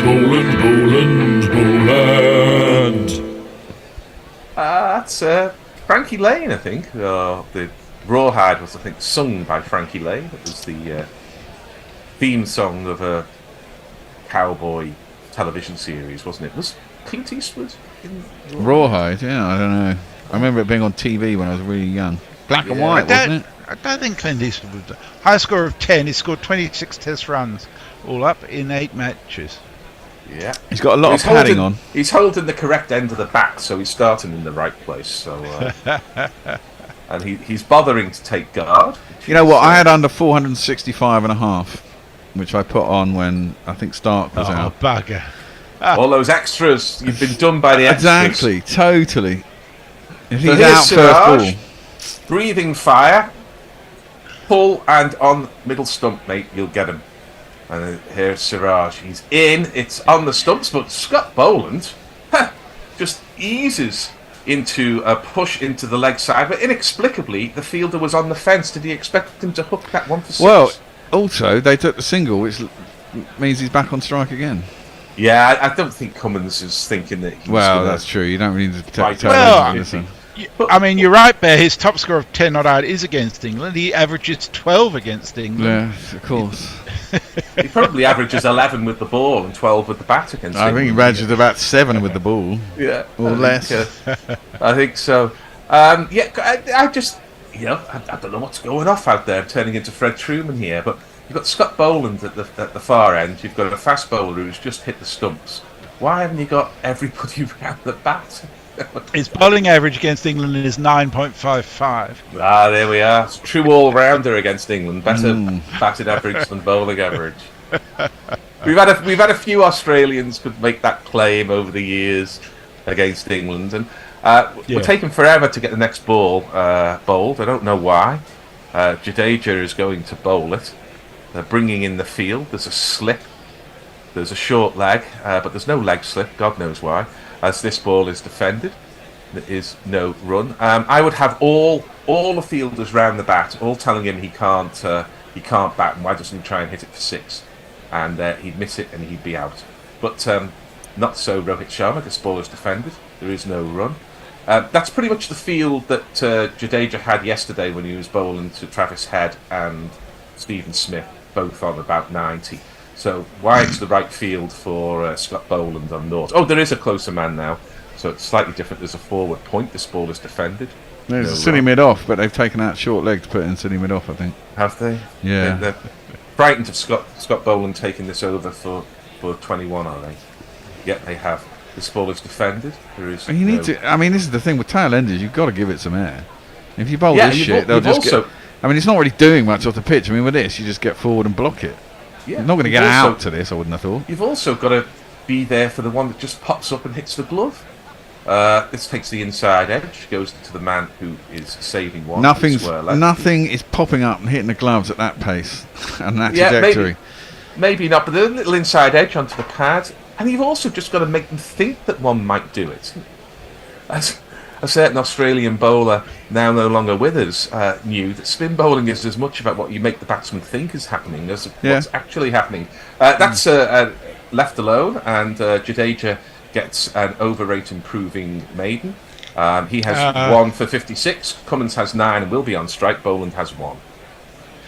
Colin Sutter says, that was the most violent I've ever heard someone say the word yogurt, Bear. Because it's fucking yogurt.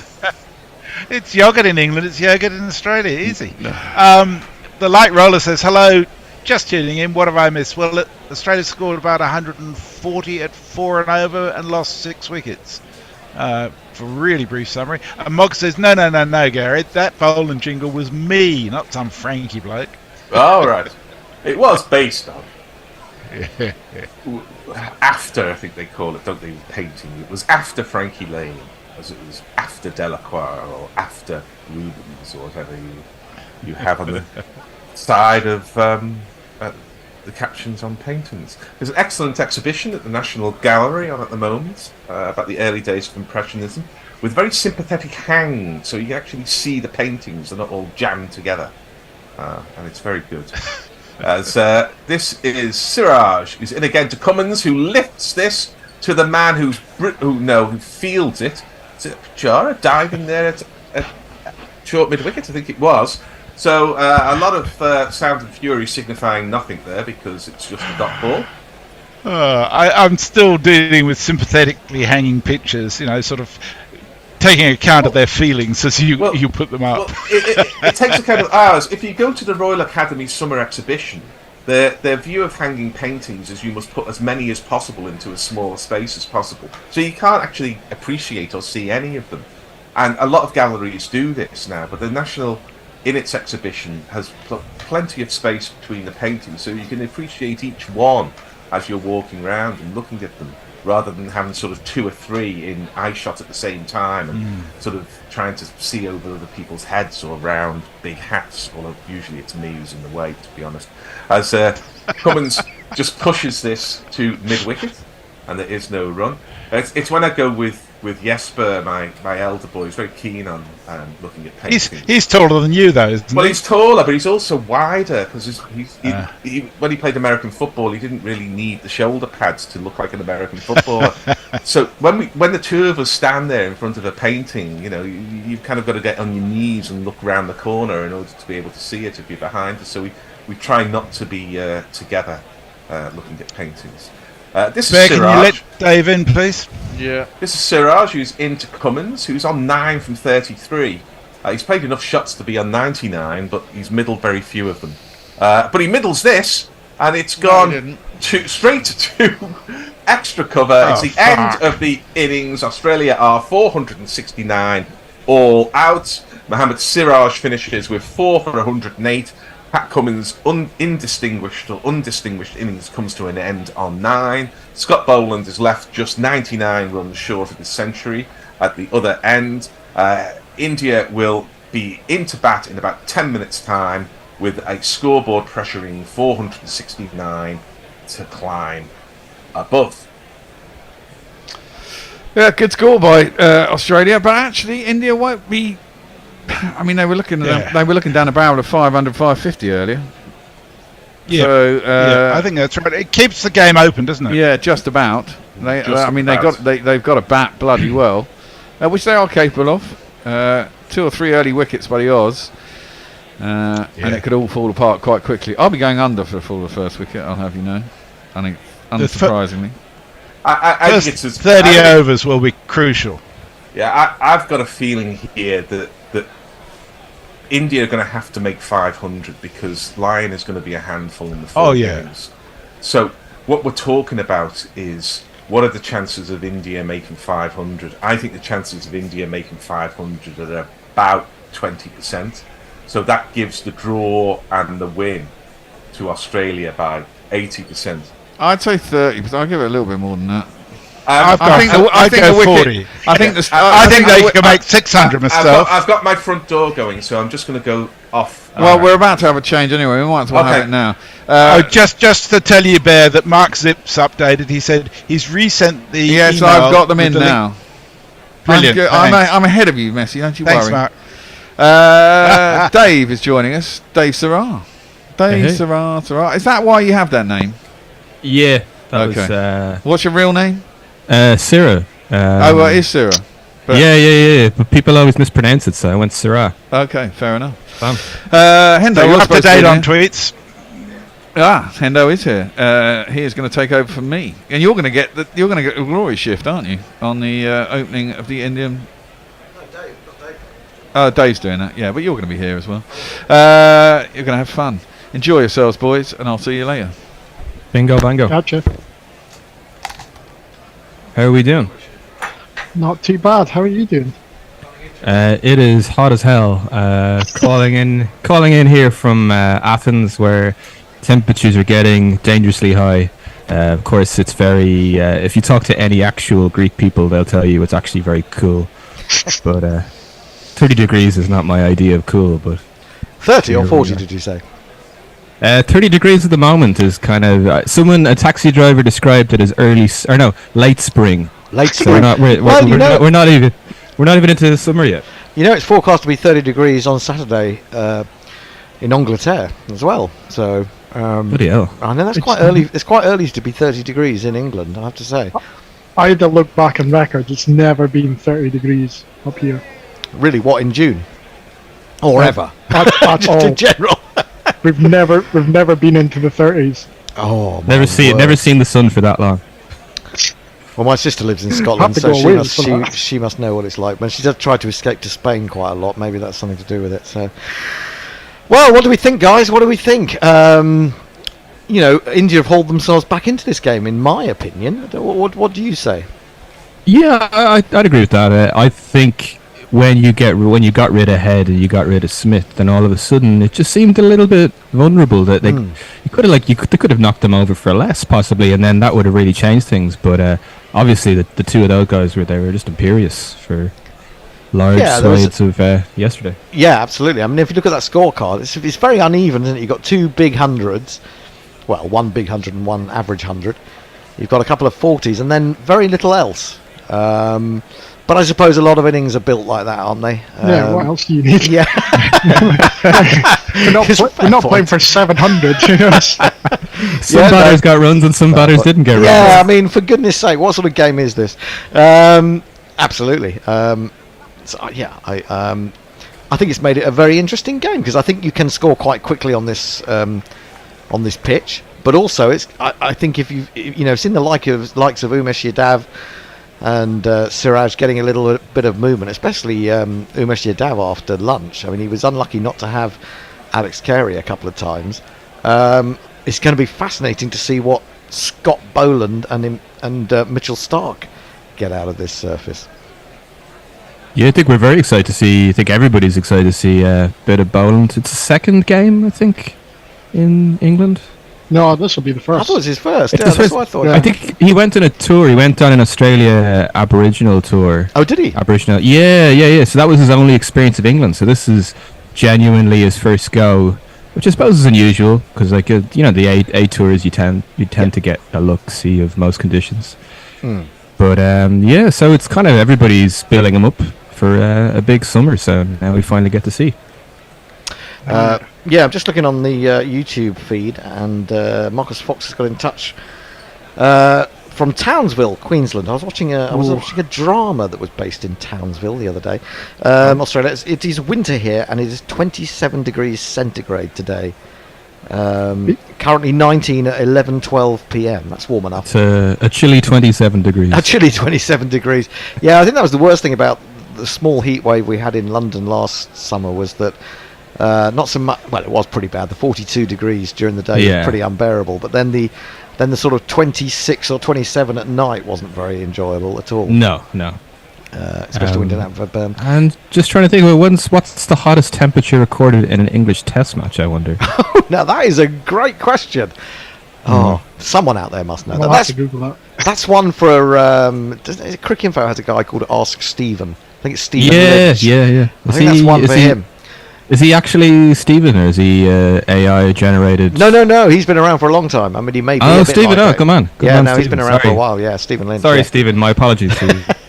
So I think that would be a fantastic question to send him, because I think that's going to be pretty hard to track down. Actually, Yeah, you get How this would sometimes you? with Wimbledon. What's the courtside temperature? So what's the temperature you get at the middle? Because obviously you got unique conditions, it's a bit windy, Yeah. very flat in the middle, but it can get pretty hot. Yeah, absolutely. I mean, not just only actually turning away slightly from temperature, but not only is it going to be interesting to see what Scott Boland and Mitchell Stark do, it's going to be fascinating. I mean, we're all looking at Shubman Gill, who's come off an incredible IPL with 300s in 4 matches. And one-day series. Yeah, and Virat Kohli, of course, who's found form again in the IPL, which had been sort of hadn't exactly deserted him, but he hadn't got 100, and he managed to do that. But it is going to be fascinating stuff. I'm really looking forward to it. I think that's the difference between the lot, is the fact that Gill doing the India one-day games, and then I think he hit back-to-back hundreds in that. Right. Okay. It was just like, this is coming up to something special. You can see. Yeah, and I mean, he had at that point promised more than he delivered, probably in the sort of Red Bull game as well.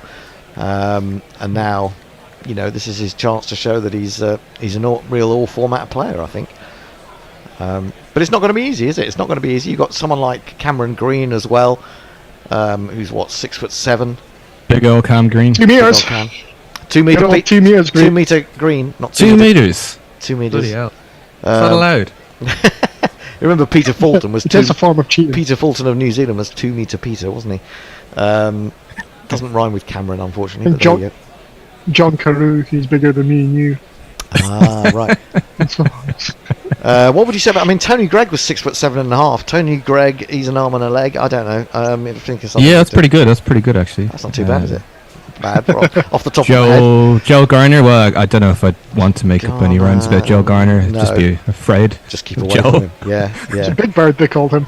Big Bird. Oh yeah, that's Big right. Bird. Yeah, Yep. just be nice to Joe. Oh, absolutely, absolutely. Although I always think the most terrifying West Indian bowler I ever saw was Sylvester Clarke. I know he didn't play a lot of Test matches because they were so strong, but I've seen him bowl at the Oval. I've seen him basically hit Mike Gatting on the head before Mike Gatting seems to have actually taken his bat back.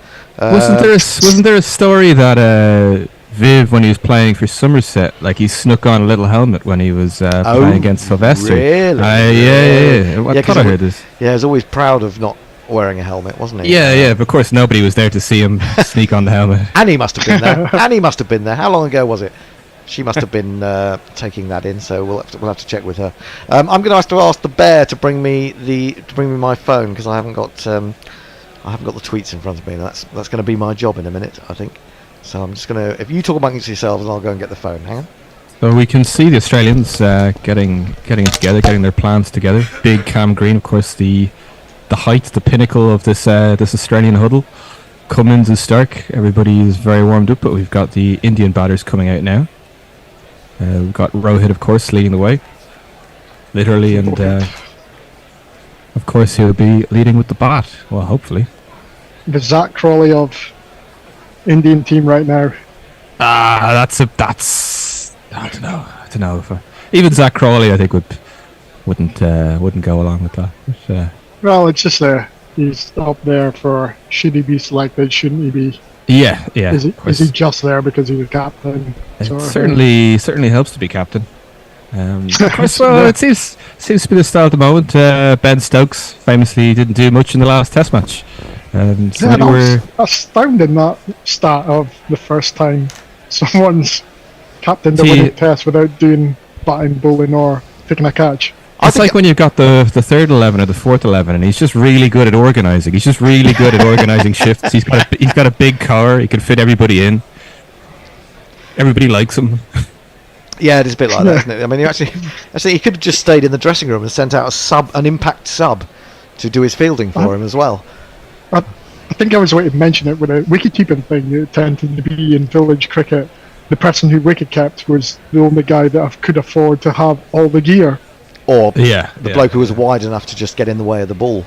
A lot of fat wicket-keepers around. Anyway, the two Indian opening batsmen, have come to the crease, and this is one of them.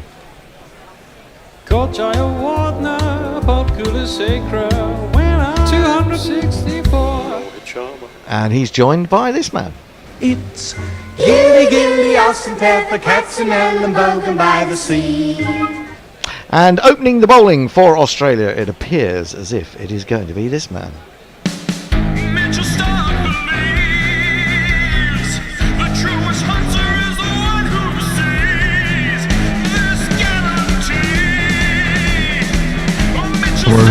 We're all jingled up. Some very snappy jingles and the snappy Mitchell Stark, I believe, to kick things off. Rohit Sharma, 36. Well, I suppose he's been around forever. 900s. We'll hope to add to that tally. You do realise that Shubman Gill is the only batsman in this match, only opening batsman in this match, who's not 36. You got to be old. That's a good stat. That's a good stat. That's a really good stat. It's so weird. Forget you, Stephen.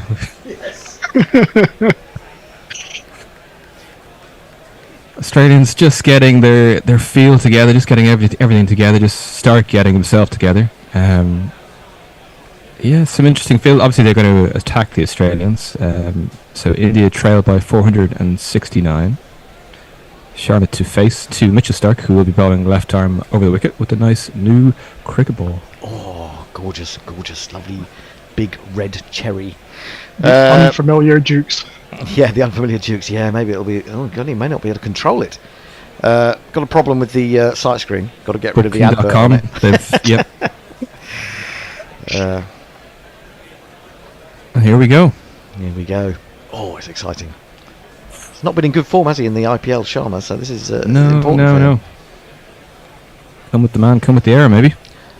Indeed so. Stark into Sharma. And it is a short one to test him out. Sharma just lets that fly over his head, and the umpire has a little look.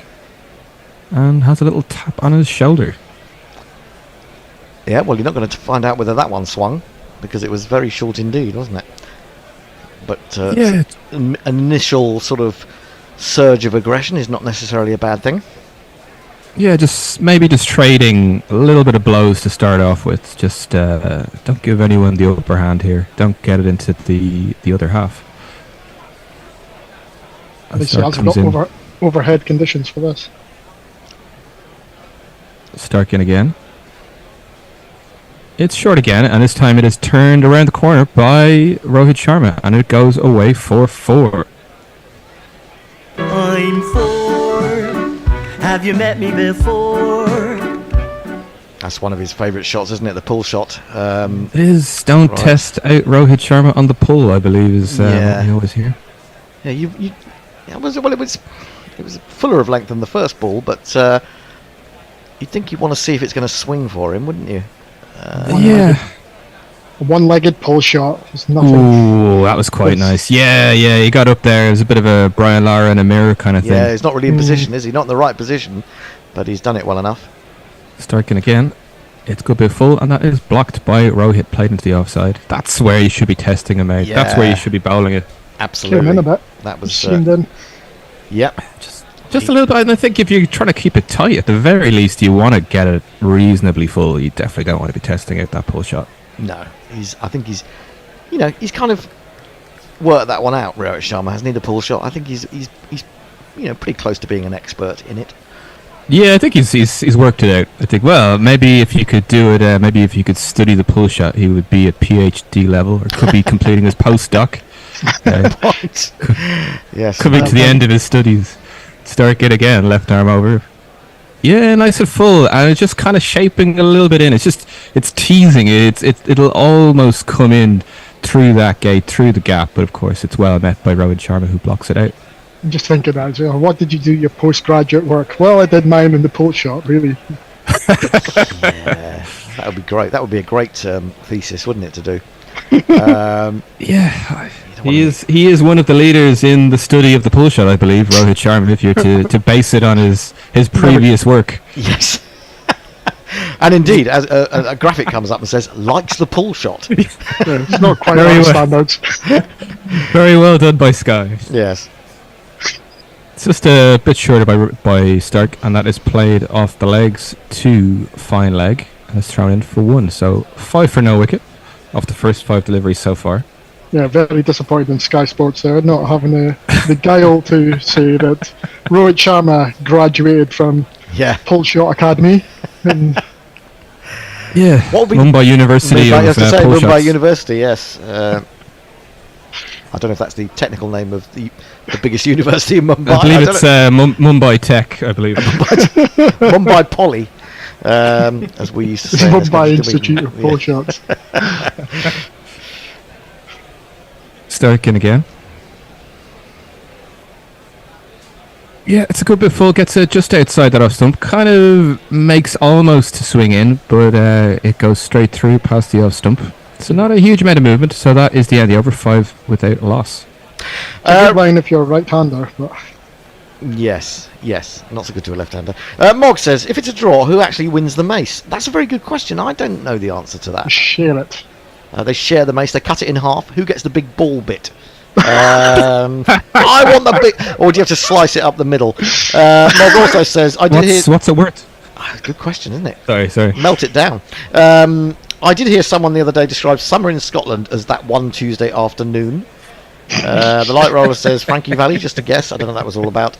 How far into the Indian innings will it be until Gorilla Hendo declares that the Ashes are lost, says Warren. Oh, I think they're already lost. I mean, I've been asking people for their predictions to put on the website, and yep, you should have all got one. I hope you did. I think Dave got one. Did you not get one, Colin? I think I got one. I have trouble. I do have trouble with my emails. When I try to copy them over from Tony, for some reason they won't copy. They won't copy en masse, so I have to do them individually, which is very irritating. Anyway, we've got Cummins to bowl. Cummins now coming into Sharma. Right arm over the wicket. It is short, but it is outside off stump, and that's left well alone. Paceman Pat and his baggy green cap. Early in the morning, just before the warm-up, he has to pull out with a dodgy back. Patrick Cummins! That's a hell of a look in the head and short leg. Oh yeah, you don't want to be on the Rohit pull at short leg, do you? No. Get it nice and full, please. It's Travis Head, isn't it? Yeah. Cummins in again, and that is straight at the stumps. It's a bit fuller, but it's almost a good length, and that's played just off the back foot, really, by Sharma. Straight into the man at short leg, actually. He's managed to get his knees together to prevent it going through his leg. It. Get the knees. Get something behind it, Travis. You don't want to hit it. You don't want to hit it directly on the knees, do you? In that position, I don't know if those shin pads come up above the knees or not, but get some knee pads. Absolutely. Gardeners. Don't see why not. Gardeners. There must be a few gardeners around the oval somewhere. Cummins in again. Yeah, it's short again, and it's just on that off stump line. It's left alone by Sharma. More so left on length, I suppose, because it bounced up. That's one of the stupidest rules for cricket, that short leg. It has to be underneath the trousers and not allowed to be on top. Oh, you mean the padding? Yeah. Just pointless. I feel like it's one of those things that it's not even necessarily a rule. It's just like it's the done thing. It's just happened. Yeah. It used to be you couldn't wear black socks, but I think horrible. That's changed. I think. Yeah. Cummins in again. Short again, just on off stump. Didn't go up as high as that previous one, but Sharma seems to have a very good idea of where his off stump is. It doesn't seem to be doing much very early on. No, it's actually there's not much movement, has there? I suppose that one did come back a little bit, just a little bit. Yeah, scrambled it did a little bit. Yeah, did a little bit of wobble before Kerry before he got his gloves to it. Chris Gaffney standing in his 49th Test match, apparently. That'd be handy if it'd been his 50th, wouldn't it? To celebrate with the World Test Championship final. That must be the pinnacle for umpires, surely. Celebrated coming out. Cummins comes in again, bustling in. And that is a good bit shorter, and Sharma is on the pull. And it looks as if it has... Well, no, it's gone straight to the man there. It's tied up, by the fine leg fielder, and it goes in. So it's just a single. But, just testing Sharma a little bit on the pull, which I'm not exactly sure you should be doing, but who am I to give Pat Cummins advice? Well, I suppose on the basis that, early in his innings, he hasn't quite got his timing, that maybe he will top edge it. He had reasonable control of that one, I think. Yeah, it was in the air for a little while. He did hit that pretty nicely, admittedly just for a single, which brings Gill onto strike. Cummins bowls. It's a bit fuller just side off stump, and Gill has a very nice drive through cover for 4.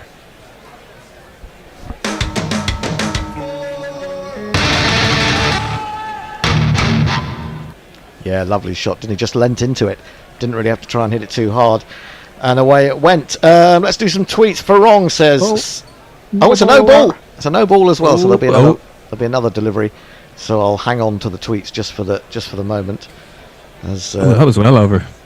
That's a lovely shot, isn't it? It is, really is. Let's have a few looks at that. You couldn't. It wasn't quite a full half volley, but it was nicely played. Cummins in again to Gill.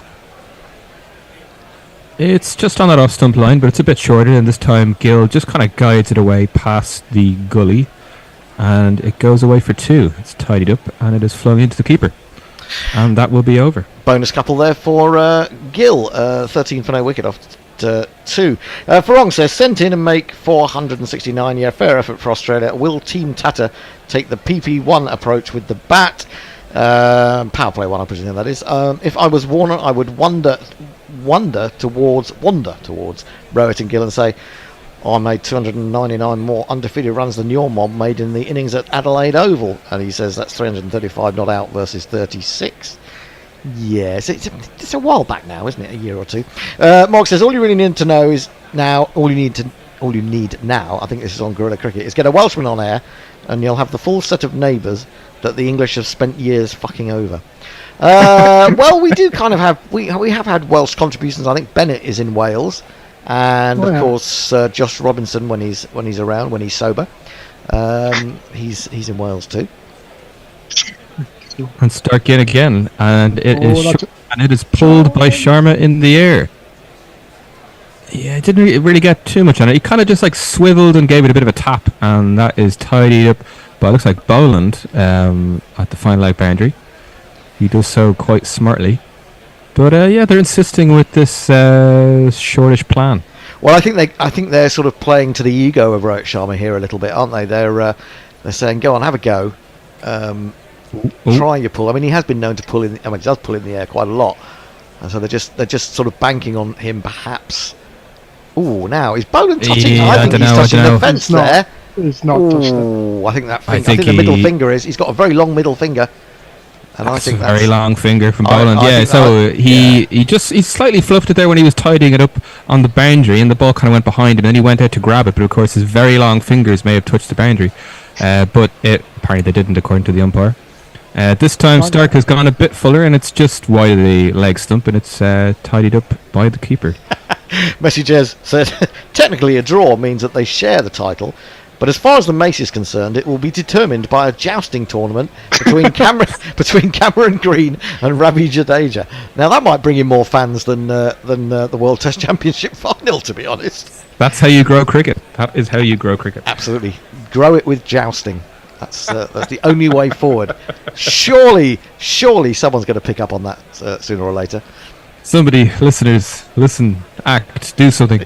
Stark comes in again. That's very nice. That's very nice. Probably the fullest delivery we've seen so far.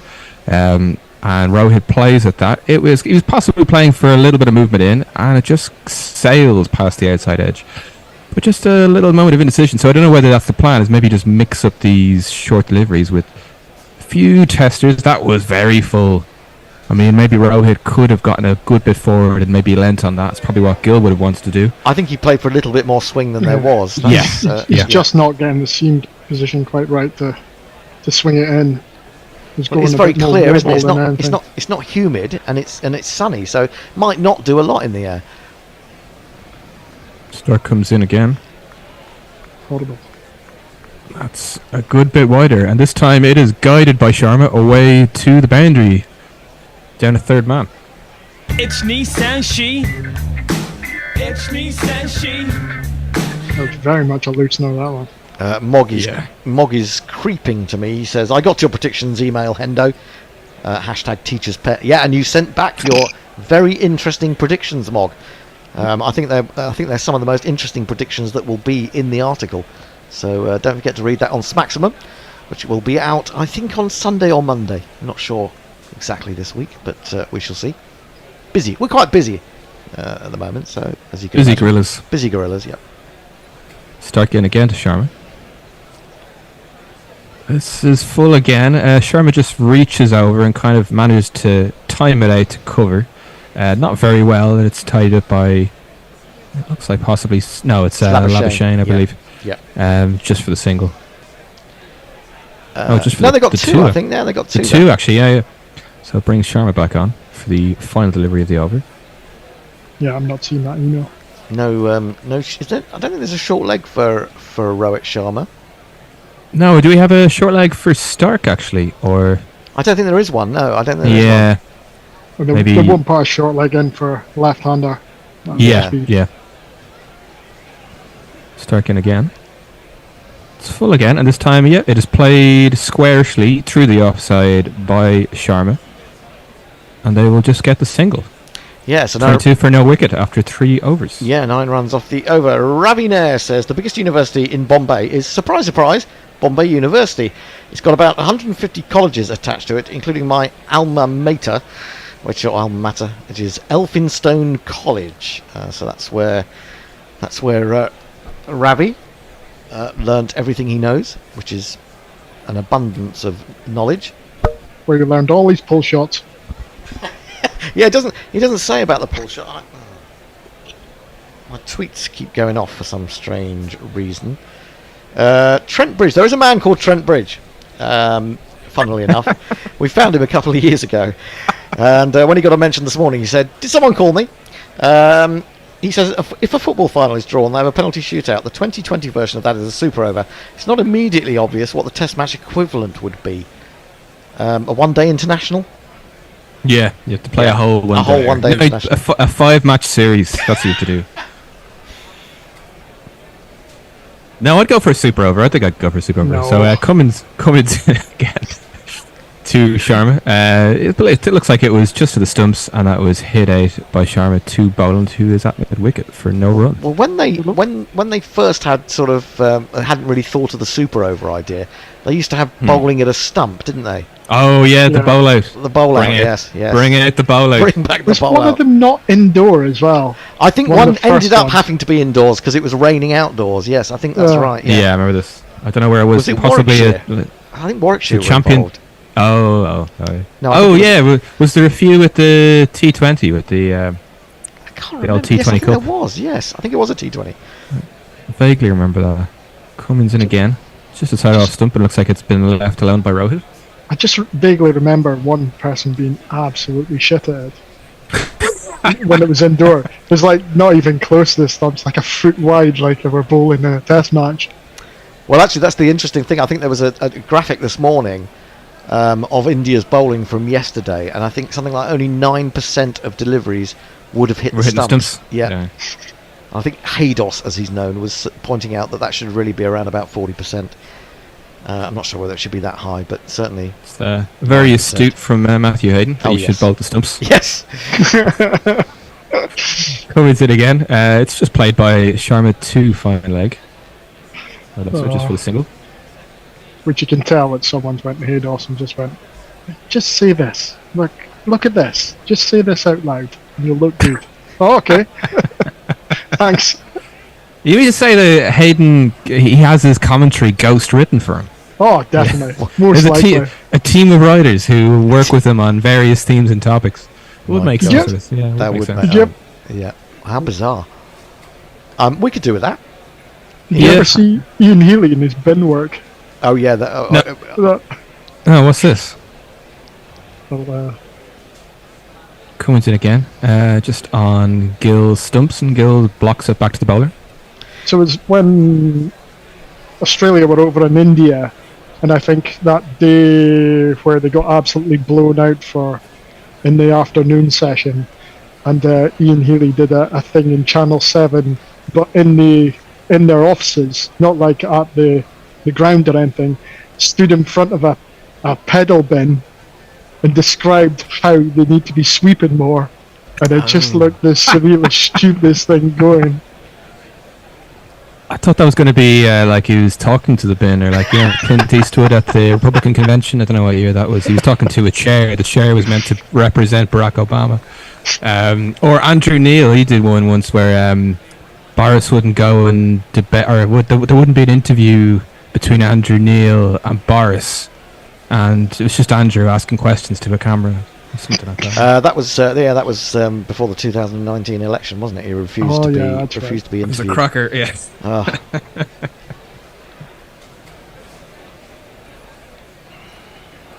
Means in again to Gill.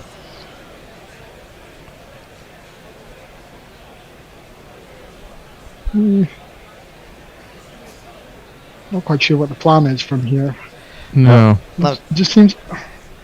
I've just played back to him, wasn't it? Are you having any trouble with your stream there, Dave, or are you? Okay? Yeah, I'm just. It looks like I'm perhaps just a frame or two behind you guys. Yeah, I think you may be. Anyway, that's the end of the over. 23 for no wicket. We're going to have a change in a minute. Dave's going to move to summarising. Messers is going to come back on socials, and the Bear's going to come in and do ball by ball. I'll just do the last tweet before I go. It says, in his final 5 IPL matches, Gill's stroke play was simply outstanding. Nice that Kohli has let it be known that he has been tutoring Gill since they arrived in England.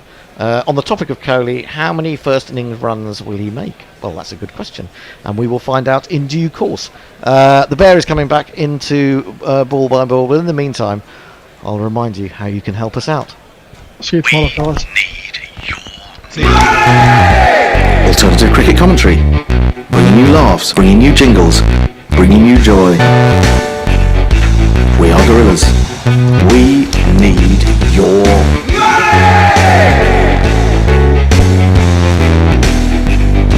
Patreon.com/Gorilla Cricket. Hey, the Bears, man. Hi, Dave.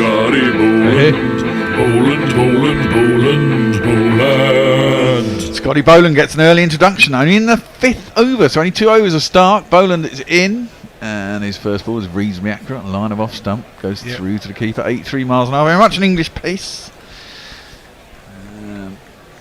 All eyes on Scotty Boland. Yep, all eyes on Scotty It's Boland. a good decision because both Stark and Cummins haven't been bowling a very tight line so far. Yeah, it's been pretty muck. Boland can, yeah. Yeah, well, I mean, Stark relies on that, a good bit of in-swing. It's a bit late in the day, and it's to happen, really. Nice sunny day. You wouldn't expect much of it, and there wasn't really a great deal of it. Boland in on the back foot. Sharma trying to force it through the offside. Gets nothing on it. Well, it does get something on it, but mistimes it out to cover. And there ain't no run. Good start by India, one would say. Very much not an IPL start, but definitely an ODI start. 23 for none off 4 overs. Not been afraid to take on the short ball. Yeah, I'm surprised there's been short balls at all. I don't know why they're testing the lads out. I'd be keeping it a good bit fuller. But, Rohit has been known to slap it down long leg's throat. That is true. But it can be an expensive strategy if you don't actually get him. That one is defended by Rohit out to the offside, and there is no run. There's a lot because he does do that scoop. It's always on one foot, and it looks very gracious, but a lot of the time the ball does go up. Yeah, give you a chance, I suppose.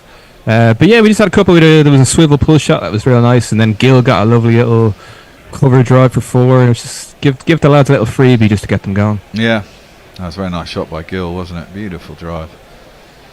All in the timing. Oh, it's exceptional watching him drive. Boland was up to the crease, defended by Rohit out on the offside, and there's no run. Yeah. So all of Boland's deliveries so far have been about fourth stump line, haven't they? Yep. And I think that's what they need. They need to put some pressure on rather than give them hit me balls. Yeah, and they're all on just short of a length, aren't they? Accurate, Yeah. just short of a length. Not a lot of width. Difficult to get forward to. Can't really drive it. Just what you want. Yeah, exactly. Bit of control. Boland up to the crease again. That one's Fuller, driven by Rohit, but can't beat cover, diving across. That's Manus Labuschagne. And there is no run. How was Green's IPL with the ball? He obviously did pretty well with the bat. I saw him get a bit of tap, but he didn't do too bad. I didn't watch much of it, so that was a couple of times I watched. Yeah. He did okay. I think he took about 6 or 7 wickets. I think he got 3 or 4 in one game, and went for about 8.5, 9 and over, which is pretty standard fare in the IPL. Yeah, exactly. Oh, that's out? No, must have gone off the seam. On the back foot, Sharma trying to force it through the offside. There was quite a deviation, but it must have been off the pitch because no one was that animated. Goes through the keeper and there's no run. Over to you, Messi. Parrot Badshell says, could swear I just heard something which sounded like a cork being popped from a champagne bottle. That was the lid of a beer bottle, so you went far off. Well, same end result, isn't it? Yes. Alcohol in the system. The porn bot says, oh dear God, short pulls slap down long leg's throat. Click here. Oh dear. Oh yeah. It looks very nice in South London, it has to be said. Yeah, It it's is looking very good and nice. hot. Yeah, it's fairly warm. Not far from us. I can see the same thing out of my window. That one, Gill defends up to mid-off and there's no run. Yes, obviously you had to get rid of Stark because I think it was even if he wasn't getting, well, he was getting a bit of tap, but he was just spraying it. He was quite full, quite short.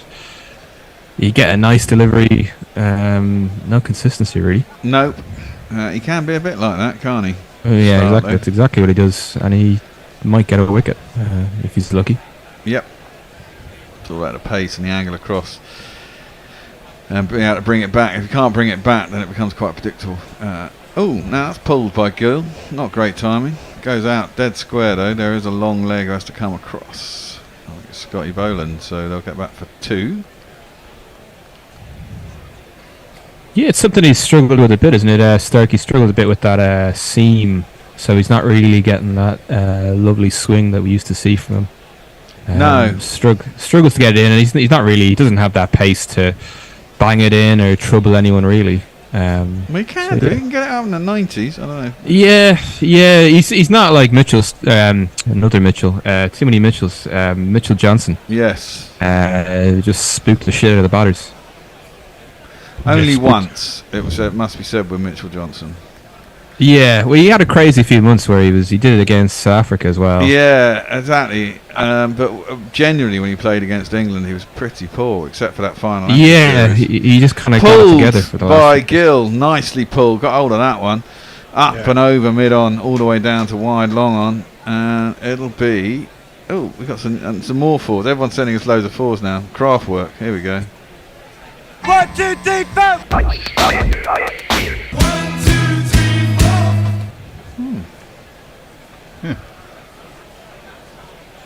XTC as well, and Kraftwerk and the Ramones, all wrapped up in one jingle for you. Amazing.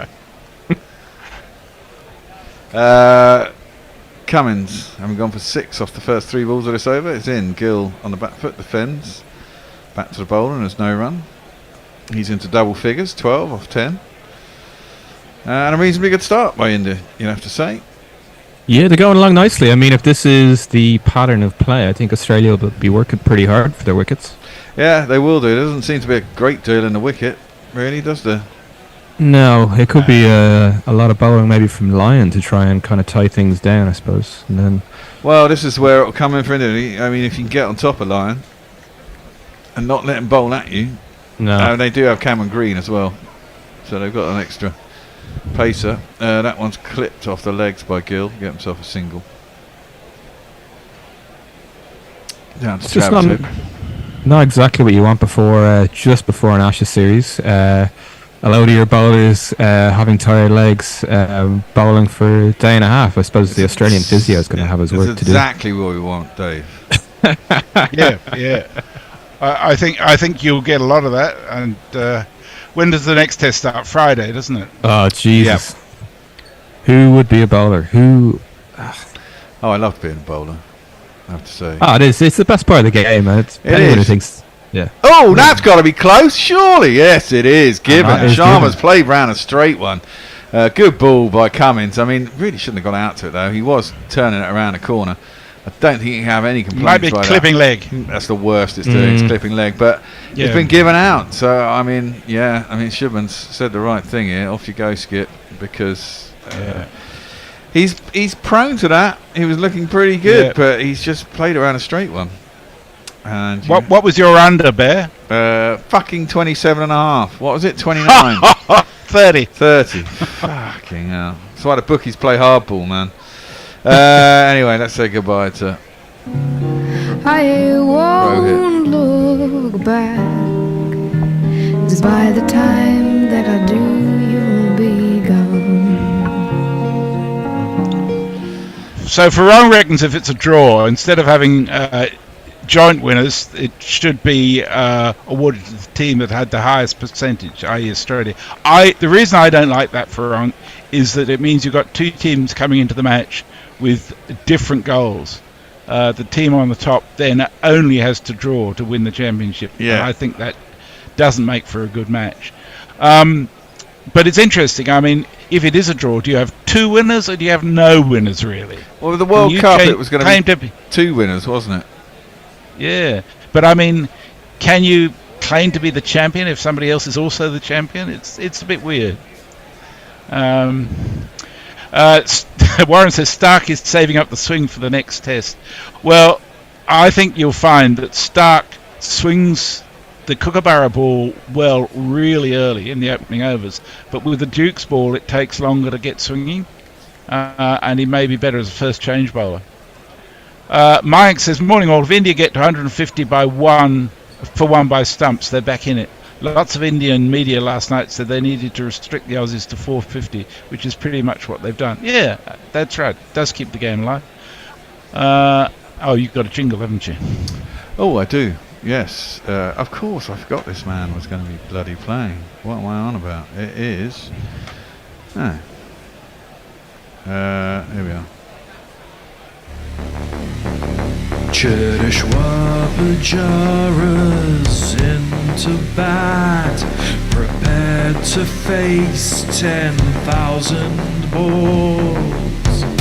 Oh, then old Pujara just bats like he is old.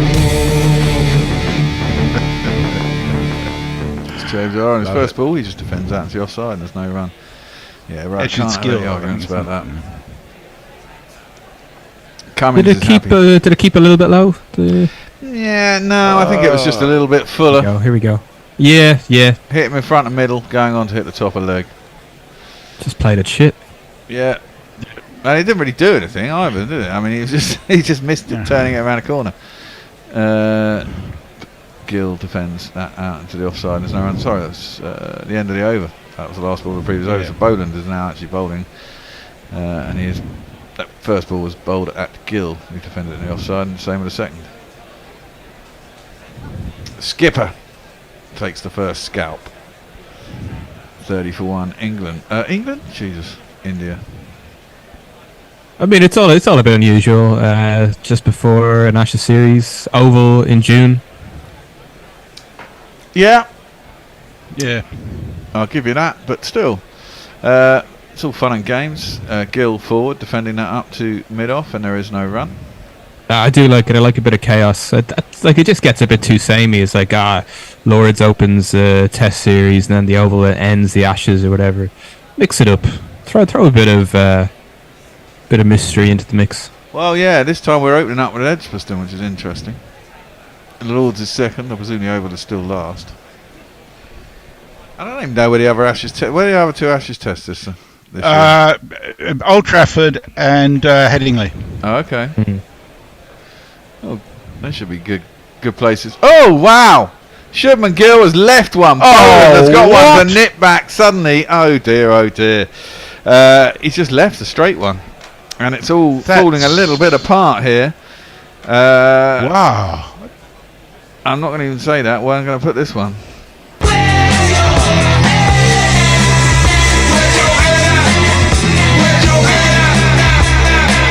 Didn't seem to nick back that much either. It must have nicked back. No, it didn't. It was bad judgment.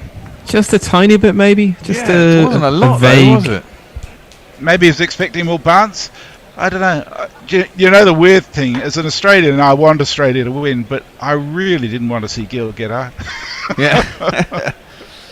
Well, suddenly India going along nicely at 29 for none, 30 for 2. Both openers out. The old heads are here, and one of my favourite ever jingles is coming into bat. The Indian says signals that they'll knock us on our arse. The pitches are prepared without a sign of grass. The score is mounting quickly and they've got a talking lead. We don't mind the challenge, it's the beating we don't need. He lets loose all his shots when the bowlers are fatigued. And we wait to find the match is dead and our doom is for rat. And Davey Warner rides around and says, Coley's the cat, Coley's the cat.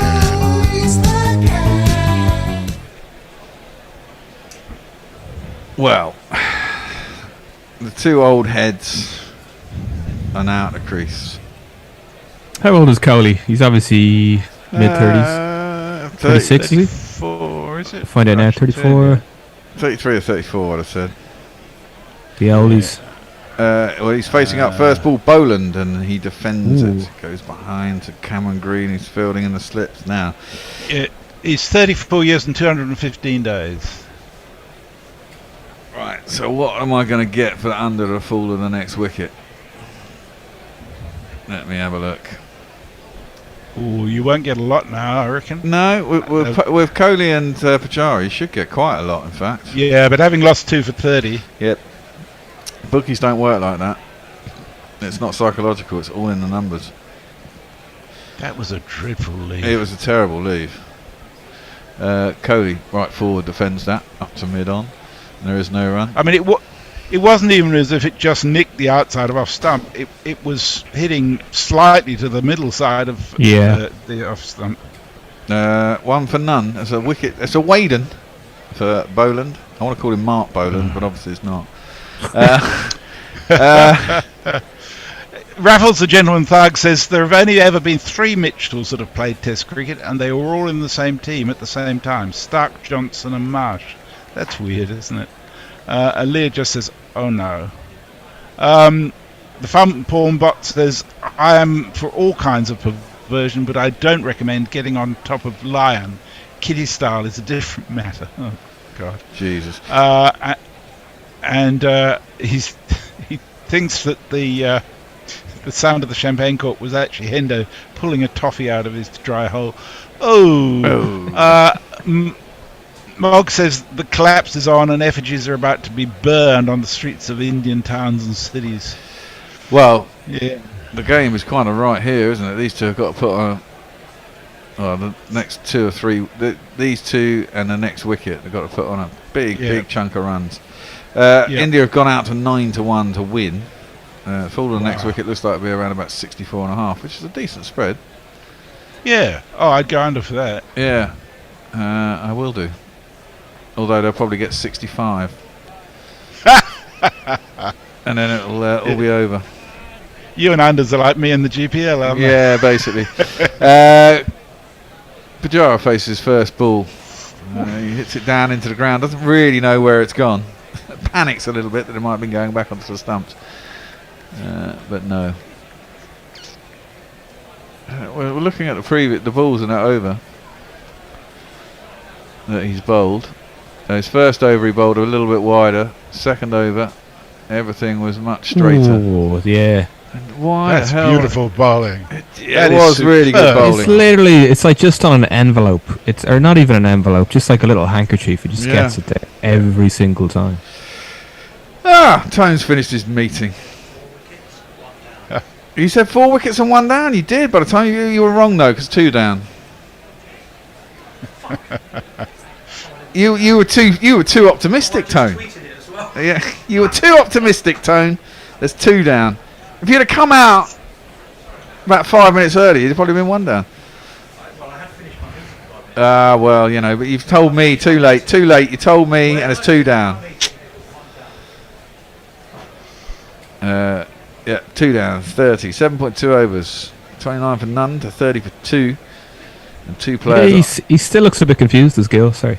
Well, he shouldn't do. Oh, now they got a leg gully in, and it's short at Pujara. It does go aerial, flies to probably through where a leg gully was. There's more of a leg first, second slip kind of guy, and he gets himself off the mark. Cody. Yeah, that one just kind of scooched up. Wasn't really. Wouldn't have said it was too short, was it? What, that one? No. Just kind of got up out of nowhere, really. Yeah, a fair few balls have been doing that with a new ball. I don't know if it's particular to an end. No, we did think yesterday, but I can't remember which end was which. He's bowling from the pavilion end.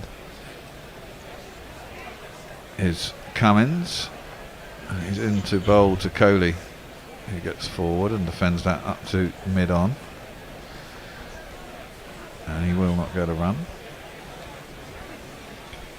So what's Kohli's form? How's he coming into this? He had a reasonable IPL from what I remember. He had a very good IPL. He in fact pretty decent, remarkably well for the RCB. Yeah, probably is after them and Kohli. Nobody else did most of the time. Yeah, he got a couple of tons at the end. Then a max. Yeah, that was it. Yeah. He finally got a test ton again, didn't he, against Australia in the series that preceded the IPL. Oh, goes to leave that, and it hits his bat, goes down towards fine leg, and he's going to get himself a spawny. Periscope. Yeah, a spawny one of these. Oh. 3,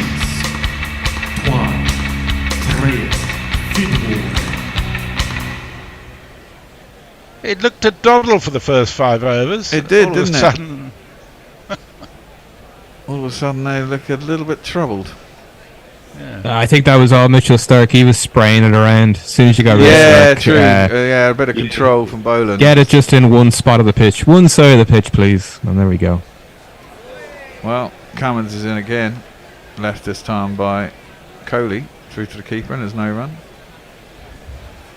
1 ball left in the over. I presume Australia would never even think of making them follow on if it was to come to that. Oh, that would be it. That would be disaster. Absolute disaster if they were to do that. I mean, would Stokes do follow on? Call the follow on if he was in a position during the Ashes? No. Considering after New Zealand, I don't think so. I mean, what was our lead in New Zealand? It was about 320 or something, and we ended up still needing 280 or something to win. So I don't think he'll make that mistake again. I think not. Leah says, I guess India's best hope for victory is Australia enforcing the follow-on now. Let's not get too far ahead of ourselves. Exactly. Well, Boland's going to continue. 2 overs, 1 for none. He's carrying on where he left off last time we saw him in test matches. Yep. Yeah, how many did he played a little bit in that he played the first test, I think, in the Border Gavaskar, didn't he? Yeah, I think so. I was just going to look it up, actually. Yes. And then I think they played the extra spinner after that. Yeah, I believe so. It's guided by Pujara. I won't say edged because it went all on the ground out to Gully. But it can beat him. There's no run. Yes, he took none for 34 in that match. and made 1 and 0.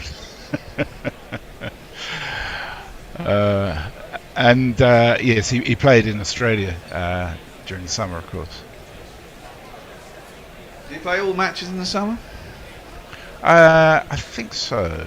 Hang on. Did he play who? West Indies and South Africa, wasn't it? South Africa, yeah. The 2 tests against South Africa and the 2 against the West Indies. Pajara advances. Yeah, you had Hazelwood. Hazelwood wasn't quite back from. That's right. Yeah. He missed the Perth Test match. I mean, he did all right. He had 9 for 29 and 3 for 16 against the West Indies, and took 7 wickets in 2 games against South Africa. But not spectacular like it was before. Against England, yeah. Well, England were falling apart at that point, weren't they? First ball was advanced, as I said. Last ball. Yeah, got it down in the ground again behind square. Next ball is full straight, and Pajara managed to get his pad out of the way, clips it out to mid wicket, and there's no run. Yeah, it's a bit like didn't Akshar Patel when he first made his Test debut. Of course, he had that really good series against England. You had Test average of about 10 or something, and you're never going to have it as good as that. No. So even Scotty Boland, as well as he had done at the MCG and in that Ashes series, he's going to find it a bit tougher. It's like when Voges had an average of over 100. Yeah, Jesus. Exactly. And then he came to England. He didn't have a good Ashes, Voges. Left alone by Pajara through to the keeper, and there's no run. He'll just play his own way. I mean, Shea must be 36 now, 37. 35, I think. Pajara. Is he? Shea Pajara. Yeah. I believe on the graphic that came up, Rohit 36, Pajara 35. I mean, he was playing in the county championship just before in Division 2 for Sussex. Yeah, that was it. He likes Sussex, much like Lavish Shane goes to Cardiff all the time. I think Shea's. Well, he's played. I saw him. Yeah, no, I think it's Sussex for the last few years. Played in Yorkshire, but I think that was a while back. Of course, they all play for different counties at this stage. Yeah. Clips don't commit. Out to mid wicket. Deep doesn't make it to the boundary, but Shea gets himself 2. He played for Sussex last year. I saw him a few years back. I think he might have been playing for Surrey, but this was going back a long way, sort of 7 or 8 years. Scoring runs for fun. So yeah, just an incredible economy rate from Scott Boland, 2.18. Obviously up there with Akshar Patel, who we just talked about, and James Anderson. Jimmy, second on that list. Jimmy. Indeed. Defended by Pajara, out to the offside, no run, ends the over. India 37 for 2, over to you, Messi. Tweeters taking a break. Yeah, McGrath must be somewhere around there too, I would imagine, because it's that style of consistency that McGrath had too, isn't it? Yeah, but that was a World Test Championship. Oh, these were just WTC. Isolated from the. For this round of WTC. Right. Should be. Do you reckon we'll get? Well, probably only this will be the last over before tea, I reckon. Only 4 minutes. I think. Yes. I can't see Cummins bowling a. Well, now it's ticked over to 7. I certainly can't see him bowling an over in 3 minutes. It should be possible, but I doubt it. Short by Cummins, left alone by Cody through to the keeper. There's no run. Minimum overs remaining after this one, 41. Fat chance. Jesus. Not going to happen. I never thought I was going to become one of those people that complained about overrates, yet here I am. I don't let it bother me, actually. I just want to see good cricket. I think it started with T20s, when you start to see T20s going into 4 and 5 that hours. Annoys me. But then that's how it starts. That's how it starts. Yeah, well, no, that's kind of how it ends, I think. It's left alone by Cummins through to the keeper, and there's no run. I mean, I always remember the John Player League. You couldn't have a run up longer than 10 yards. Well, you had to get through 40 overs in 2 hours. Yeah. In the John Player League. Exactly. And now they don't manage to get through 20 in 2 hours. I mean, that doesn't irritate me. The IPL irritates me in the length of the games. You should be able to get a T20 should be done in just over 3 hours, I reckon. But rarely is it the case. Yeah. Coley facing up to Cummins, defends that, back up to mid-off, and there is no run. But I have less of a problem with it in tests. I presume mainly because I know the length of the day is the length of the day, so it's not going to take up any more of my time. So it doesn't bother me that they're short in that time. I just know that the game's going to end at a certain time. Whereas T20, you kind of think, well, it's supposed to end at this time, and actually it's an hour later, and then you get kind of annoyed. It starts to add up though. I saw like they bowl something like 24. I'll come back after this delivery. 24, 25. I think India managed in the first session. Yeah, and then I saw the score and I was thinking, oh geez, Australia, they're going very slowly, but they're not going very slowly. They just had less overs to face. Yeah. Yeah. But I mean, the interesting thing is that the percentage of tests with the result is much higher now than when it was in, say, the 60s, when over rates were much higher. Yes. So everything happens a lot faster in a lot of ways. And that's it's just not about Stokes and McCallum. It's been happening for the last 20 years in terms of the speeding up. Yeah, absolutely. Coley, 2 balls to face till T, defends the first one, back to the bowler.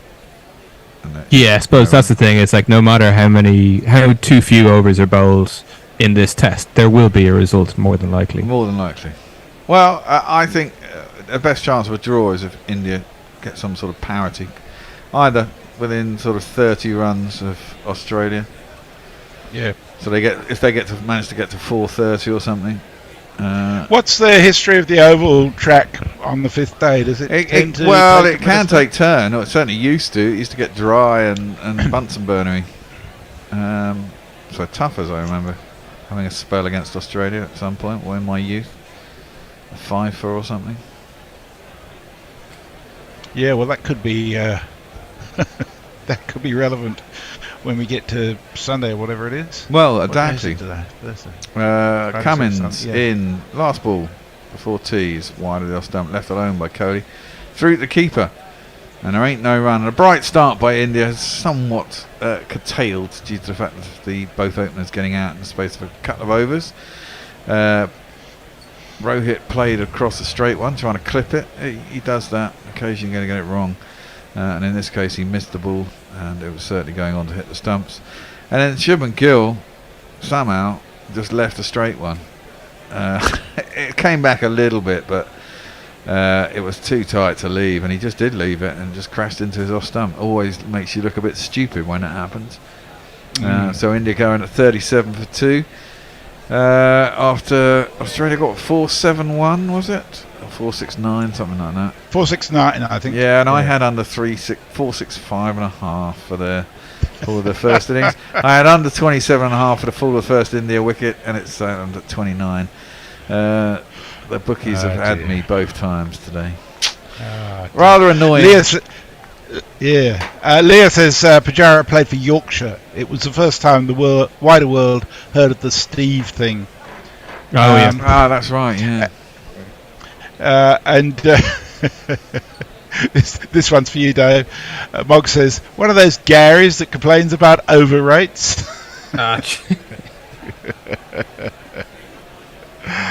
Oh dear. Okay, well, we've got more dice cricket, no doubt, for the next 15 minutes. No. We're going back to Who's That Weirdo? Oh, good. Excellent. Okay. Catch you in 15. Yeah. See you in a bit. Is very patient Tony Bishop sitting here alongside me, and he's just going to give you a rundown, a reminder for those of you listening for the first time, of the rules of Who's That Weirdo. Well, yes, thank you, Hendo. It's all very simple. There are going to be 12 questions. Each comprises a person's name. Each of those will be either a live cricketer, a dead cricketer, or not a cricketer at all. You just need to use your knowledge, skill, or judgment to say which you think they are. If you think the name is not a cricketer, then you need to say, who's that weirdo? And if you don't, depending on his mood, Hendo may apply a penalty of some kind, ranging in severity, dependent upon that mood, really. There are some other things. There's a toss to start. You can choose to open or put your opponent in. Correct answers will accrue 2 points. A wrong answer means it's passed to your opponent, who can win bonus points. If you were correct, you also get to guess the age of the individual, currently or at the sad time of their demise. Within 3 years earns you an extra point. If you're bang on the nose, it's a boundary, 4 points. If it's a weirdo, you have to try and guess the reason why they're famous. They might be a musician, a politician, business person, record breaker, writer, philosopher, or indeed absolutely anything else. And finally, whether you like it or not, I'm going to tell you a bit about each of the people before we move on to the next question. What really could be simpler? Yeah, it sounds immensely complicated to me, so we'll probably go wrong, even though I've done it 4 times before. Right, I think, Emma, we shall give you the chance to call on the coin toss. I have a newly minted King Charles coin. No, I wish I did. I don't. I have an old Her Majesty the Queen pound coin here. I'm going to toss. Do you want to call tails or heads? Heads. Oh, I've lost it. It's come flying over my shoulder. Oh, that's a great one. So let's just say that will be found in about 3 months' time when someone goes down the back of this chair. So let's just say that you won the toss. Do you wish to bat, or do you wish to put Kit into bat? No, I'll open. You're open. Wow, that's. I'll open because I genuinely don't know what the level of knowledge required is going to be, and so I feel like I know that I'm going to embarrass myself, so I might as well just get that over with. Well, that is the whole point. That is the whole point. To have people involved in cricket embarrassing themselves. That's basically what we decided that this show should be about. So you will have the first name for Who's That Weirdo, episode 5, and the name is Susan Redhead, West Indies. Live cricketer, dead cricketer, or Who's That Weirdo? Susan Redhead, West Indies. I want that to be a live cricketer, so I'm going to say live cricketer. Oh, what a start! What a start for Emma on Who's That Weirdo, episode 5, because Susan Redhead is indeed a live cricketer, so that earns you 2 points, and if you can guess how old she currently is, you may get extra points. How old do you think live cricketer Susan Redhead is? Well, let's go youngish. Go 24. Oh no, I'm way. No extra points, I'm afraid, for you on that one. Susan Redhead is 60, would you believe? Susan Redhead is 60, and Tony has more details about Susan Redhead. Well, the first thing is she's not a redhead. Either that or she has some very powerful hair dye. She was born in June 1962. She's a Grenadian former cricketer who played as a right-handed bat. She appeared in 3 one-day internationals for the West Indies in 2003 and played domestic cricket for Grenada. She only made 8 runs in those 3 games, all of which were against the Sri Lankan women. Retired in 2011, scoring 17 as opener for Grenada versus Dominica at Bridgetown. Then Grenada won by a thumping 216 runs, so she went out on a high. She did once present the Player of the Match awards to Stephanie Taylor after a West Indies win against Pakistan in a T20 in 2015. That, I have to say, was the only photographic record I could unearth of her. Well, there you go. Susan Redhead, great name, and quite a good by the sounds of it. So 2 points to Emma. She leads by 2 points to 0. We move to Kit with the second name of Who's That Weirdo? Clarence Hill, Bermuda. Live cricketer, dead cricketer, or Who's That Weirdo? Oh, it seems like a very Bermudan name. Bermudian. You see, when you see C Hill, and then you think, okay, C Hill, that sounds like a cricketer because you think of Clem Hill. Yes. So is that? But Clarence fits, doesn't it, for West Indian names? Clarence Best. I knew he was from Barbados. I think you're trying to trick me. I'm going to go for Who's That Weird? Oh, you are on incredible form, you two, today, because Clarence Hill indeed is a weirdo. Well, he's not really a weirdo, but he is. Well, you can guess what he is. See if you can guess what he is for an extra point, Kit. He is. What is he? It's something to do with Windows. Well, he may have practiced on Windows in the same sort of way as Matthew Pryor did at Lord's, but he's not actually a window cleaner or anything like that. What is he, Tony? He's a boxer. Henny was the Olympic heavyweight bronze winner in Montreal in 1976. He's not just any old medalist, though. He was Bermuda's first ever Olympic medalist. The other, as I'm sure you know, Hendo, being Florence Duffy, who won gold in the women's triathlon at Tokyo in 2020. Our friend Clarence beat in 1976, or he lost rather, in the semi-final to Romania's Mircea Simeon. He did then, although, have a rather anonymous professional career. Things rather went off the rails. He ended up in the nick, got divorced, life went downhill, and he got done for cocaine possession and armed robbery. But during his second stint in jail, he lost his drug habit, I beg his pardon, and was re-schooled as a carpenter. There is a statue of him in Bermuda and a painting, and he's become something of a national hero. There you go. Yes, absolutely. I mean, he's a big name in Bermuda, I can tell you that. So it's 2 apiece. No extra bonus points accrued yet, but we go to name number 3. Back to Emma. Frank Walters, Australia. Frank Walters, Australia. Dead cricketer, live cricketer, or who's that weirdo? I'm going to say that's a dead cricketer. You're absolutely on fire, you people. You've been catching up, haven't you? I think, or either you, maybe someone leaked the names online. You're absolutely right. He is a dead cricketer. Now he died some time ago. But what age was he when things went south for him? And any particular guess that you'd like to make on that? I'm going to guess 53. Oh, not bad, but not good enough for a bonus point, I'm afraid. He died in 1922 at the age of 62, and it was quite a sad ending, wasn't it, for Frank Walters, Tony? Well, rather sadly, he fell off the back of a boat. He did a bit of a Robert Maxwell, by the sounds of it, at the age of 62, as you rightly said. He was a one-test wonder for Australia, was Frank, right-hand middle-order bat. That test was in 1885 at the MCG against England. Didn't go particularly well. He made 7 before being LBW to George Ulyett, and 5 in the second innings, done by the Nottinghamshire duo of William Atwell taking the catch off the bowling of Will Flowers off spin. He played a lot of first-class cricket for New South Wales and Victoria between 1880 and 1896. Highest score of 150, average of only, but an average of only 21, and just took 1 wicket in his time with right arm something or other. He moved to Sydney in the late 19th century after purchasing the Criterion Hotel. All 4 of his first-class centuries were scored at the SCG. Got married and died off the sea of the Bombay, in the Bay of Bombay, alas, as he was returning to Australia from a holiday. Yeah, it's quite sad, isn't it? There wasn't a whole lot more detail about exactly what happened there, but that was the end of Frank Walters. Died in 1922. It's 4-2 to Emma. Can Kit level here? The 4th name on our list this afternoon is Luha Ismail Bai, India. Live cricketer, dead cricketer. Who's that weirdo? Well, I feel like I want you to spell it for me, so I can visualize it on a scorecard. I can do that for you. Luhar, Luhar, Ismail Bai, which is Ishmailbhai. Does that help? Bhai. Bhai. Well, that seems strange, because by Bhai at the end of a name in India means sort of sir, doesn't it, or Mr.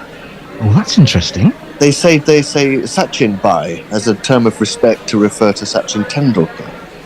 So that seems unusual to see it at the end of a name. Ishmael with an H in it. Okay, well, I'm not sure. We've got Dara Ismail Khan. That was a Indian first-class team back in the day. So what am I going to do? I'm going to go, who's that weirdo again? And you're absolutely right. You two are the best people that we've had so far on this program. Most people get things wrong, but you've been all absolutely on the spot. I think it's entirely beginner's luck. You will notice in the next question. We will see. We'll see. Maybe it's very good for beginner's luck that lasts for the whole of the program. That'd be fantastic. So Luha Ismail Bai is indeed who's that weirdo. But in what way is she a weirdo, Kato? Would you like to sort of offer a guess on that? It's a she, is it? It's a she. Now that's what makes it so interesting, isn't it? Yes, that does make it interesting. Luha Ismail Bai. Well, I'm just going to put my dart somewhere on the dartboard. There are such a great many local and national politicians in India. I'm going to go with politics. It's a good guess, but it's not right, as they used to say on, what was that program on ITV? I can't remember. Anyway, it's gone. Catchphrase. Catchphrase, that's the one. It's good, but it's not right. I can't even remember who the host of that was now. Roy Walker. That's Am I getting Roy points? somebody? I can't remember. Roy Walker. Roy Walker. That's Not Roy Plumley. No, That was not Desert Island Discs. No, indeed not. So tell us, Tony, Luha Ismail Bai, what was she? What Well, was look, she to be famous honest, for? I'm absolutely amazed you don't know this, Hendo, for goodness sake. I mean, she's the woman who has the most published academic papers in the field of concrete technology. But she's clearly not set in her ways. She's 36 from Jaipur, world record holder, an eco-friendly material scientist come inventor, professional chartered engineer, author many times over, prominent in both conventional and geopolymer concrete technology, of course, and building material. She's authored a book independently titled Fly Ash and Slag-Based Geopolymer Concrete Experimental Facts. If you don't have that on your bookshelf, get onto Amazon immediately. It must be flying off those shelves, mustn't it? And when I looked, well, probably not if it's concrete. And when I looked, she had no less than 23 honours and awards. She's probably got a couple more by now. She should be better known based on the fact that the IPL is effectively financed by concrete. But there you go. Anyway, it's 4-4 after two names apiece. We move on to the last two names before the break, and this is for Emma. Dawn Newman, Australia, live cricketer, dead cricketer, or who's that weirdo? Dawn Newman. Has it struck a chord deep? It definitely feels. This is the thing. It's going. I know this one's going to turn out not to be a cricketer, but I feel like it sounds like one, and I would never want to. I would never want to say that somebody wasn't a cricketer if they were. I'd rather get it wrong that way round. Right. So you're going for cricketer, but alive or dead? I'm going to go for cricketer. I'm going to go Dawn Newman. I'm going to go live. I would have to go live because I don't think Dawn's a name that makes me think very old. So I'm going to hope that she's a cricketer. I'm going to believe that she's a cricketer. And I'm going to hope that she's still alive.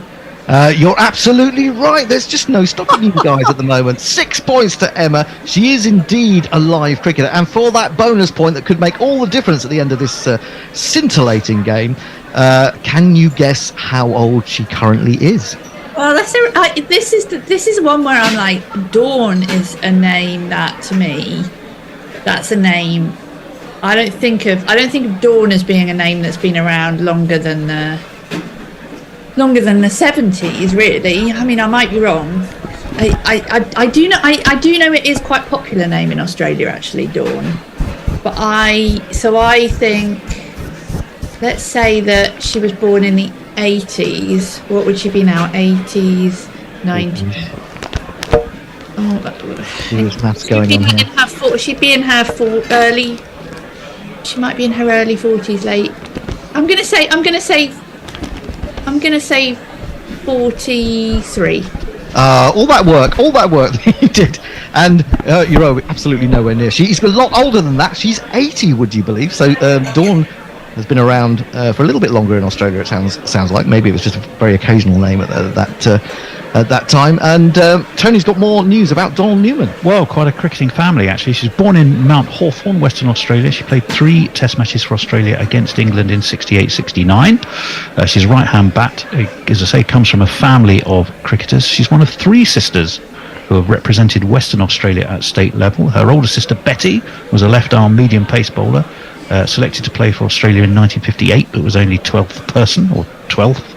What do you go? 12th. Yes, good point, actually. Dawn played in the same state team as Betty in season 63-64 as a wicketkeeper and right-hand bat. Dawn's twin sister Elaine also played for Western Australia, but Barbara is the mother of former Test and ODI cricketer Bruce Reid. Bruce Reid, yeah, so the lanky left arm. She toured England in 68-69. Dawn was selected to make her Test debut at the Thurberton Oval in Adelaide. Muriel Picton was the skipper that day, and some other notables in the team were Mimkey, Anne Gordon, Patsy May, Elaine Bray and Ollie Smith. Dawn top scored for the Aussies that day with 76. Well, there you go. That's Dawn Newman. One more name to go. See if Kit can once again level up the scores. It's going to be a tight one, this. I can feel it in my bones. The sixth name, before we go to the break, is Thomas McCarty, England. Thomas McCarty. Yeah, do you want me to spell that for you again? No, it's okay. McCarty. Okay. Thomas McCarty, England. Mm-hmm. Oh, okay. So what I need to ask is, when you say England, are you referring simply to the England adult men's team, or does it include teams like England Deaf or England Limited Mobility? Because I don't think there's been an England player in the traditional sense by that name. But there might. So I possibly know all the if names. If they're a cricketer, though, if they're a cricketer, then they're a cricketer. Yeah, that's right. Okay, so let's put it this way: anyone whose name comes up when you put them into Cricinfo. Oh God! I mean, that includes me. That's ridiculous. Well, who knows what the next name coming up after the break is? It could be Kit Harris, but it'd be okay. So you got that wrong. I'm not convinced that it's someone who has played for the England men's senior team. Right. You don't actually have to play. I mean, you could be an English cricketer who's played county cricket. You don't have to be a. Oh wait. Oh, I see. Yes, it's not just international cricketers. It's cricketers for county cricket, for T20s, ODIs. Everything. Yes, okay, absolutely. So right. Well, I'll go for cricketer then. What did you say his first name was? Thomas. Thomas McCarty. Well, he's alive then. It's not a live cricketer, but moving over for a bonus point to Emma, is he a dead cricketer or a weirdo? I'm going to say he's a dead cricketer. No!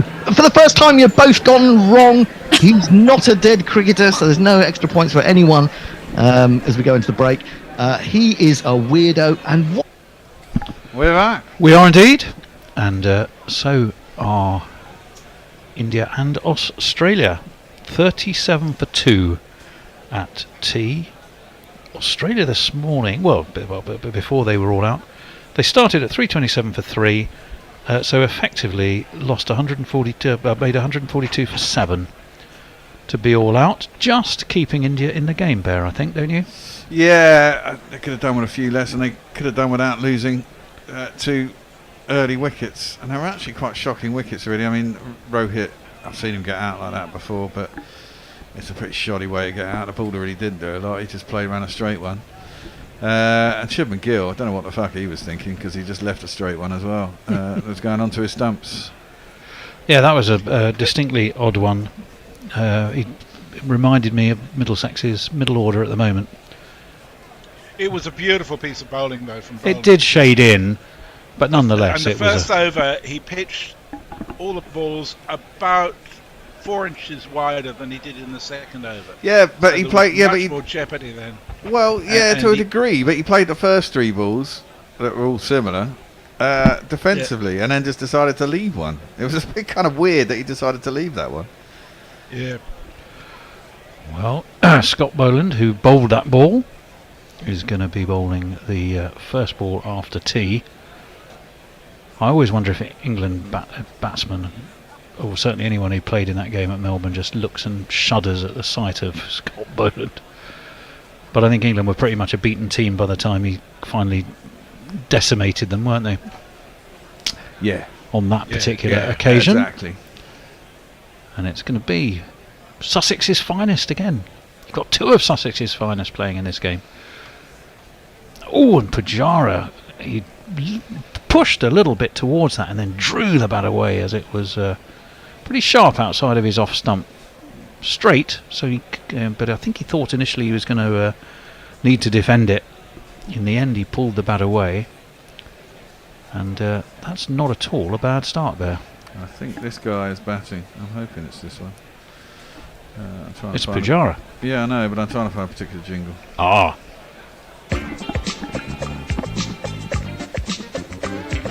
Birdie in Pujara, baby. That was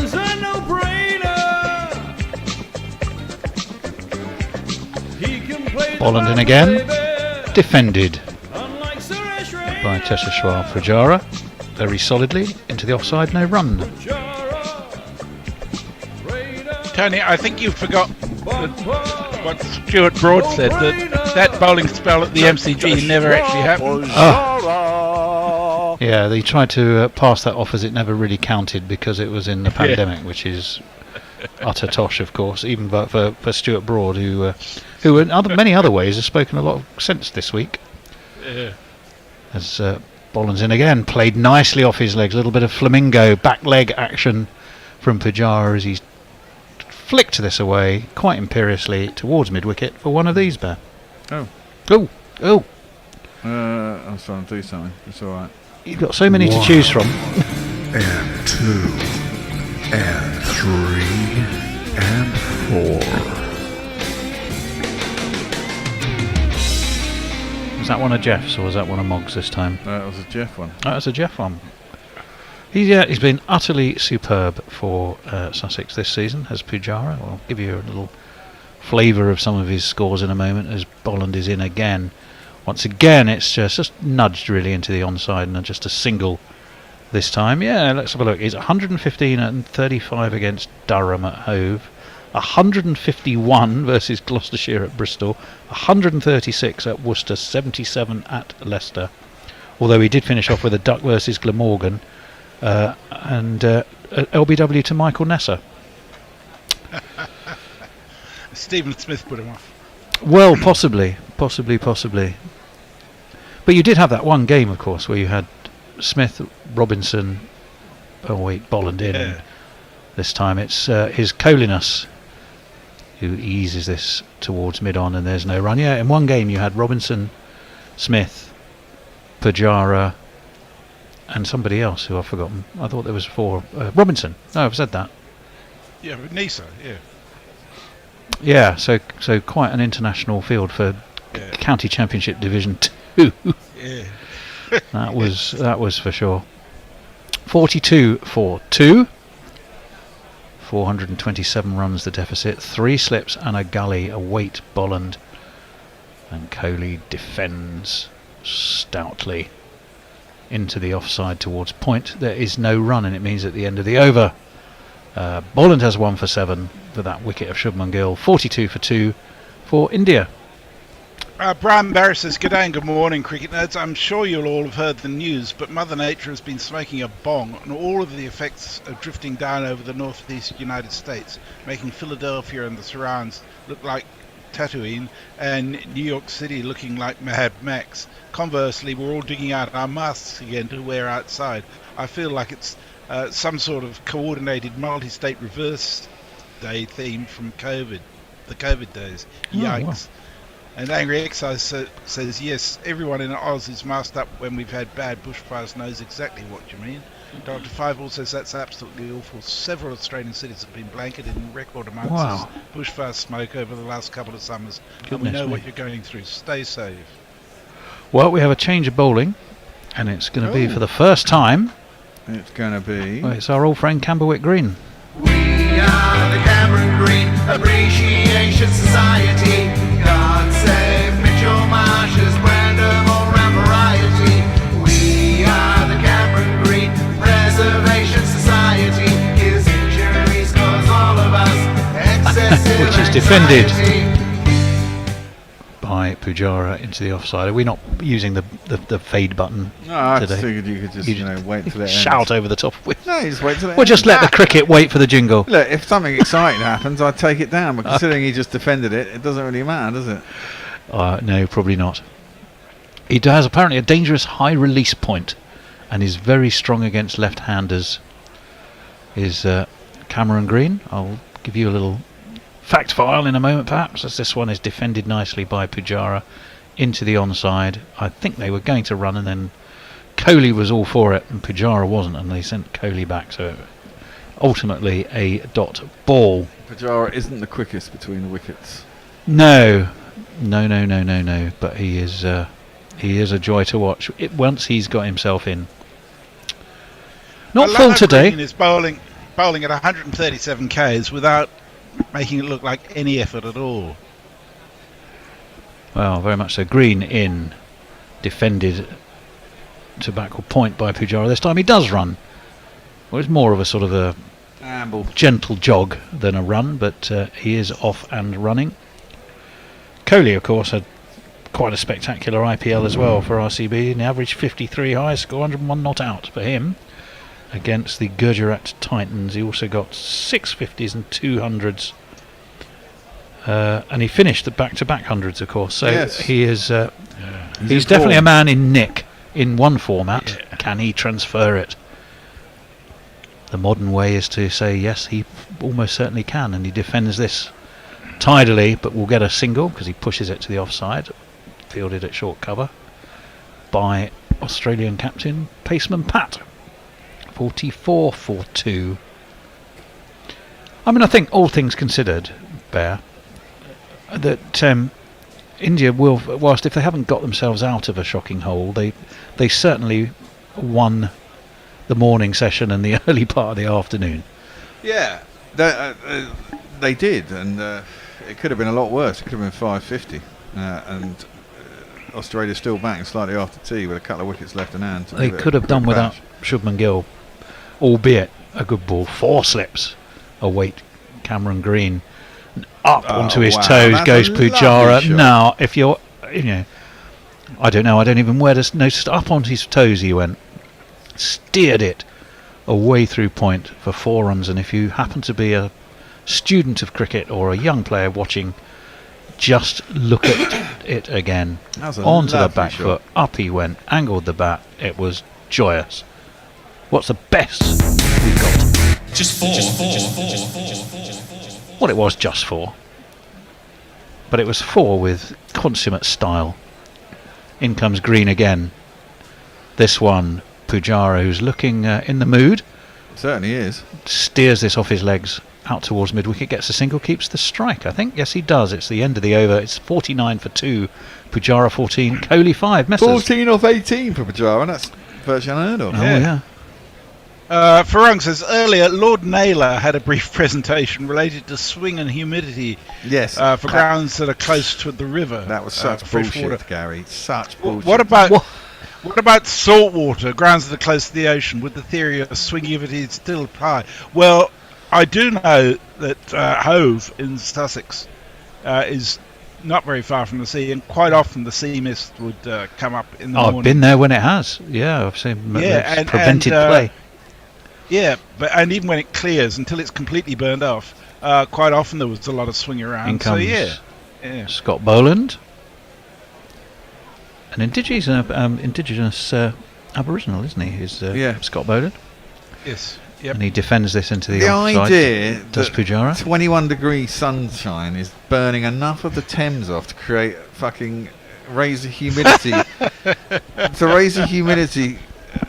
to make enough difference to swing the ball in the oval about a mile away is fucking nonsense. Was this a piece of utter tosh but delivered with hyperbolic conviction? Absolutely. Yeah, I thought... I didn't want to tell him on air because I couldn't be bothered to get into a row with him. Boland in, defended by Pujara. I think that bat might have slipped round in his hand a little bit there, but he had everything over it, and everything was nicely in place to defend, and there was no run.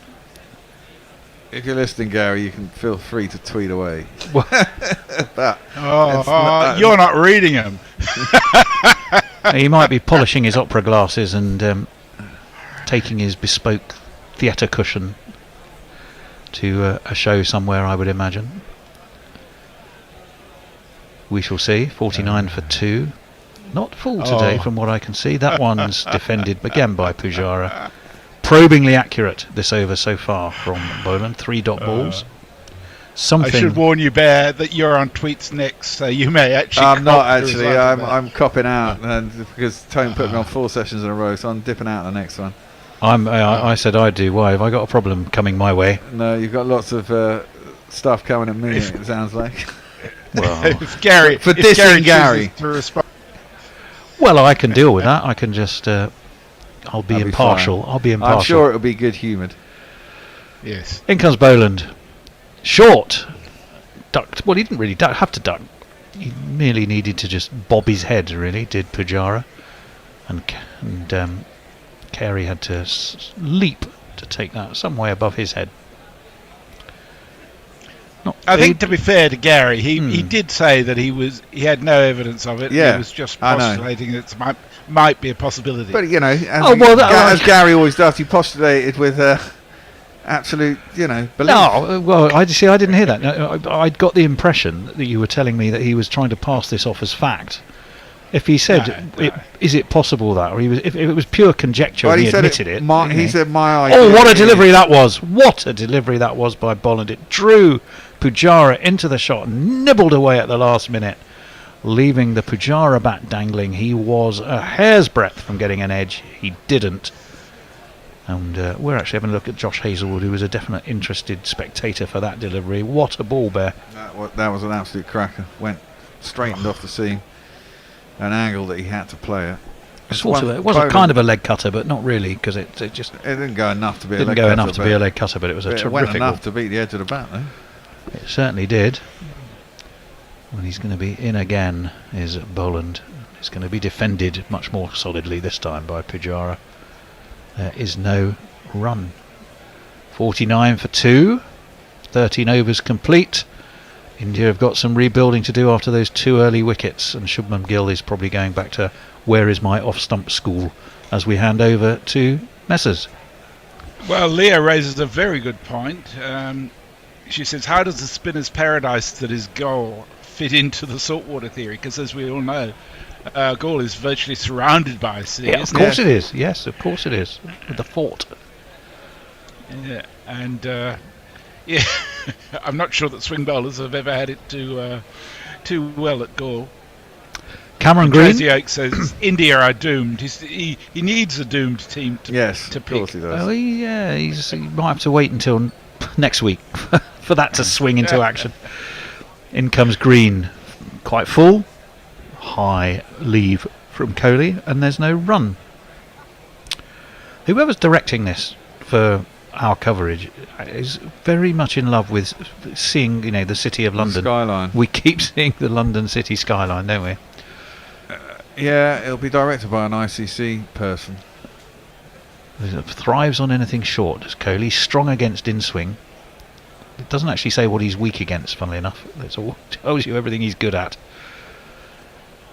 As Green is in, he generates more pace than I thought, and certainly more bounce does Green. Well, he's very tall. That was left wide of his off stump. Isn't it him, Jameson and Ollie Robinson are the 3 highest releases of cricket ball, and Ollie Robinson's 2. I can't remember who's 1. Is it Jameson or Green? Well, that would account for the fact he gets that bit of extra bounce, which he certainly has been getting.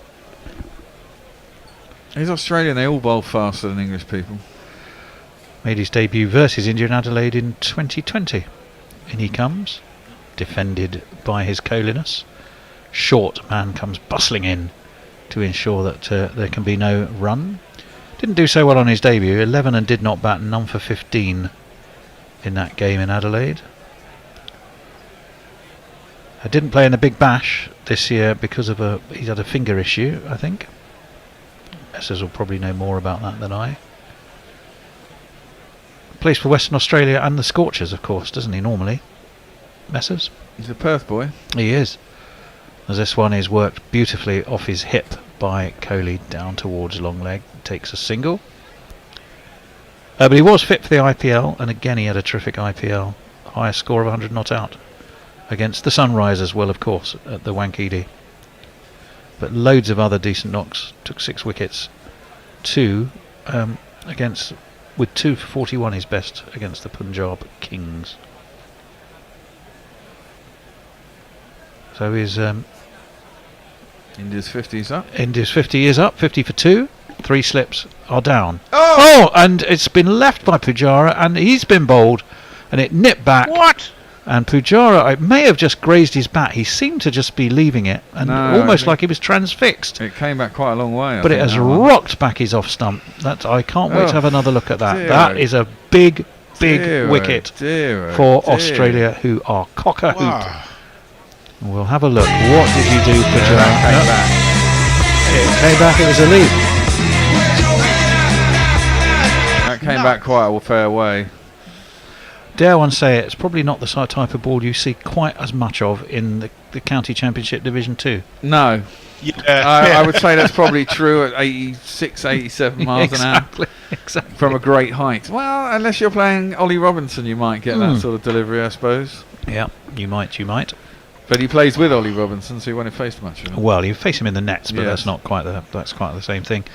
Well, now that is some blow for India. That is a big blow. He was looking pretty good, I thought. Australia will be feeling that they've...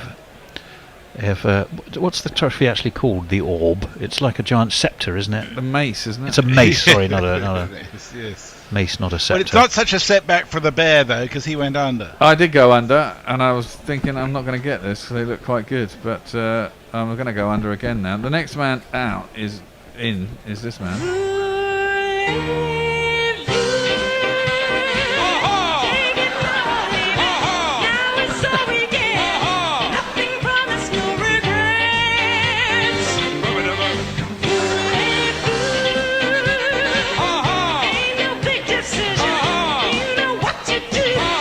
Ajinkya Rahane! Why have we got Alan Partridge for Ajinkya Rahane? Aha! It's a really... Rahane! Oh, okay, I've got it. Yes. Okay. I was being a bit slow. 50 for 3. And very, very important knock. Possibly in the Rahane career as well, not just in the context of this game. I'm definitely going under now. To try and keep the prospect of the mace in sight for India.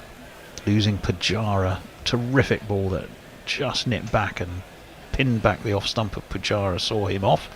This is left by Rahane. Through it goes to KS Bharat. And it's the end of a successful over for him. Just the one run, but crucially, that wicket of Cheteshwar Pujara. 1 for 8 for Cameron Green. And we'll go back to Messers. Talking of swinging, Neymar Bartland says, we knew a couple who did a lot of swinging. Always was nervous when the wife and I were near them. And Sir Humphrey says, I think we can describe the decision to insert Australia as a courageous decision. Yeah. Courageous, foolhardy, brave, yes. All of those might well apply, mightn't they? Had a little spell with Hampshire, did Britannia. Oh, sorry, Messers. I rather think Sir Humphrey might have changed his handle. I think he might be the same person who was Trent Bridge only an hour ago. Trent Bridge. Fair enough. Bolland in again to Virat Kohli, who plays that out towards a short extra cover. Has been pulled in very short. Perhaps, that was a definite leave by Pujara. Green got it to jag back, and what a ball that was. I mean, that's more excusable than the one I'd say Gill got, because Gill's was coming in on the angle. It didn't really move that much. That one seems to be going quite. I mean, it did jag back quite considerably. That was more off the pitch, whereas the one that Gill got was basically always looking like it was coming towards his That's what I mean. There's no reason for not be playing. Bolland in again, left by Kohli. Through it goes to Alex Carey. There is no run. So I've got under. Carey, of course, played his fair old stint at Sussex. Sussex seems to be very good at picking so up Carey might have been the other man playing in that game. Yeah. No, he hasn't. No, he hasn't been playing for them this season. Oh right, okay. No. For some reason I thought there were 4 players all in one go, and I was trying to think why and who and how it would have ended up as 4. I was trying to work out the other day how many Test cricket captains have played for Sussex, because there's certainly a fair few from Pataudi and Dexter and Gregg. Well, yeah, this one's defended by Kohli. It will have been someone they were playing against. Sussex were playing against. Maybe it was Labuschagne. Maybe it was because it was. Maybe it was Glamorgan and Labuschagne was also playing, so you had quite a cast of international talent. We're seeing the solidness of Kohli's defence. Textbook stuff. And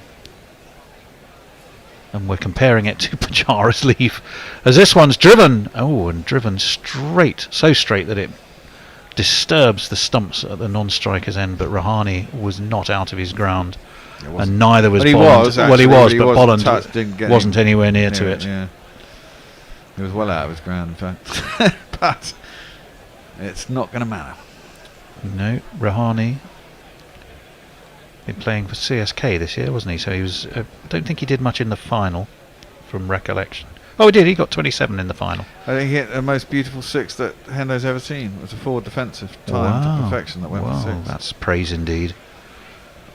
As Bolland is in, Coley, lovely wristy flick off his hips down to Mitchell Stark, who's there at long leg, and they'll take a single. Now Australia was 70 for 3, weren't they? But crucially, they were 73 after lunch, which was another 10 overs on from this. Yeah, it didn't sort of all happen so quickly. They really grafted. They lost 2 reasonably. Actually they lost 1 early, didn't they? And then Warner went just before lunch, and Labuschagne just after. I mean, the fact of having Green as your 4th bowler is something that India just can't match. Is it? Oh, we've still got those 3 slips. Uppercut gloriously by Rahani. That'll get him off with a boundary. He just flicked it away like he's swatting flies, and he's got himself 4 runs.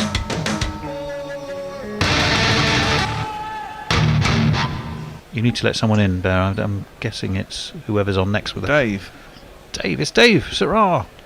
Leah tweets, insert the commentary on Shannon Gabriel facing the last ball of a series here. I'm not entirely sure I get the context. No. That's a wicket jingle. Might need I cannot believe it.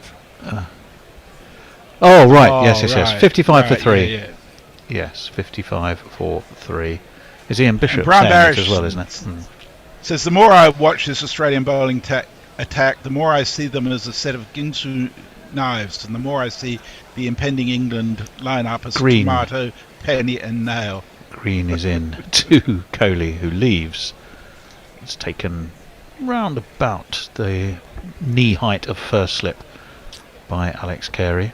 And in fact, it was a no ball. Hey, wow, Richard Illingworth has his arm extended. Over the line! Huh? I'm sorry, Smokey. You were over the line. That's a foul. I think they gave away about 38 extras. More than that by the end. Was it? Maybe that was when I looked this morning. At the last count. That's quite a lot, I think, for a test match. That's nicely flicked by Coley, but there is a man set down there. I think it's Mitchell Stark. Has he been used yet, Mitchell Stark? Yes, he must have been. He bowled 2 overs at the top. Yeah, he opened. And he got spanked about the park. This is while I was busily discussing interactive emails with people for 2 hours. The Brian Barish finishes off his email saying, I think England are going to get cut to shreds. What were you discussing about interactive emails? How to optimise them for hyper-personalisation using Salesforce. Tool set. Grief, not on air, surely. It couldn't have got more exciting if it tried. It just amazes As we me. wait. That one is defended quite late by Rahani, and he jabs the back down on it. Didn't look entirely convincing to me, that Bear, especially in the context of the dismissals, which have been 2 leaves. I think that's why we're looking at this again. We're comparing the Gill dismissal and the Pujara dismissal. Gill went for the expansive, I know exactly what I'm doing, oh fuck, leave. And Pujara went for the I might play this, oh no, maybe I won't, oh no. Yeah, I think his initial thought of the pitches is there's no need to play it, it's going to miss off stump. Green in again, quite full, sweetly driven by Rahani. I'm not sure that's going to have enough to make it all the way to the boundary. 2 men converge on it, and it's Patrick Cummins who gets there first. After a little race that I don't really think Nathan Lyon was particularly bothered about winning, from what I could see. I think he gave up round about halfway through and said, you can have this one, Skip. Yeah. 60 for 3. No, my point is, it amazes me that someone who, let's be honest, is quite hopeless with tech, is doing those sorts of things, Just saying. He says, having a little dig. What? Sorry, I'm sorry.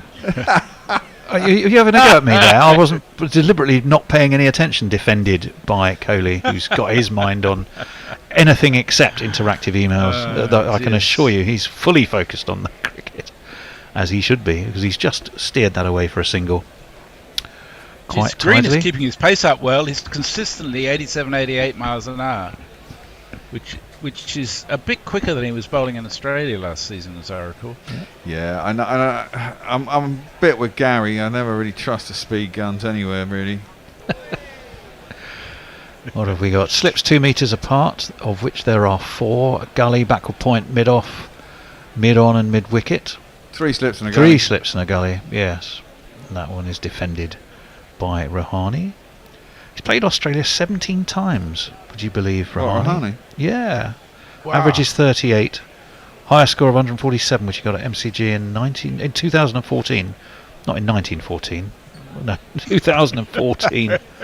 In a draw. Interestingly enough, in those 17 games, he's fallen 10 times to Nathan Lyon. Wow. Now, That's a lot. I would... Well, that, yes, precisely. Matchups and all.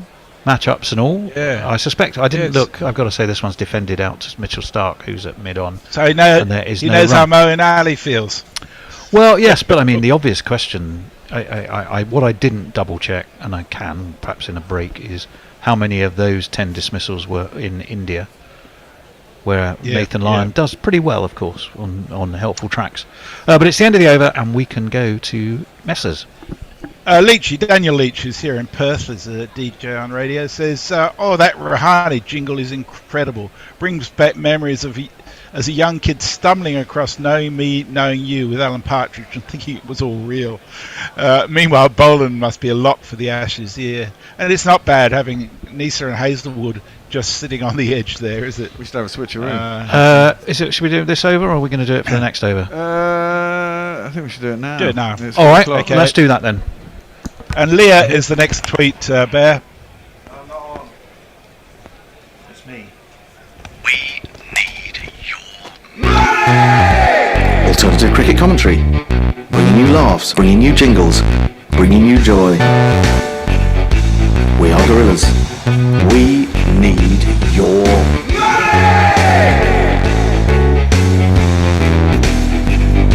Patreon.com/Gorilla Cricket. Hello all, just in that little break we've just missed the first ball of Mitchell Stark, who has come back into the attack and has been hit for 4. True to his bowling in his first 2 overs when he opened things up for Australia. A lovely forward drive by Virat Kohli. Stark in again, left arm over. And that is left well alone. Hello, Jez and Riley. How are we doing? Afternoon. Yeah, not too bad. Not too bad. Australia well on top at the moment. Absolutely well on top. Certainly are. They're not too bad. They're pretty handy at cricket. Yeah, which is annoying, really. But there you go. It's a long old summer. There's a lot to be played yet. There's plenty of injuries to be had and plenty of strange things to happen. Tell you what, if you go onto our Twitter feed, you can see that Farong has kindly shared a picture of the green wicket. You see just how much it did move. Oof. Stark comes in again and gets a bit of movement onto Kohli's pads, and that's just kind of nicely caressed down to fine leg for the single, which brings Rahane on strike. Not quite found his radar yet, Stark, has he? No, he hasn't found his radar. He doesn't know where the radar is. Maybe he left it back at the hotel. If someone could share map coordinates of where the radar is, I think Stark would be quite happy. Well, he's probably borrowed the one he's using from Shubman Gill, isn't he? Yeah. And it's not quite telling him what it's supposed to be telling him. No, it's giving him instructions, but I don't think they're the correct instructions. Stark in again to Rahane. And it's just left well alone. Not too much movement. Just maybe the ball almost flirting with the idea of coming back in, but not quite. Yeah, kind of pushed it across him, didn't he? Yeah, pushed across. ball playing hard to get. It won't quite swing for Mitchell Stark. He'd be happy with maybe with a dot ball or two to try and settle things down. Mitchell Stark, since coming back into the attack. Yeah, I think at the moment India are just under such pressure that Australia don't really want to give anything away. I want to keep that pressure up, and Stark at the moment is just, well, I mean, he's just come back on, so who knows, but he may keep it up. That's exactly the thing. Who knows? Maybe, well, hopefully Mitchell Stark knows, but that previous delivery was just full. Tried to shape it away maybe off his pads, but it is just a dot ball. We could see a Mexican wave, I believe, has started across the oval. It seems to be working its way around. There's always boos at Lords when it gets as far to the pavilion, and of course none of the members ever get up and do it. No, certainly not. Not so at the oval. Jackets. They seem a lot more keen. A wave of excitement, and it seems quite contagious around the oval. Stark in again to Rahane. This time it is short, and it is at the leg stump. Well, maybe just short of a length, and it is just keenly played away by Rahane for the single down to a fine leg, and that is the over. 67 for 3 after 17 overs. How are we on tweets? I can tell you it's going to be me. Daniel Leach says, "Oh, that Rahane jingle." Well, we said that, didn't we? But he's clearly a fan. It wasn't Ian Bishop, Leah is telling me. It was Fazir Mohammed. Yes, it was indeed. Oh, is this the infamous, why did you do it? Yes, why did he do that? Of course it was. Gabriel. Oh Lord, Thakur got wickets from shite deliveries. Shite gets wickets, says Farong. So the Indian wickets that have fallen were from good bowling or shite shot selection, question mark. How could this be incorporated onto a t-shirt, coffee mug or shower curtain? Well, good point. You find... Yes, go to our store. We do have a selection of merchandise that will convey that old adage that shit does indeed sometimes get wickets. And you'll find them all at GorillaCricket.com. And you can go to the link to our Patreon store. There's all kinds of fantastic stuff there. We have Cummins coming into Rahane. And that is just on off in middle, and Rahane meets that with his bat. It comes back so straight, it takes out the stumps the other end. They light up and they are put back in their original groove. Bales. Is that a bowling change? We've had Cummins continuing from it that was, end. yes. I was being remiss. I should have jingled up our friend Paceman. Here he is. Paceman Pat, and his baggy green cap. Early in the morning, just before the warm-up, he has to pull it. Cummins in again. That's just outside off stump, but there's enough to drive. He has a flash, maybe a control flash just outside off stump, but it goes 2 point for no runs. That's a double change. We had Stark come in, and we had Green, I think, who bowled quite well, got the wicket of Shea Pujara, but just bowled the 3, I think. They were doing quite well. Yeah. Green and Boland. Well, it's a bit of a change to more pace now for Rahane and Kohli, which certainly. The ball's out of shape. It's not going through the hoops. Do we have a jingle for the? Well, we do. Bear, where is that jingle? We get the chance to use it. Where have you put it? Selected in play 2. Where is it? Tony, It's always in the last place you look. It is. Is it this one? I'm going to try... Oh, the ball replaced. I think it's this one. Have they replaced it, though? They must have done, haven't they? Did they replace the Yes, jingle? they are! Oh, well, here's a treat for you, folks. Here's a treat for you. They should last if they're made of decent leather, but get bashed about and damaged by the weather. So there's a substitute for the last ball. The bowler's not impressed at all. The umpire has just indicated the fielding side feels vindicated. Yeah. Substitute, new for old. Could this cause collapse as the batsmen fold? I look bright red, predecessor's dull. No Tony, this ain't Jethro Tull. I do rather take exception to that last line of that. For some Yeah, reason, it seemed to reference what is someone very obviously a Who song substitute, I would for some reason think was Jethro Tull, but I don't know why. They took a while selecting those, didn't they? Yeah. The jingle was quite long as well, but just long enough to cover the time that it took to pick the new ball. Well, of course, we brief our jinglers very carefully, and that was one of the Scientifically. considerations. We want one that's going to last just the length of time it takes them to The rummage through the ball exact amount box. of time it takes to pick a cricket ball and select the best one from a box. It appears it takes, I don't know, there must have been about a minute and 30 or something. It was at Sussex, of course. There's the lovely lady who totters out with them. You probably need a slightly longer jingle still. Cummings in again to Rahane, and that is a good bit short and is pulled away by Rahane in front, well, maybe just about on square. It's going across the oval square, and that disappears for 4. Just about controlled enough there from Rahane.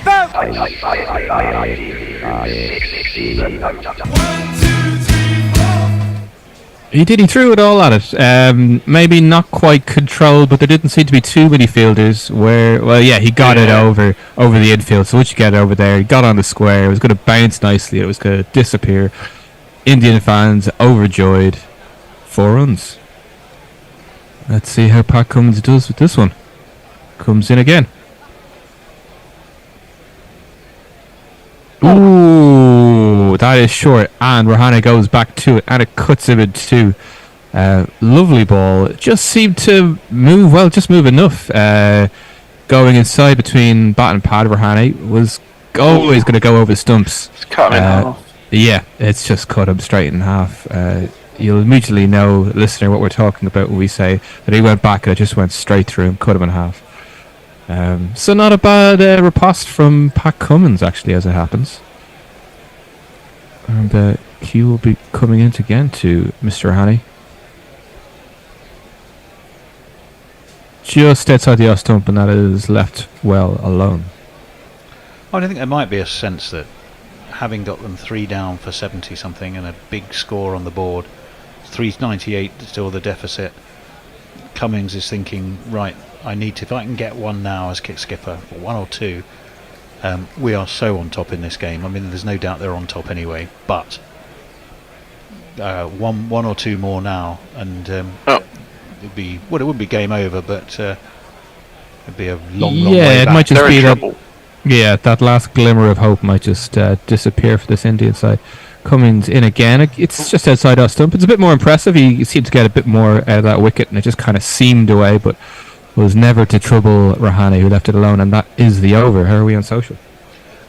Yes, I was just looking at YouTube, actually, catching up there. Hello to Easy Ollie, who thinks England are going to win 5-0, probably, maybe, to not quite paraphrase Oasis.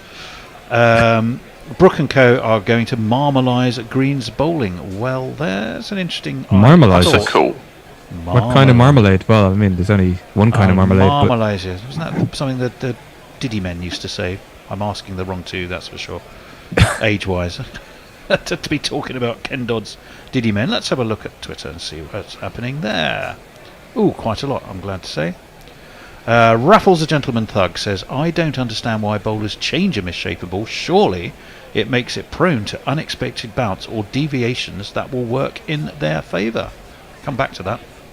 Stark coming in, and that is just on a length, and Cody plays that with a very confident straight bat and is cleared up by mid-off. Yeah, it's something I've wondered, as if a ball is kind of just a bit off or misshapen, it's like, I think it's more so you're just looking for a little bit of swing, aren't you? You're just looking for a little bit of extra. Partly it's softness. Yeah.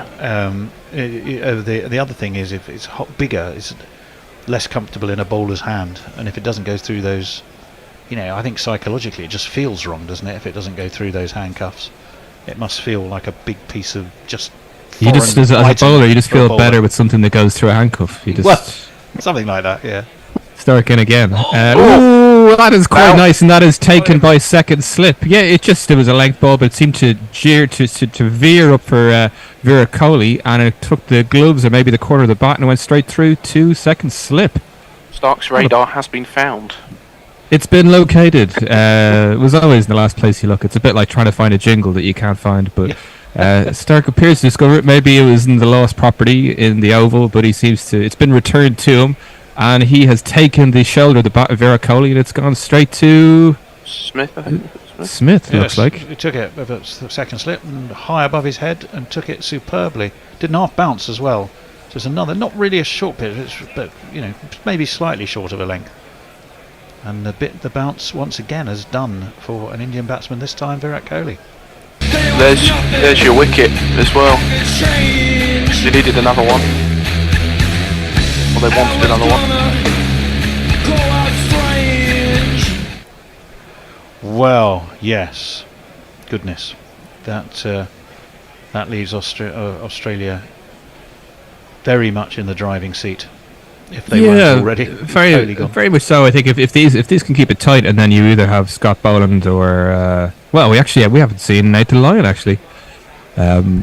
Boland or Green to come back in, it feels a little bit claustrophobic, or will start to feel claustrophobic for the Indian batsman. Sorry, I should say. Actually, if Messers is listening, and I think he is, Messers, we were talking about Rahane and Nathan Lyon. 10 times Lyon's got him in 17 tests. Could you have a look and see how many of those were in India or away from home in Australia? Suspecting the majority might be in India, but who knows? Here's the new man anyway. Let's find this fellow. It's this chap. Rough introduction. Who's that spinning on the field? Who's that darting devious balls in my direction?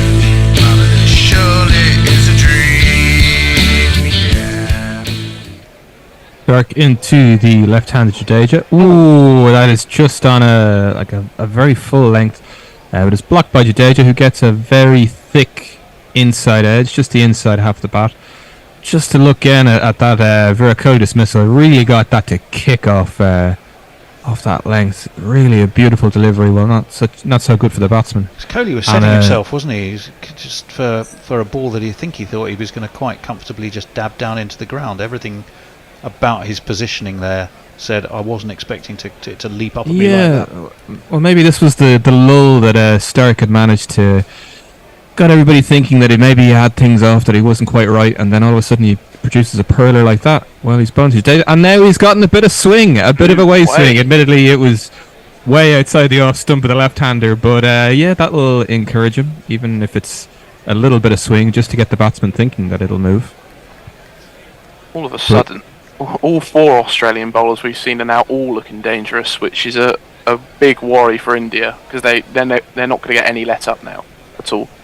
It doesn't take much. It was looking very easy for India to start, and then Scotty Boland kind of kept it tight with a couple of overs, and then Cameron Green, of course, does stuff that Cameron Green does and got a wicket and bowled quite tight, bowled quite well. Good speeds as well. Ooh, that was full. He's got a leading edge, has Jadeja, and that has gone into space, but he made a meal of that. His positioning was all over the place, but a lovely bit of movement. It was just on Jadeja's legs, and he played it, perhaps he tried to turn it a bit more square than he really should for his second ball. Ooh. Yeah, he tried to give that a flick and got a leading edge. I still think Jadeja at 6 is too high, personally, for me, but he produces some incredible innings. I mean, he's an incredible batter, but maybe it could be a touch too high. In this situation, I just, India are 4 down, and you've got Jadeja's. I don't know. In this kind of situation, I would want Jadeja coming in maybe at 6 when you've got a few more runs on the board and you're just looking to push home an advantage. But I suppose that's what Australia have done. They've bowled well. Start again, this time to the right-hander Rahane, and that is the over. 72 for 4 after 19. Leah says, here's how you avoid an Ashes whitewash. You invite Straya for a dinner on the eve of the series. You feed them some dodgy jelly deals and spike their peas with industrial quantities of LSD. It's your only chance, really. Well, that might certainly do it. Industrial LSD? Yeah, apparently. They'd be hallucinating their way to defeat. Farong says, Twitter will now crash with the dismissal of Kohli. Neymar Butlin says, I think we just saw a lot of Indians jump off a low stool. And Mayank says, this game is done. Australia should win by day 4 morning session. Well, Mayank, we'll revisit that prediction Quite a prediction. Write it down. Oh yeah, no, it's there. It's committed to Twitter history. It's not going anywhere unless someone deletes it, Like or the- unless Twitter combusts. Like the which Dead is- Sea Scrolls. It's the Mayank prediction. It's there. It's there, Well, the but the Ten fans they're enjoying themselves no matter what. It is a lovely sunny day in South London. Jadeja with a big jumper on though, so he must be feeling a little bit of a chill. Cummins bowling just over the wicket to Jadeja. Oh, Ooh, again, that was just it was nicely full on Jadeja, and he kind of seemed to shape around it and get a bit of a leading edge. Went through to cover, not to no fielder, but they seem to have come back for 2. Is that Marnus down in? Marnus is getting up a little bit gingerly, and I believe it was a no ball as well. So 3 off that first delivery, but he'll have to bowl again, will Pat Cummins. I mean, that might be a case of striving for, now they know they've got the foot on the throat, this just striving that extra bit. Let's have a look at what Marnus did. Ooh, yeah, he was diving over the square as you do with the oval, because the square goes on forever. And then he seemed to fall over comically. Maybe that was a further injury, a secondary injury for Marnus Labuschagne. Keep him in cotton wool for the Ashes. That's what he should be doing. I think he just got his foot stuck in the turf when he goes to slide, obviously to cut off the run. He just gets his foot stuck in one of the pitches, which, here we go. Oh, yeah. Ankle just kind of seemed to hyperextend slightly. It was a big whoosh when he fell over and he went straight backwards. It all went horribly wrong, didn't it? And it cost 2 runs as well. Not only is Marnus a great cricketer, but he's comically gifted, I think, as a cricketer. He provides much entertainment on a variety of fronts. Cummins bowls in nice and full to Jadeja. It's definitely a bit of a plan. They're just trying to see how Jadeja plays these full deliveries, and he seems to be playing them around them to the side, getting a leading edge. Doesn't quite seem comfortable with his 3 of 6 deliveries. Yeah, he's he has looked rather uncomfortable with Jadeja, and again, perhaps this is a situation you don't want him in this early, because you've got 4 bowlers who are all now with their tails up.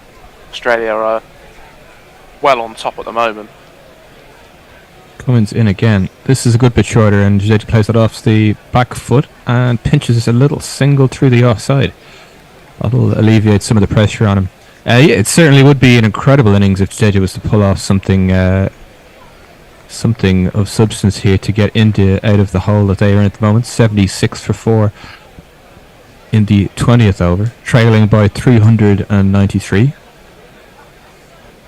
Yeah, he's very good at that. Just finding a little gap and calling his partner through for a little single. That'll just alleviate things a little bit.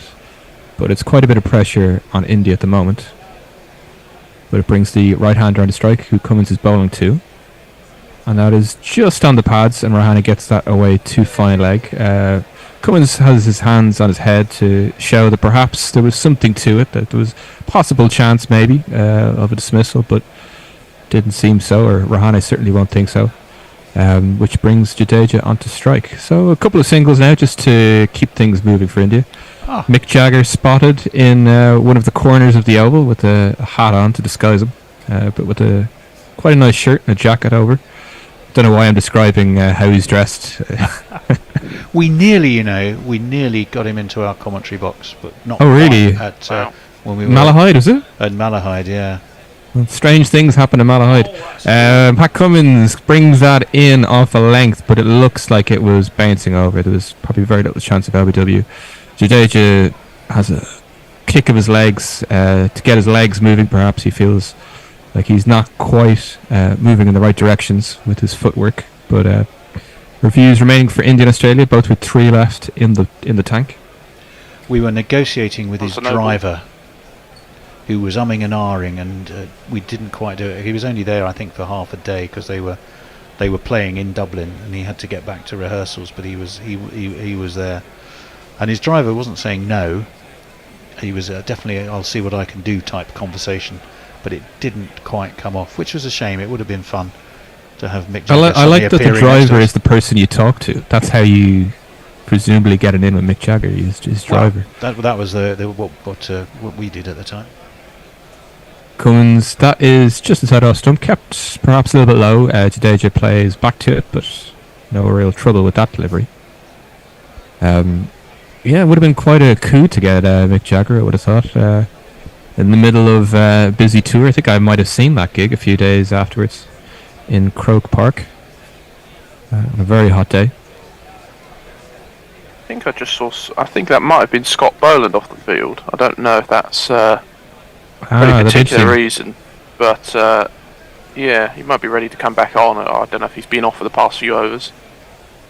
Women's in again to the left-hand Jadeja. That is just hits the pad. I think it's got a defined leg for a single, but wait for the umpire to confirm this. But should be a leg by. Yep, he rubs his leg, and that is a leg by, and that is the over. End of an 8-ball over too, with the 2 no balls that were in there. Let me think. Where are we? Brian Barish. It reminds me of the old adage, how do you beat Australia? And the answer apparently is in the hotel when they're asleep. Farong says, just a reminder that Virat's last Test 100 was against Bangladesh at Eden Gardens during the previous decade, November 2019. Yes, it was.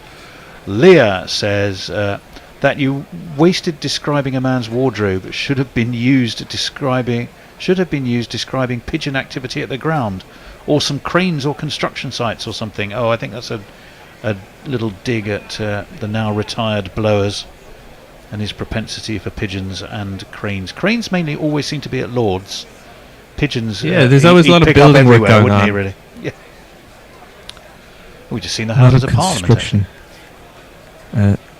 Start it again. Ooh, that was just on the pads, but it was very full. And Jadeja obliges with a full face of the bat through bid on for 4. First confident shot from Jadeja, really. It's a lovely shot from Jadeja as well. Lovely shot down the ground. Lovely face to the bat. That's exactly how he should be playing.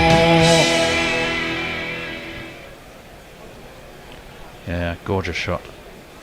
Just signs that Jadeja's getting his plans together of how he's going to tackle this situation. 83 for 4. Stark in again. That is a bit shorter. It's just on the off-stump, but Jadeja leaves that well alone based on length. A better leave than a couple of previous ones by there's his teammates. been some very poor leaves. There are only 2 types. Well, two of the worst then. One not quite as bad as the other.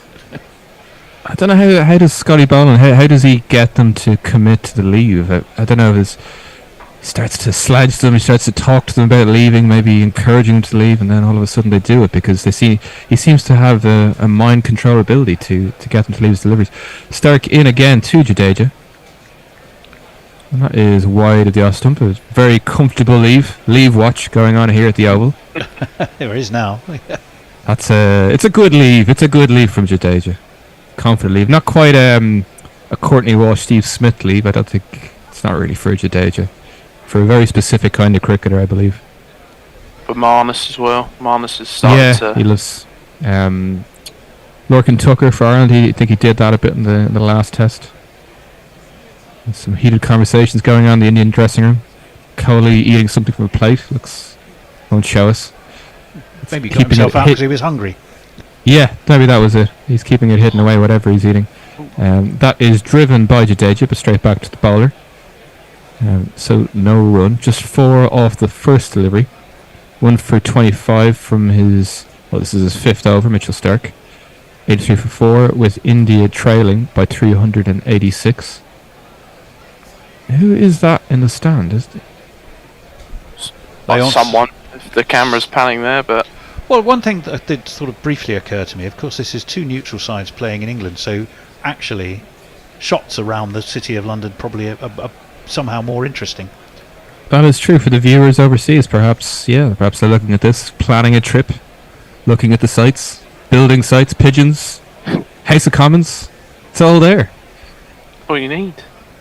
That is left well alone by Jadeja, so I got caught up in my descriptions of London. 83 for 4. Some good leaves by Jadeja. Yeah, of course, Stark is obliging with these deliveries outside the off stump. If there is any swing, he should be perhaps getting his Jadeja to play, even if there was that hit for 4, which is a lovely drive at the start of the over. It's probably better off getting him driving than leaving. Yeah, I mean, just on Boland and how he gets people to leave it alone, what's even more as Stark comes in? Start again, and that is just for the stumps. It's an LBW shot, and umpire is not obliging. Start asking some questions. The DRS timer counts down 12, 11, 10. No, Pat Cummins is he's not interested at all. Yeah, but go on Boland, what is even more like what I didn't understand is why Pujara and Gill were left it. It's because Boland is so capable of just keeping it on the same length, just on that one spot, and so for them to have in their mind anyway to leave a ball which they know is on the same length pretty much every single time is quite baffling, really, especially Pujara as well. I mean, I've watched quite a bit of it. Granted, it was Sussex in Div 2, so it's a bit different standard. However, he's not really the type of player to misjudge a leave, I seem to find. But there you go, it happens to the best players. So Cummins in again, who started his over, and that is left alone by Rahane. Do we have any tweets? We can perhaps fit them in. I can fit it in a couple, yes. Neymar Butlins was saying, I can see Jagger is a bewildering seam bowler, all arms and elbows. For Wrong says, had a few no balls from Australia, which led one of my two brain cells with the following. So we might hold what was coming out of those brain cells to after the next ball, probably. Cummins warily walks back to his mark, and he comes back into bowl to the right-handed Rahane. That is just on off stump. It's nicely driven, but it goes through to mid-on, and that is tied up by the fielder. Those two thoughts. How many balls, says Farong? How many ways can a batter be dismissed off a no ball? One run out, please continue. I think that's it, isn't it? Yeah, I would have thought that was... Unless you go down and I would say so. I can tell you very quickly, Rahane, 10 times dismissed by Nathan Lyon in his 17 tests against Australia. 7 of those were in Australia. What have I handled ball to an oval? I was just thinking that. Cummins in again, that's on the off stump, and that is politely blocked by Rahane. I've got chunk here, but not on there. Hendo's just sat down and accused me of having fat legs. No, they're not fat legs. In comparison to mine, which are like mine were described by a woman a while ago, about 10 years ago, as dainty legs. Dainty legs. Okay. Yeah. It's not a really good look for a bloke, is it? Dainty legs. So a friend of mine used to describe as lucky legs. Lucky? What? Because lucky they're legs. That's a good one. Lucky they don't snap into and shoot up your ass. Opens it again. Rahane has a drive. That's a lovely square drive through the offside, and that has disappeared for 4. Ooh, jingle, jingle, jingle, jingle, jingle. Jingle me up, Jingle Scotty. jukebox. What do we got? Oh, I like this one. Ooh, yeah. yes. Oh, yes. Welcome to Jazz Club. Bit bossery, isn't it? A bit bit bossa nova-ish. But I like a bit of bossa. Do you like a bit of bossa? Bossa Nova? Yeah. Bit of bossa nova. I like a bit of bossa. Don't mind that. Bit of bossa nova. Yeah. Absolutely. I'm falling back in love with Rahane since he played that shot in the IPL. Yeah, it's a beautiful Best 6 shot. you've ever seen, I heard. Oh, you've got to watch it. You've got to see it. It's an astonishing shot. Cummins bowls into Rahane. That's blocked. What sort of 6 was this? It was a 4 defensive that went for 6. It was an extraordinary shot. That was it. 4 defensive 6. Oh, I did see this. I did see it actually. Dead straight off Josh Little. I think I did jump up from my chair when I saw it actually. I mean, the only one who's ever come close to that is Ricky Ponting, who did play a shot. I remember him playing a shot in I think it was 2006-07, where he just seemed to play it 4 defensive and it went straight for 6. But you don't see it very often. Cummins into Rahane. Oh! Just on the stump, and possibly that's been given out. LBW. Oh, I've fallen out of love again. You're so fickle. Love is fickle, listeners. Love is fickle. It's like Winviz, the Winviz of love. Do you think he might? There's just a hint that he might have got the outside off stump there. Anyway, please, maybe batters are having a consideration. They're having a think. And he's reviewed it, definitely. Oh, was he? Oh, he's reviewed it. He has. I thought your Deja was using hand signals to talk to the changing room, but he was just asking for new gloves. No, he's reviewed it, but I think. I thought it had bowled him at first, so I think that kind of shows you how close Better it out was. than in. You want it back? Better in than out. Better out than in. Better in than out. In, out, shake it all about. There's a long wait. There's a long wait. Oh, it's a no ball! That's a no ball! That's a no ball! He's got to give that. Ah, bloody hell, Pat. Got to give that as a no ball. Jesus, what a time. Oh, if he doesn't give that as a no ball, Richard Kettleborough is off my Christmas list. He's bowled about 3 of them. Well, I think this is his 4th. Yeah. But what a time to do it. He's got 3 in his last two overs surely now. Love is saved. Well, it may be, but I don't think Kettleborough's completely convinced because he's looking at it from the other side, isn't he? Yeah, come on, Richard. Come on, Dicky boy. That's a no ball as far as I'm concerned. Yeah, the line belongs to the umpire. Simple fact. Are they reviewing the no ball? They are reviewing the no ball. That's a no ball. That's a no ball. Yeah. That is a no ball.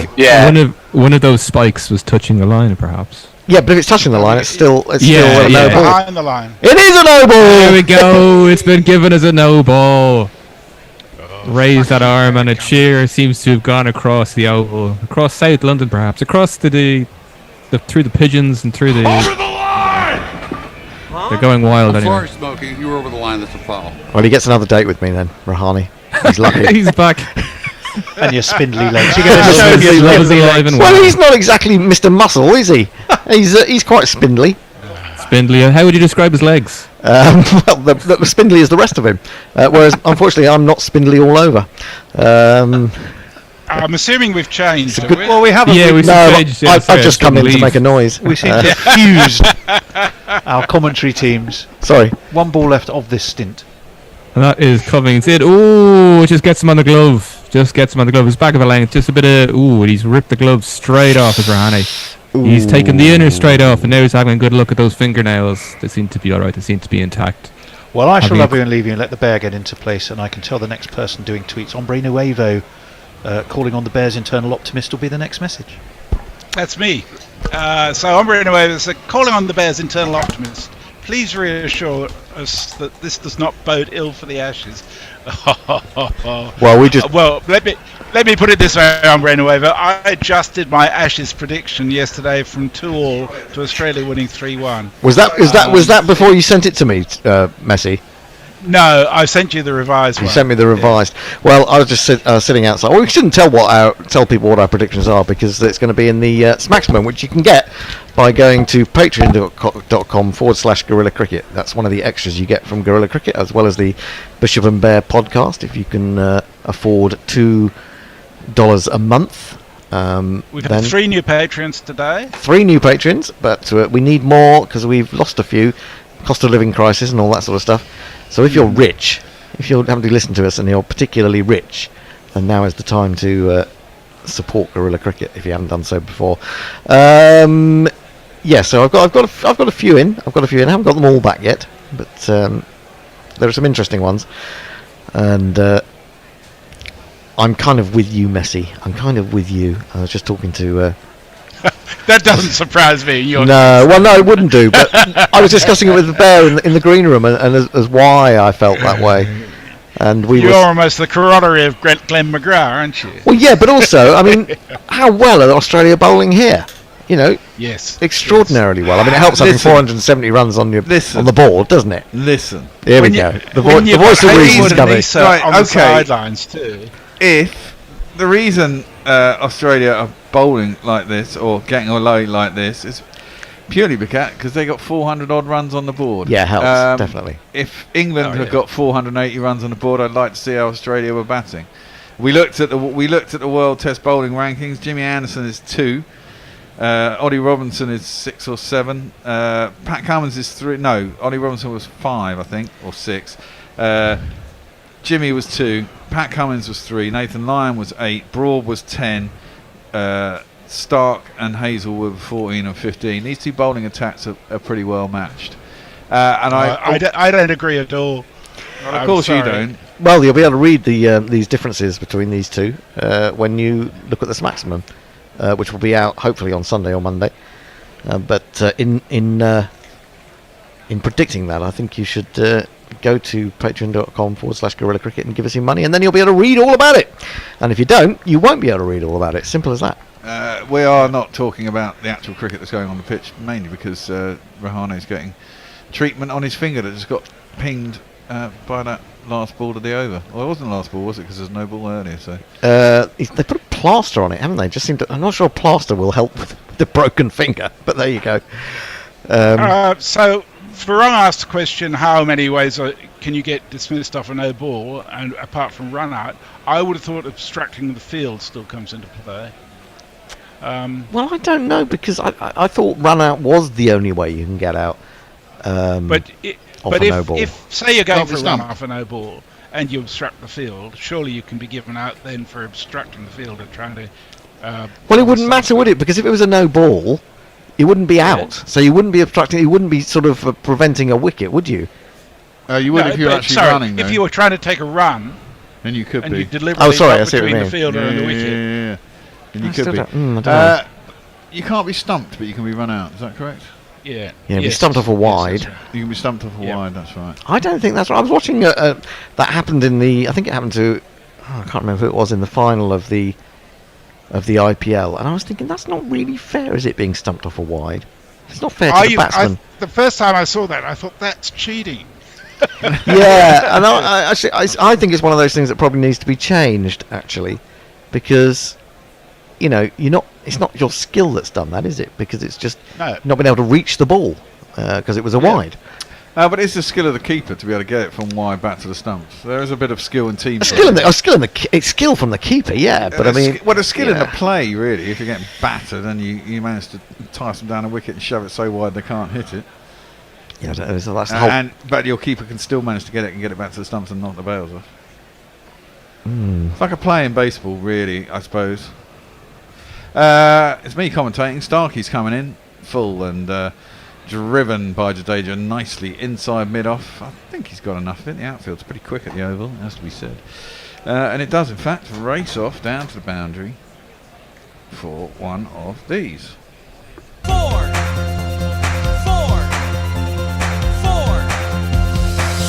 F-O-R. Still makes you laugh because you're still expecting F-O-U-R, aren't you? It didn't look as if he got the full face of the bat to that. No, that's what I mean. He didn't hit that perfectly. He did didn't. He? No, the outfield's pretty quick though. Yeah. Once he's beaten the man on the inside. Yeah. My actual under was 98.5, so I've still got a few runs to play with. That's left by Jadeja to the keeper, and there's no one. A lot of Indian batsmen have looked good and then gone out there. Well, they've all got out for sort of just got into double figures and then got out, haven't they? Yeah. Yeah, I mean, the other thing was, Messi, you might have a view on this. I mean, Stark bowled a couple of pretty rank early overs. They came back and was bowling rank. I mean, I think that ball that got Kohli was his first good ball. And then suddenly it seems to have given him the confidence and he's beginning to swing it a little bit.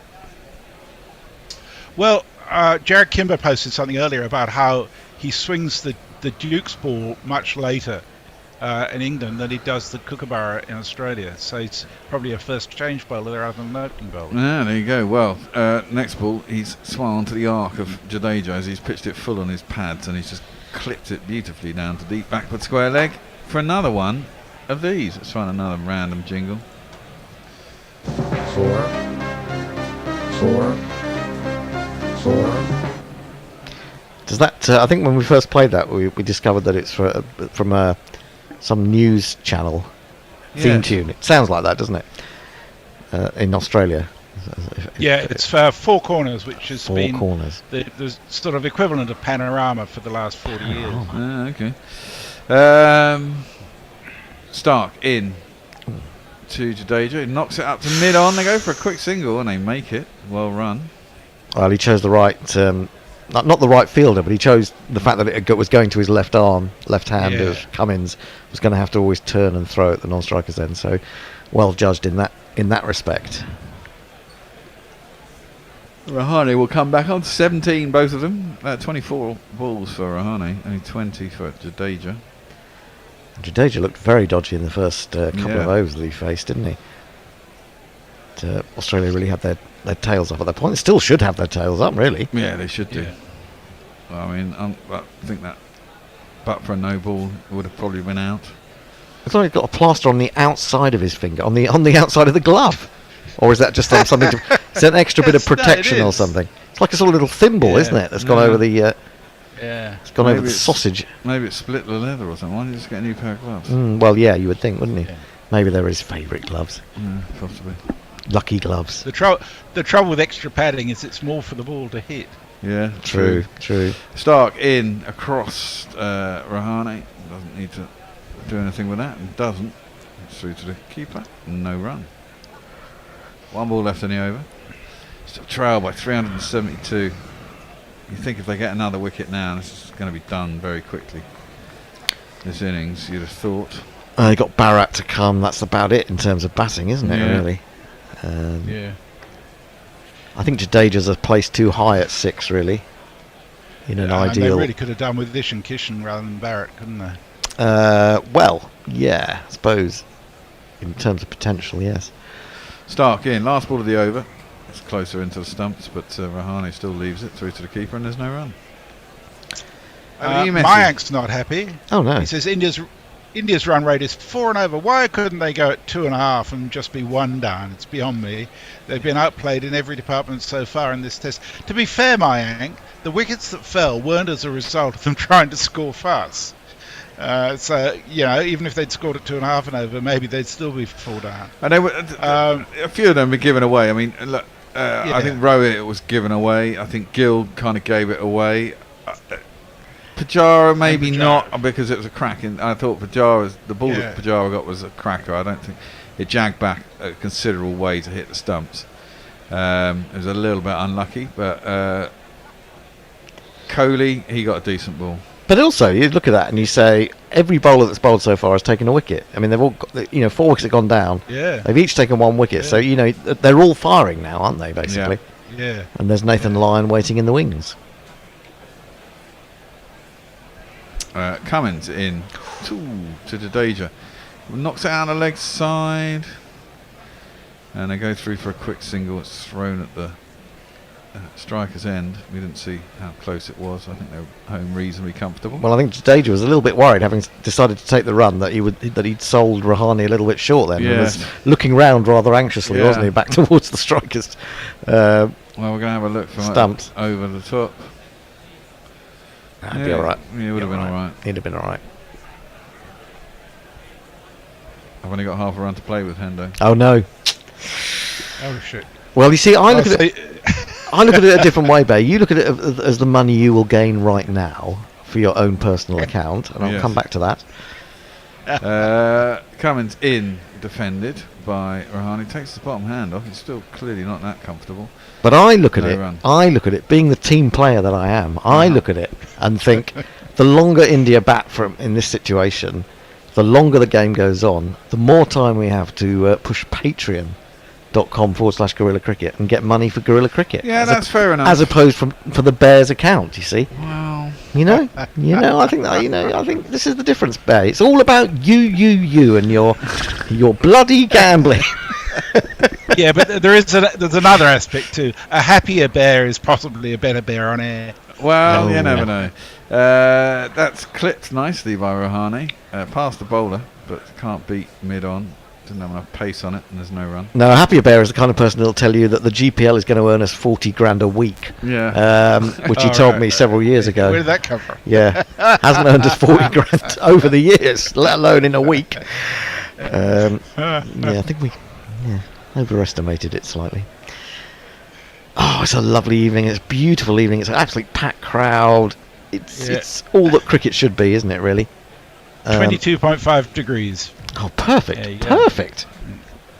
Rahane just pulled out that one. Parrot Badshaw's with you. He says everybody likes a bit of Bossa Nova. It's universal music. Bossa Nova? Bossa Nova. Bossa Nova, sorry. Did I say Bossa Nova? It's Bossa Nova. So music with fish. I don't know. Bossa Nova. It could be actually. You could rustle up a little dish, couldn't you? Called a Bossa Nova. Bossa Nova. Yeah. I'm sure it's been done. Maybe. Cummins in. Rahane full driven. Nice. Doesn't beat the man at cover though. Cover point. I think he'll be a bit annoyed there, won't he? Because there's quite a big gap between cover point and mid-off. Exactly. And he's hit it straight to the cover point. And nicely as well, nicely timed. Should have put that away, really. Still, I'll forgive him anything. Ajinkya Rahane. It's the man for me. Well, I always used to think so, but then he kind of went off the boil, didn't he? He did, but he's back. He's back now. Well... But for how long? Exactly. We wait to see. He is going to face up to Cummins. Full, outside off stump, goes to drive it. It's too full, really. One set out square to point. And there is no run. One more ball in the over. It's kind of Yorker length, but wide of the off stump, wasn't it? Just chunked it. Yeah. Yep. And they've got 3 slips. Gully for the Aussies. Yep. He's not terribly square, is he? The gully. The gully's quite. He seems to be a bit further back, or is he just walking? He's walking in at gully, I think. The thing is, Green's huge. He is massive, isn't he? Yeah. Absolutely. He's got good wingspan up gully, hasn't he? Yeah, very good wingspan at gully. That's full, and Rahane this time tries to clip it on the leg side. Doesn't time particularly well up to Boland at mid-on. Now it'll be the end of the over, just a 1 run off it. 1 for 36 for Pat, 98 for 4 India. Over to you, Messi. You're still in it. Mayank says, I'm a sadist, so I want to see all 5 Ashes tests washed out. I'm talking less than 50 overs total per test due to rain. If not, then I'm going Aussies 4-0 in the series. And he also says, I gave $20 on Patreon last week. You won't get more from me. We're not trying to get more from you. We're not trying to get more from the people who've already given money. We just want those new people, tight-fisted bastards. That'll cheer everyone up. I'm sure they'll all go rushing out to their Patreon accounts now. Yeah. We just need those that can afford it to give something to Gorilla Cricket, because I mean, if you think about it, we've only got. I mean, what percentage of our listenership are Patreons? Probably 0.01% if we're lucky. Something like that. Oh. Not to give anything away.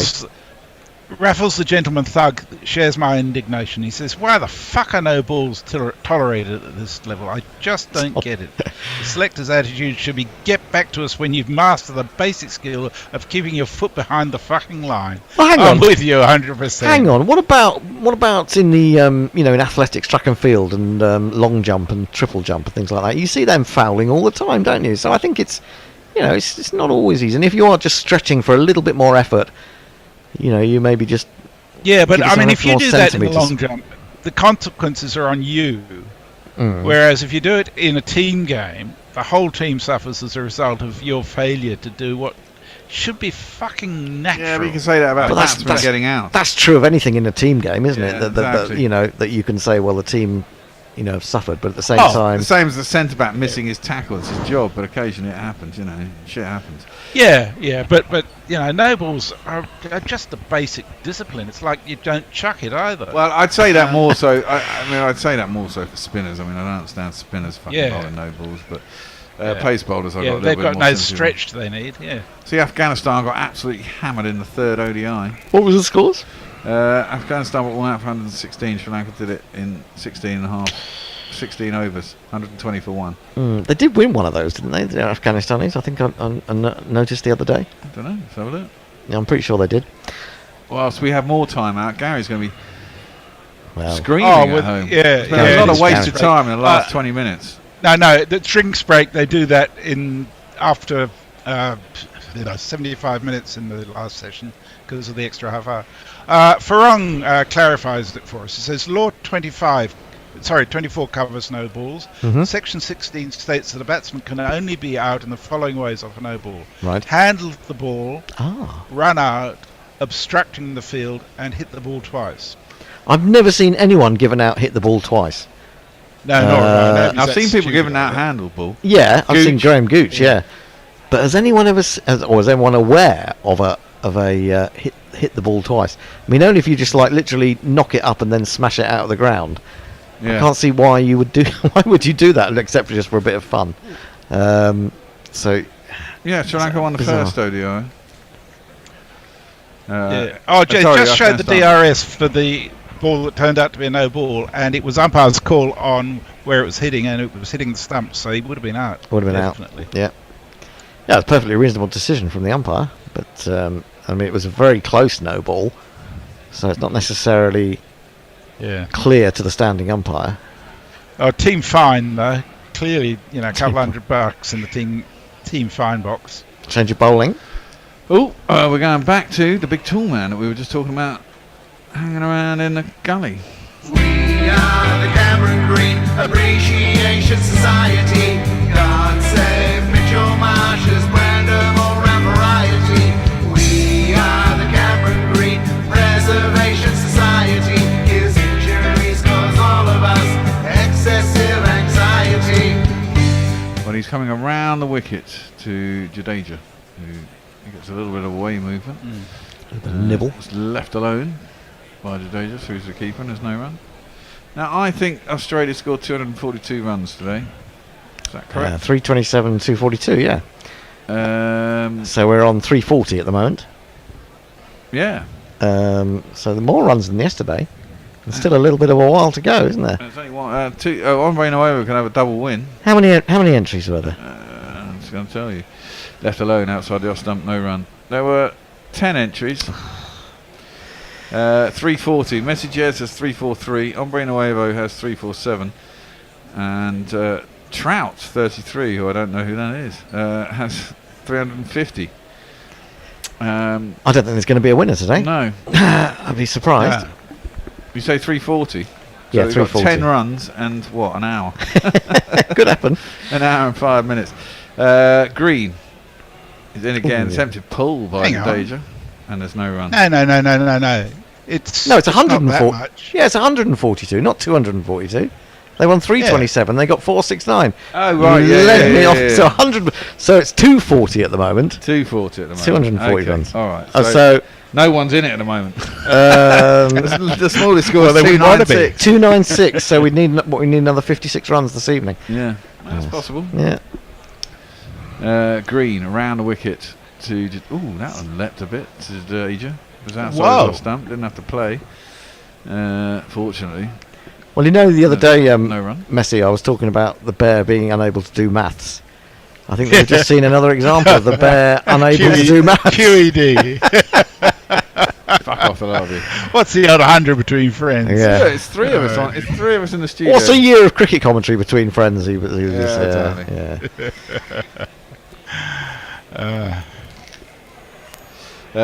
Cameron Green around the wicket. Jadeja plays that out of the offside. There goes my bet. Fucker. So he gets one. They come back for two. Oh dear. Better throw might have been interesting. Yeah, it was difficult because he was on the ground. He was on the ground. He was just trying to get rid of it as quick as possible, and therefore it had no power and was not very accurate. I should explain to listeners that what we were talking about was that I was pointing out to the bear in the WhatsApp group last week that this would be the 10th summer of guerrilla cricket. And he went, 2014, 2023, it's only 9 years. And so then we had to point out that this was going to be the 10th summer. So the bear doesn't do maths. He'll do physics, he'll do...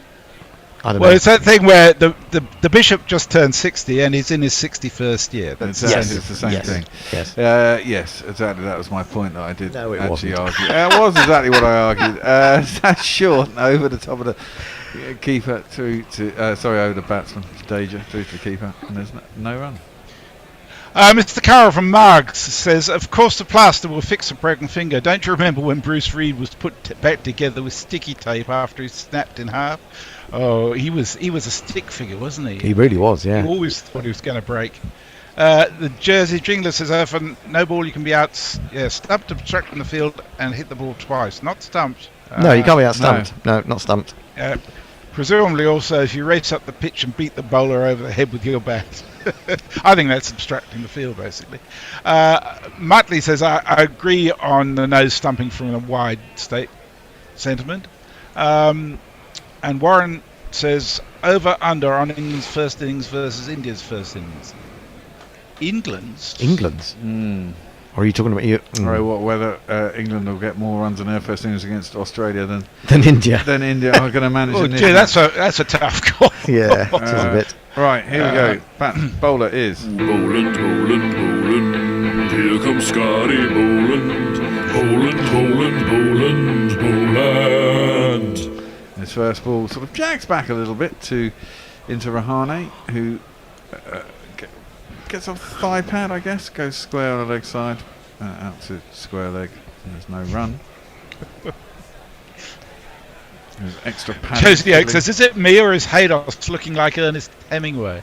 Well, he I said don't know what he's trying. Hasn't got the intellect. He's written a book though. He's written a cookbook ages ago. Yeah. Not quite as, but not as quite as literary as Hemingway. As we pointed out, he's a fucking born again as well, isn't he? Or something stupid like that.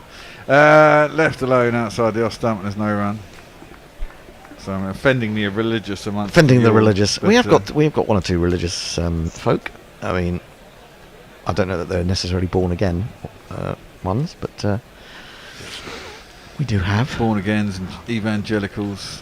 I don't know. Well, we talked about that. We used to be next to the mega church, didn't we? Yeah. We used to the old studio back in the day. Oh, yeah, we were talking about talking in tongues, weren't we? We were talking in tongues, yes. Nonsense. Talking in Josh tongues. Nonsense. It was left alone outside the off stump by Rahane. Through to the keeper, and there's no run. Warren's got explanation for why the Bear said 40 grand from the GPL. He said 40 grand in Bear dollars using Bear maths. Yeah, Bear maths, that's right, absolutely.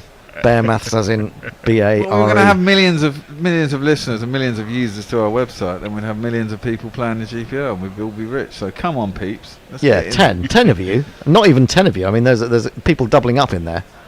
It's pretty poor performance, to be fair. Absolutely. Scotty Boland is in, driven nice sweetly again by Rahane, but once more he doesn't beat that fielder. His placement's massive, all great wrong. bloody gap there, and he keeps hitting the fielder. It's very frustrating. Very frustrating because he's hit those two very sweetly. But placement is part of the game, isn't it? As well as hitting the ball sweetly. You've got to hit the gap. Yeah. Boland's got a very big head. He's got a big head, hasn't he? He's a Namer Butland says, I'm a Patreon. Hands up who feels patronised by me. Very much. We're watching. Yeah, no, I don't want to watch that. Rahane defends from the crease up to mid off, and there is no run. Is it time for a change again already? It is. I know the time. It goes Wow. so quickly. Very, very quickly. It's us three, is it? Yeah, it's us three. Oh, well. Tone's going to do some ball by ball. Oh, no, Brian Barish. I'm on ball. Brian Barish from 11 minutes ago. I haven't read all That's that. the latest tweet. After that. Brian Barish 11 minutes ago is the latest tweet for whoever's doing tweets after this ball. Final ball of Boland's 7th over. Drowning the microphone in alcoholic stuff. That's left alone through to the keeper, and there's no run. Yeah, well, funny that Tony's still doing that, because I'm not bothering anymore, because I thought if I survived the Bears' cold from last week, then there must be something in this house that is keeping us clear of disease. Well, probably not, though. That'll be. I'm going to touch some wood when I say that.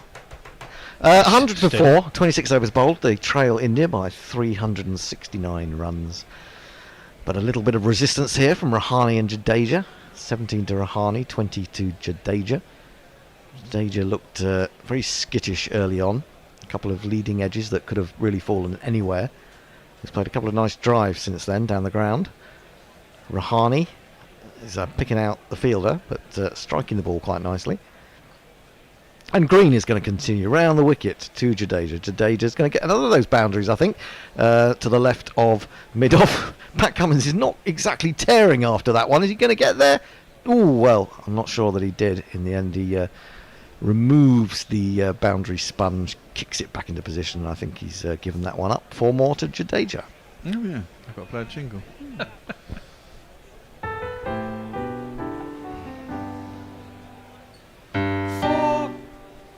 Yep, just defended that one, really, wasn't it? It was nothing more than that, so just good timing from Jadeja. And Cummins is, I think, showing the sort of strain of having done bowled 10 overs so far. He was really puffing on his way in pursuit of that. Now that swings, but only after it's gone past the batsman. It was quite wide from Green, and Jadeja just leaves it alone. 4 fours for Jadeja in his 24 so far. And Rahane, of course, escaped, and Cummins stepped over by 0.5 millimetre. would otherwise have been LBW. But wickets have been shared around here by the Australians. One for Stark, one for 34. Cummins, one for 36. Boland, one for 12. Very economical. We were saying how economical he is. And one for Boland as well. Sorry, that was Boland. But looking at those figures, all the bowlers have gone at over 4 and over, apart from Boland, who I think we said had an economy rate of about 2.2, something like that, in Test cricket so far. That's turned off his hip by Jadeja down to the aforementioned Scotty at long leg, and they take one more. It's good to see the old traditions die hard, isn't it? There's a man there sitting there who's been scoring all day in his There's a guy behind one of those books. And as well, yes, absolutely. Although he looks like he may have some electronic equipment. He's got a comfortable girth, hasn't he? There are some. They both have. They both good girths. Oh yeah, the other. Say we sitting here. Yes. If they could see us, they'd be saying exactly the same thing. 105 for 4. Green, I presume, is going to switch to over the wicket to the right-handed Rahani. And in he comes. Bowls outside the off-stump. He leaves a good length delivery. I'm curious about the members area at the Oval, because it's not very well populated. Has that been just kept for ICC dignitaries or something like that? Or is it so expensive that no one can afford to go in there? It's a good question, actually. You're talking about the member in the pavilion? Or the pavilion, yeah. Because the debenture area is the other end.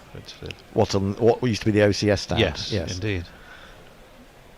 Anyway, here's Green again into Rahani. Rahani's forward. Studious picture of forward defence, and runs out to the offside. There is no run. 105 for 4. Australia were bowled out for 469. They added 142 to their 327 for 3. They lost those 7 wickets. India got back into it in the morning session with 4 wickets once. Think about it. 300 runs are scored by 2 people. Well, absolutely, yeah. Green again, a little bit wider on the crease, but forward comes Rahani, and he does play this square, not trying to force that through the offside. End of the over, 5 runs from it, and it's time for some tweets. Brian Barish, now 60 minutes ago, says it's 22 centigrade in Philadelphia too. Only difference is the air here will kill you dead. Oh God. Neymar Butlin says everyone likes a bit of Casanova. He's dreamy. I'm not quite sure why. That must have been a conversation I missed, unless Neymar's just generally dreaming. Bossa Nova. He also Bossa Nova, very good. Casanova. Yes. I'm a patron. He says, hands up who feels patronised by me. He's done that one. You're a bit behind, Tony. Well, no, I went for the Brian 14 minutes ago. Have you done Dave Wood in respect of no balls? Don't know. Dave Wood says, in respect of no balls and general skill sets, any pro golfer who misses a fairway should be kicked off the tour. So that's clearly a discussion. Is bashing Messi Jez is apparently bashing eunuchs, says the what is the GC Radio Naked Fun porn bot. Click here. Bit harsh. Boland round the wicket. Bowles, lovely ball, gets that to nibble away. It was angled in at the left-handed Jadeja, and he was totally foxed by that one. See, I wonder what happens in the Ashes when an Englishman goes after that. Does he connect with it, or does he miss it as well? Depends which Englishman it is. If it's Crawley, he's bowled between. I'm not expecting much from Crawley. Someone in the predictions that have been sent in to me so far is suggesting that it'll get at least two match-winning centuries. Is that Mogg taking a piss? Could be Mogg, or it may not. It might be Gary. I'm not 100% sure. I can't remember. 3 slips in the gullies, and again, he's picked that up. Well, I say beautifully. Is there anyone out there? No. Has that gone all the way? I think it might well have done. That's a really good pickup from Jadeja. We're just waiting for confirmation that that's cleared the rope. Oh no, 4. Though they're saying 4, so just the boundary 4. Okay. 1, 2, 3, 4. No, it's 6. Fuck off! He said that. Can you play a 6, please? That was 6. That was a flamboyant flick, wasn't it, from Jadeja? And suddenly Boland is conceding runs. So he moves to 31 from 32. India to 111 for 4. And Boland gets into his delivery stride and then pulls out at the last minute. Jadeja's wondering why on earth he did. But, that was a lovely pickup, wasn't it? 70 metres. That's of a IPL square hitting. leg. No, well, it is and it isn't. I mean, I think it's just genuine clip off the legs. You can quite often help with the angle. Yeah. You help it on its way, don't you? So It's the little lift of the back leg that gives it that sort of touch of flamboyance, doesn't it? Poser. Boland in again. He's edged out, surely. No? Oh, well, that swung in the air and he went after it. He aimed a drive at it. And the deviation seemed so We've been fooled by great. I thought he time. must have got an edge to that one. I was just waiting for Alex Carey to leap up. But, what a lovely ball that was. Drew him into the drive. Just faded away at the last moment, didn't it? It really almost dipped on him. So a couple of fantastic balls from Boland in this over, plus one that got put away. And he's in again. Balls to Jadeja. Oh, no, what's happened there? He's trying to work it into the onside. It's hit him on the pad. It's looped up, and then Boland is trying to kick the ball back towards the stumps as if he may be out of his ground. It's gone way past the stumps. It's been backed up. But just for a moment, I wondered whether he'd got a little bit of bat on that. Oh, he did. He did. Otherwise, there'd have been a bit almighty appeal for LBW, I think. Inside edge, and it just looped up, but not far enough for Boland to take a return catch. Looking at the Australian World Test Championship last 2 years, Nathan Lyon is the leading wicket taker for them. We haven't seen him yet, but haven't really needed him. This is a little bit too wide and left alone by Jadeja. 31 now off 35, 17 to Rahane. And India are on Nelson. It doesn't have the same effect on India though, does it? 111. No, I don't think so. And Australia has a different number as well. 87. They have 87. Yeah. I don't know if India have a number. Do they? They must do. Someone tell That's me. a good question. Does India have an equivalent of Nelsons, or what? Do the Devil's Australians give? number. Do the Australians give 87 a name? Or do It's the Devil's number. They call it the Devil's number. That's do they? because it's 13 short of 100, isn't it? That's what it is. something Boland hits him on the pad again. Surely. No. Again, maybe a bit of bat involved because I thought there would be an appeal there, but there wasn't. And he was grasping his nether region, so maybe it actually climbed as high as to hit him in the manly accoutrements. I like the way you look at me when you say that. VHK Aaron has confirmed that for you guys. You guys are correct. Bossa Nova is Brazilian food. Rather interesting. And he sent me sent us an ad saying, from farm to table, Brazilian cuisine for your ultimate convenience. Brazilian Bossa Nova cuisine delivers hot, fresh meals directly to your home or office. Do you get a free guitarist strumming with it? It doesn't say that you do. Oh, okay. But you never know. Farong says, I think Ponting or Steve Waugh have been dismissed by hitting the ball twice. Brain cell needs rum to find out which. So this is still the discussion about how many ways you can be out. I don't think I've never heard of anyone being out hit the ball twice. Off a no ball, I think. Off a no ball. Really? Green continuing to Rahane. Short. He goes for the pull shot, and is he going to be caught? Where's that gone? What's that come off? Well, it's, Chris Gaffney's not interested. Cummings is asking his slips. Well, it's either whether it came off the helmet, we got an under edge onto the helmet, and then it went off to the slips. Cummings is imploring his slips to give him a little bit more information. Khawaja's the man who's taken the catch, should we call it that. And I think it's Richard Illingworth was pointing to his head as if it's just come straight off, which means, of course, that we're going to have a little bit of a delay because the helmet has to be replaced. Are you looking at me again? I am. Well, you mentioned helmet and now you look at me. I mean, it's not my day really, is it? And your thick legs. Yeah, my thick legs. Indeed. Messages, not stumped. You can be stumped off a wide though. Yes, you can. Yeah, we know that. We know that, Messi. The GC Radio Naked Fun Pornbot is said, new PLIGVA rules, golfers not hitting fairways get beheaded. That's a bit hard. Oh, well, political. Well, rather. Mayank says, 2 examples of hit the ball twice is 1906, when John King for Leicestershire versus Surrey tried to score a run after playing the ball twice to avoid getting bowled, and in 2002, when Kurt Wilkinson for Barbados versus the rest of the Leewards Islands in the Red Stripe Bowl did it, apparently. Really? That is niche but impressive knowledge, Mayank. I bow to your encyclopedic wisdom on these matters. Leah says, how do you do physics without using maths? Was that a conversation earlier about the bear? Oh, well, well, there is that, I suppose. These various things. Indeed. I don't know how the bear does it. It's some sort of quantum mechanics goes on in the bear's brain, and so he can do physics, but he can't actually do maths. Trent Bridge is back. Speaking of Scotty B's jingle, have you guys heard the Scottish version of Rawhide by the Chaps? It's piss funny. By the Chaps? Is that the name of the band? The Chaps. Oh, it's called the Chaps. No, I haven't. I don't know that one. Roll in, Rawhide. I'll have to have a listen to that. Mayank, rain on the forecast according to the Weather Channel for days 3 to 6 could potentially be a saviour for India. They can really just go for the draw now. We're back live. Green bowls outside your stump, left alone. Good length ball, but not really pressurising him for direction. Yeah, I mean, actually, when I saw the weather forecast last night, they had been talking about how it's going to get to about 30 degrees by Saturday. And then they were saying the air's going to get a lot more humid, so there could well be thunderstorms. I don't think we're going to get like long periods of rain, but we may get some storms, which is pretty much what you get in England, isn't it? As soon as it gets hot. Here we go. Green in again. Bowl sure he was going to pull that, wasn't he, Rahani? At the last moment, he thought I won't, and very nearly got caught in two minds and could have lobbed up a little catch to mid wicket, but just managed to not go through with either of the shots that he was thinking of playing in the end.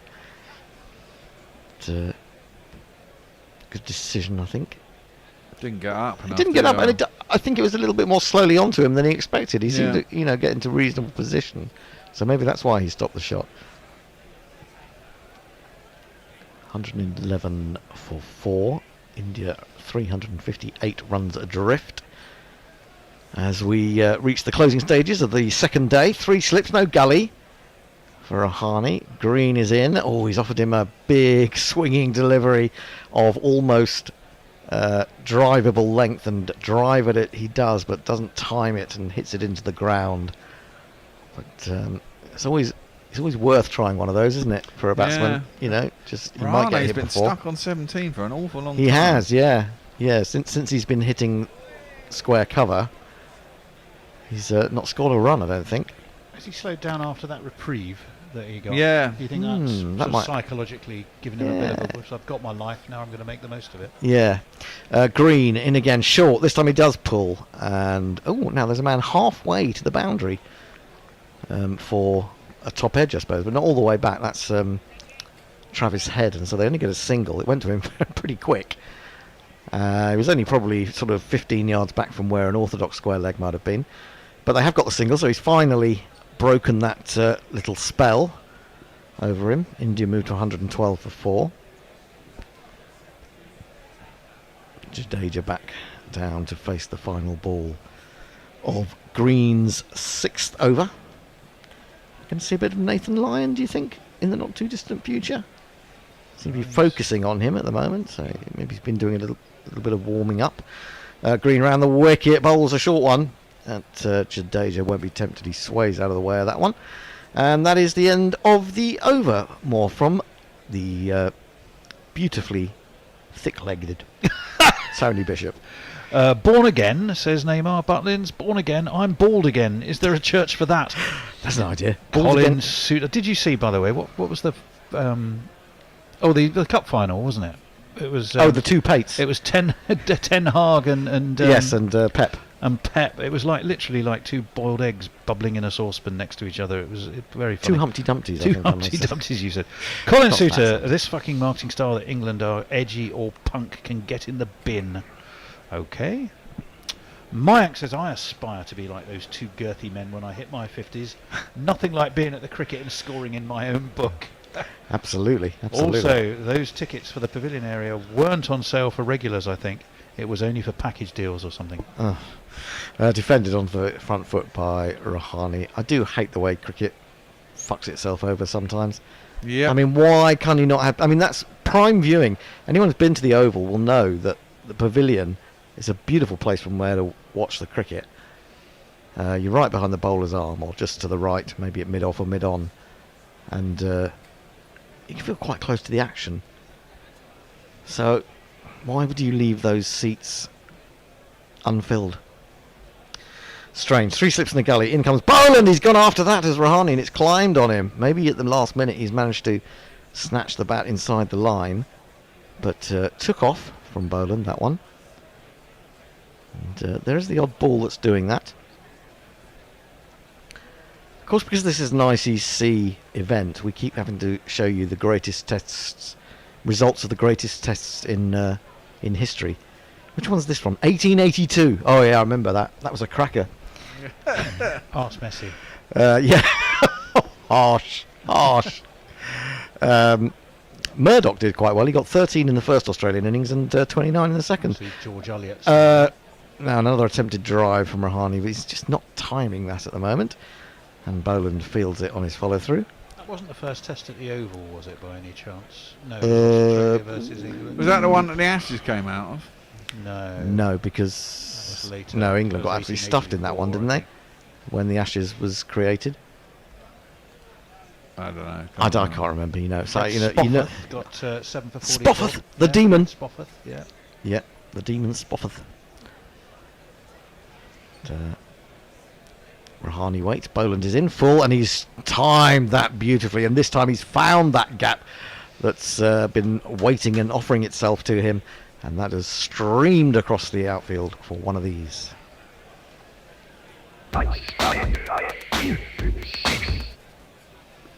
Did you move any of those other jingles yet to... Not that whole folder. From Michael, who sent them in. I suspected in Australia because it was sent at about 4:30 a.m, which seems a weird time. Okay.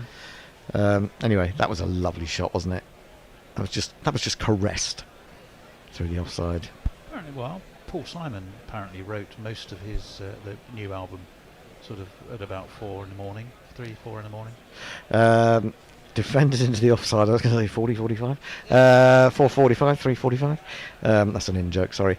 116 for 4. Final ball of Boland's 9th over. They're all getting through a bit of work, aren't they, these Australian bowlers? They are. Raffles the Gentleman Thug says, is Rahani batting with a Stuart Surridge? I haven't seen one of those for years. Yeah, it's not owned by Stuart Surridge anymore, though, is it? No. SS, no, it's a different brand. It's a Indian brand, isn't it? That SS. We did have some. Yeah, they're the same guys who make the balls. Yeah, we had someone. We did an interview with someone who was trying to resurrect the old SS bat. I think someone who was related. This is defended on the angle up to mid-on, and that is the end of the over. 116 for 4. Rahani 22, Jadeja 31. Farong says, to understand air pollution, one must live in Dhaka to have a better understanding. Yes, there is some air amongst the pollution. This is a possible reason why the ball doesn't swing at Mirpur. Nothing to do with popcorn and BCB preparing dead red mud pitches. Well, there you go. Mayank says, India are 4 down. Boland is swinging the ball away from Jadeja and he's fucking fishing at it. Leave the ball alone, you moron! Yeah, I think that's a bit harsh when you're facing someone as good as Boland and calling him a moron for being unable to lay a bat on it. Yeah. Bit harsh, bit harsh. Dr. Soothsayer is replying to Messi, saying, bit premature, Messi? Looks like the Indians are unravelling. There will be a follow-on and a second innings massacre by 3-3 by the most day 4. Well, I don't know. Our friend Brian is sending us a lovely picture. He's catching up on the last of today's play. Gorillas in my ear via tuning. Gorillas serving me beer and cricket on the TV. Excellent. Green in, bowls to Jadeja from round the wicket. And Jadeja goes onto the back foot, defends into the offside. There is no run.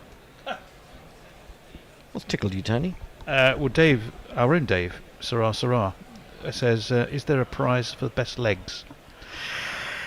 I think surely the dainty ones Oh, get it, look don't at they? the state of those! Look at the state of those! What do you mean? You just look like a sort of a well-fed sparrow. Exactly. I am a well-fed sparrow, it's true. No muscle on there whatsoever. There is muscle, it's just, very, very small. Defended again towards extra cover. Short extra cover, I think Labuschagne's come in there a little bit. Perhaps on the looking for the ball that's lofted in the drive. And we keep returning to the gum-chewing Nathan Lyon, so he must have been warming up. But is he going to sing? That's the question. 116 for 4. What a beautiful, beautiful day for cricket. Green in again. Oh, now what has that done? Now that has acted as if it's hit some sort of crack, because that's not just jumped, that has leapt, and it's gone way away from the batsman. It's gone way away from the keeper, and it's gone for 4 byes. Giuliani had his reasons for selecting his landscape seasons. There were 4. Oh, it was called The Four Seasons, wasn't it? That's right. The place they did the filming of that. Yes. Wow. Which Not was the next to hotel. a pawn shop, Which was no, the pawn shop was over the road. Yeah. That was scary. That really was. That was like Courtney Walsh at Perth. Not Courtney Walsh, Curtly Ambrose. Defended this time. He'll be happier with that. Jadeja defends, but it kind of puts in your mind that something weird might happen, which is never good for a batsman. Knowing that something like that could happen, and if it happens from a straighter delivery, you're probably going to be in a little bit of grief. 120 for 4. I'm absolutely convinced that Nathan Lyon is coming on very soon. I'm going to see a first bit of off spin. You get to pick your Aramco player of the match, yeah, right? Green in again. Forward comes Jadeja. It was a good length ball, and he got a big stride and defended its Labuschagne extra. And there is no run. Yeah. And there's a population in Australia of 16, 20 million, something like that. Yeah. Population of India 1.4 billion. They get absolutely hammered. What's the bet? And Kohli is still man in the match. Or something like that. Or something. It couldn't be quite as obvious as that, could it? It probably could. They might even give it to Dhoni. Weight of numbers. Might use proportional representation as a way of equaling it out somehow. Green in to complete the over, and now that's popped a little bit on him, and it's ended up going down from glove down between his legs, and Green has come up to him, and he's picked up the ball for him, tosses it to a smiling Usman Khawaja. I should really call him Umesh Khawaja, on the basis that I was getting Umesh wrong yesterday. More tweets. Yes, Mayank says, I found that hit the ball twice info by Googling and Wikipedia. Took 12 seconds. Keep up, lads. Farong says, it won't rain during this test. However, the Ashes, different story.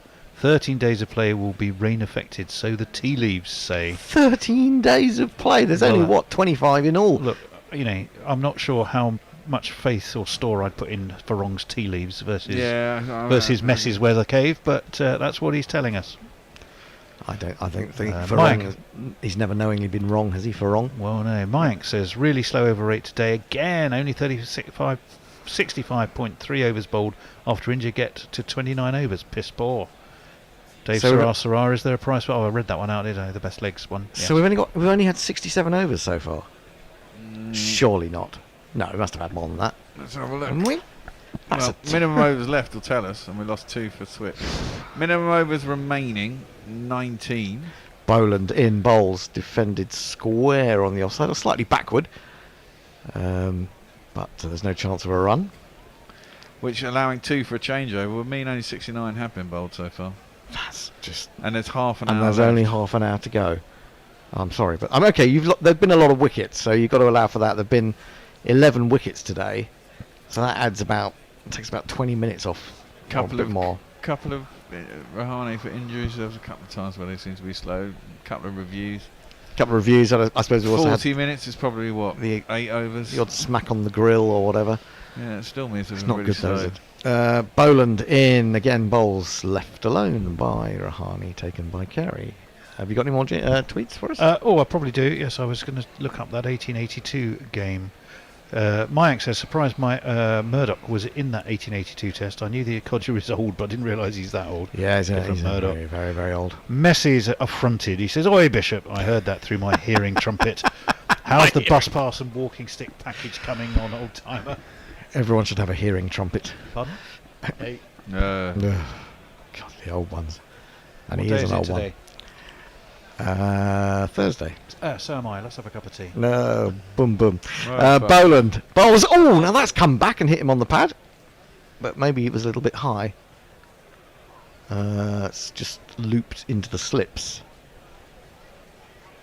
Is there something of the Simon Jones about Scott Boland?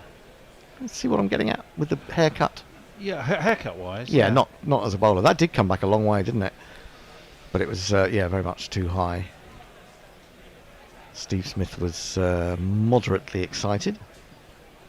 It's the GI Crew Cup. Still, we're not even into the GPL's bottom pick yet. Yeah, it's poor, isn't it? Poor. Boland in again. Bowles defended a better length delivery. And he sort of fiddled that out in the offside, did Rahani, a little uncomfortably. Boland 1 for 22, bowled 9.4 overs, and again he's not going much more than 2 and over, is he? He's 49 runs by the way, this partnership now. 49. So one short of taking it to 50. They're doing a good job. They are doing a good job, but I think they've got a hell of a lot of work to do. They do. Really do. The Barrett Army is in good voice though, and good spirits. They're enjoying it, whatever. West Ham shirt on that lad. Front. I've seen a couple of West Ham shirts today. It's almost as if coming out of the closet. This is tucked away behind square leg by Rahani, who will keep... Oh no, he won't keep this right. Still 1 ball to go. So just a single to him. Goes to 23. 121 for 4. But, they're not going to be kept down, even if their team is not performing at the heights that they would hope. They are still offering great support. Partnership does become 50 with that single, of course. Rahani's only scored 11 of those. And Jadeja 31, the rest must have been extras. That's a fair few extras, isn't it? 8. Yeah. 8 extras. So Jadeja very much dominant in this partnership. And he's waiting again with 3 slips in the gully in position, but he's opened the face beautifully there and driven a half volley through extra. Honest Labuschagne never knows when a course is up, and he just dives headlong into the boundary sponge. Can't do anything about it. 4 more. 2, 3, 4.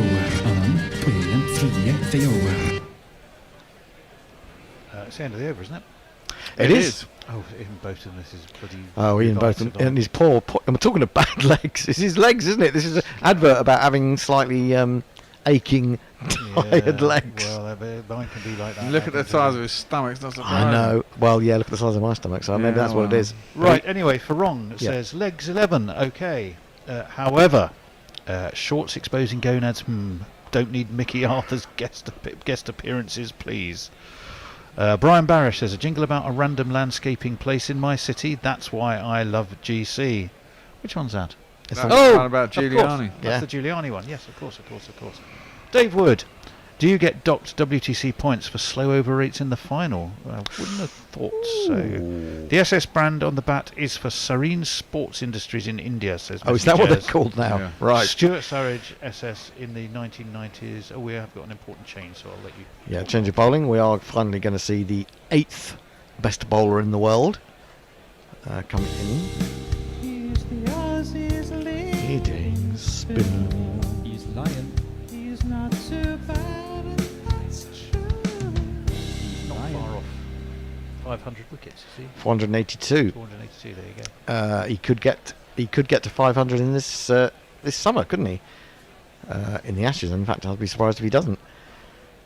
125 for 4. Rahani to face. He's on 23. Man's coming in. Labuschagne. He's nutty enough to go in that position, isn't he? At short square leg. He's in. Bowls to Rahani. Rahani goes back and eases this one up to mid-off. We do a change in this over. Okay. Right. Tony's going to take ball by ball. Hendo is going to do social. Oh God, am I? And Riley, and Riley is coming back to summarise. Oh, that's a poor ball from Nathan Lyon. He's got away with it.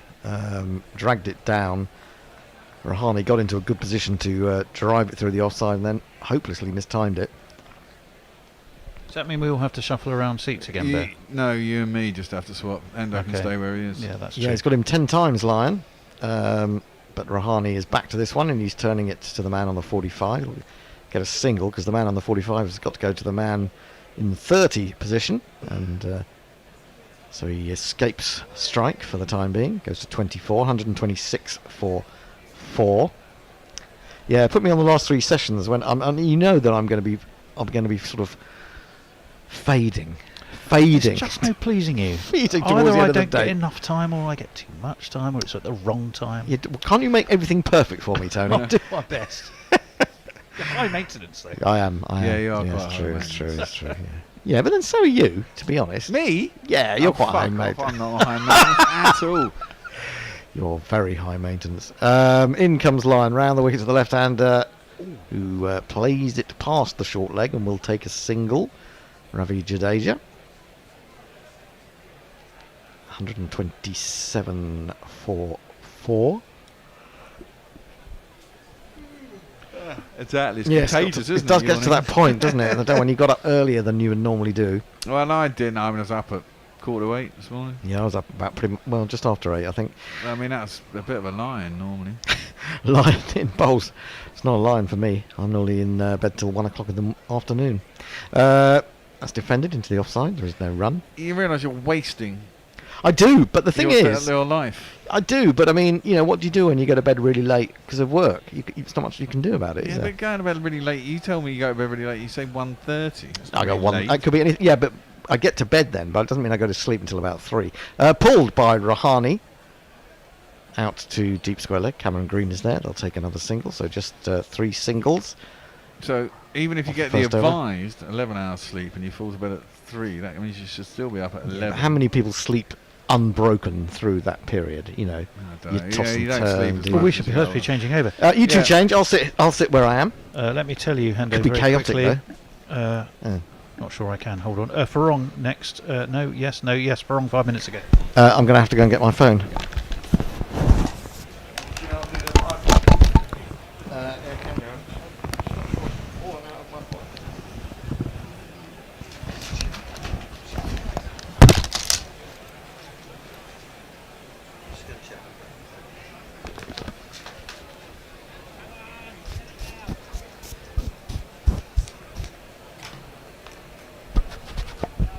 There we go.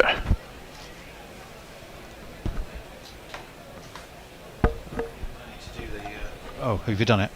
Mitchell Stark. Mitchell Stark is going to be back into the attack. I will musically salute him in just a moment when I can find him. Here he is. Bear, you're right in the way there, mate.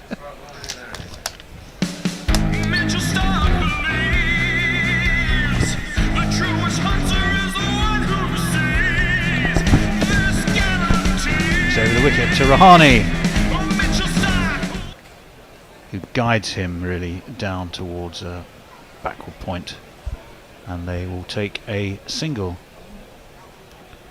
We're having another look at some of the earlier dismissals of the day and the amount the ball has swung. Lion back into the attack, not a surprise. We were saying earlier, 10 times in 17 matches against Australia he has got Rahani. That's got to be a huge weight on Rahani's mind, hasn't it? Well, you'd think so. And 7 or 8, I think Messages and I both counted them up. We came to different numbers, but certainly the majority of those in Australia rather than India, where theoretically you don't get quite as much help for a spinner. So he's certainly got something over him. I'm surprised they left it quite so long. We're busy looking at the release points of the various bowlers in the match. Siraj being probably one of the lowest there, I would. Yeah, it's interesting how surmise. some bowl with that brace leg, isn't it, and some don't. Stark in and onto his toes goes Jadeja, and he just helps that down to a vacant third man for one of these.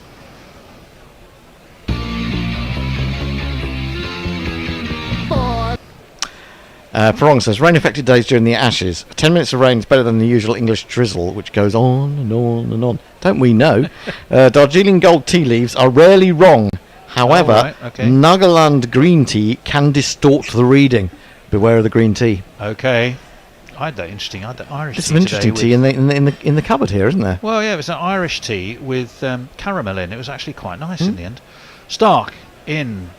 Worked off his legs by Jadeja this time, out towards mid-wicket. They're going to come back for 2. Usman Khawaja trots after it. Jadeja looks relatively comfortable now after his bit of a scratchy start he had earlier. He does, Riley, and I was very remiss not to introduce you. You'd That's right. snuck in virtually. That completely confused me, and I heard this rotten voice in my head. I thought. Did you not think at some point, shouldn't there be a third person? Well, I thought it was the bear. I thought the bear was just nipped out and was coming back. I didn't realise It wasn't that the bear. No, it didn't start with a swear Didn't word. sound like anything like the bear. It's true. 135 for 4. 1 for 41 for Stark. This partnership has gone past 50 and it's been stubborn for Australia. That one's edged along the ground, and it's actually bisected Slip and Gully and gone all the way. It's Cameron Green who's lying prostrate, and it's going to be 4 more runs. That's a funny little one. It's labelled as 1, 2, 3, 4 Kraftwerk. Right, okay.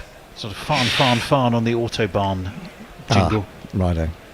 Which is, I know every time I mention Kraftwerk, I always say that we got a fingertip to it, but it was on the bounce anyway. Could have been nasty, actually. That The could way have been very nasty. Yeah. Let's hope so. Linux Lear always takes me to task for only knowing one Kraftwerk song, and I normally then get a whole list of their finest musical moments. I've never listened to a lot of Kraftwerk. I had heard the odd thing, but they've been around for years, haven't they? Riley, Kraftwerk, are you much of a Kraftwerk fan? Can't say it rings a bell, to be honest. Didn't think it would, as this one's down the leg. Swished at by Jadeja, who's a bit cross with himself that he didn't lay anything upon that. We're only four away from a famous Jadeja. What is it? His sword. Does he get the sword out for? I certainly hope so. Yeah. For a 50. I mean, he normally does. Yeah, I think he does. Or is it just for the 100? No, I think it's for the 50, to be honest. But hopefully that hasn't put the dampeners on him. But it's been a good knock after the first over or two that he faced. It definitely has. Trailing by 330 now. India, they want to keep that going. This is pushed straight back down the ground. Go ball. They should get at least 2. They may well be able to come back for 3. Once more, Pat Cummings is lumbered after this. Rather wearily. And it was just 2 in the end, and it means that at the end of the over it's 141 for 4, and we can go to Hendo for some messages. You could do if there were any, but I'm just going to say the 13 runs off that over that Stark came back to bowl. Now the last tweet was from Farong. I've read that out. That was 10 minutes ago. If you've got twitchy fingers, Twitter us. Be careful how you say that. Twitter us. Here at Gorilla Sounds like a Cricket. Roman emperor. But I could grant you, I was going to say slip of the tongue, and that would be even Yeah, more that would be even worse, dodgy, wouldn't it? Yes. No tweets at the moment. I have to say. Where are you based, Riley? Tell us where you are based. I'm based in sunny but very, very hot Bournemouth at the moment. So yeah, well, that's been in the heat news is recently. Very that's much for sure. on. Da-da-da-da-da. Yeah. Yeah. But, well, it's nice that the conditions, well, where I am, are very much reflected across the oval at the moment, because nice to have a good crowd in as well, which is really nice to see. It is. Well, Nathan Lyon's going to be bowling his second over. He's going to be bowling to Rahane, the man he does have the wood over on so many occasions, and that one is guided down towards point by Rahane, but there's no run. He's not just his bunny; he's a whole hutch of them. He is a hutch full of bunnies. Do you think Rahane, is that really going to play a huge part in his mind, that he knows he's... I don't know. That's a really good question, Riley, as this one is worked off his legs by Rahane. He's happy enough to get to the other end and take a single, but I think he would have been anyway. That's a good question. Maybe is it something that you see when you're looking at stats and you go, "Oh, that's interesting," or is he even thinking about it? He must be. He must be aware of that. Must be conscious of it. I mean, I think. Yeah, I mean, if it's 10 out of 17 innings, that's a hell of a lot, isn't it? That's really a lot. I mean, they obviously analyse matchups, so they must know, but it's whether he then knows as he's walking out to the middle, or when Lyon, is marking his run up, he's like, "Oh, I've got out to this guy, a fair bit in the past." Edged! Well, there you go. Oh, is it? He has got it. It's Jadeja, though, but Lyon has done for the left-hander. It's gone straight to slip. Jadeja is standing there, legs splayed, Can't quite believe what he's done. Too short of his 50. He's gone for 48. Lyon has done the trick. Australia have their 5th wicket, and they will be cock a hoop. Yeah, I apologise to putting the mockers on today. Another one For any bites the Indians dust. I think that is going to be out, Fred. Another one bites the dust. Steve Smith taking the catch, and very solidly too. If you're going to be really critical, you'd say he was reaching for that a bit. I mean, although it did turn, is a decent ball, and with that angle, perhaps you had to play it. You think it's going to keep on coming, but he's massively disappointed, Jadeja, isn't he? Didn't want to leave. It had to be dragged off almost. Decent strike rate as well. 48 off how many 51. balls? 51 balls. Yeah, so it's pretty decent going, and we're going to it's near both legs again, Nendo. Yeah, we're not going to see the sword display, I'm afraid, today. That's gone and is now long forgotten. Dave Woods was quite entertaining. When was he quite entertaining? Well, quite near the top of our Twitter feed. For some There's been 2 or 3 since we last looked. Fine knock by Jadeja, but they needed to keep it going. It's Rahane, we've been saying, that is the man who is most got by Nathan Lyon. I'm interested to see how this guy goes. Well, it is. Well, let's jingle him up. It's it was a choice between him or Ishan Kitchen as to who would make this side, and they've gone with the man kind of in possession, I think, after the Australian tour of India. It's KS Bharat. And where is he, and why is that thing doing weird things? Okay, here he is. And this one's defended off his first ball, went to the offside, no run. KS Bharat. Well, that's nice. Nice and simple by Jeff, yeah. Like that. He did rather reach for that today. He did reach for a bit, but I just wonder whether because he thought the ball was coming in from that angle from around the wicket. He's pushed away into the offside. Lyon fields off his own bowling. He's from Visakhapatnam. Is Kona Srikhar Bharat. He's played for Andhra Pradesh as well as Delhi Capitals and the Royal Challengers. This one is flicked off his legs by Bharat straight to mid-on.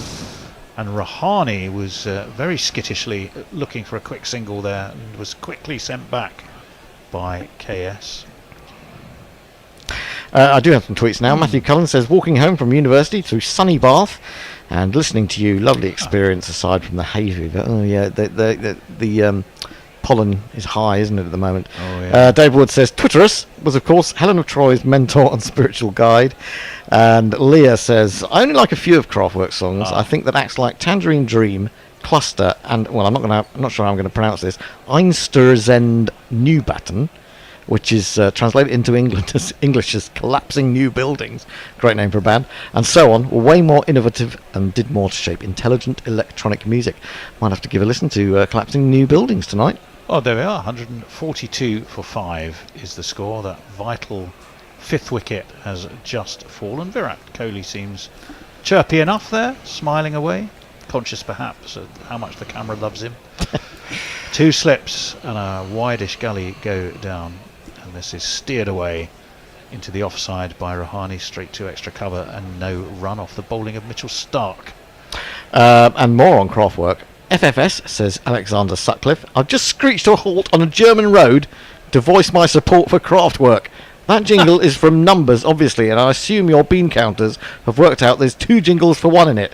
I don't think we have bean counters due to a severe absence of beans to count. We have beer counters. Beer counters, yes. Which is a counter from which you can get beer, as opposed to numbers of beers. 27 Rahane's on, and he's facing Stark, not his nemesis, Nathan Lyon.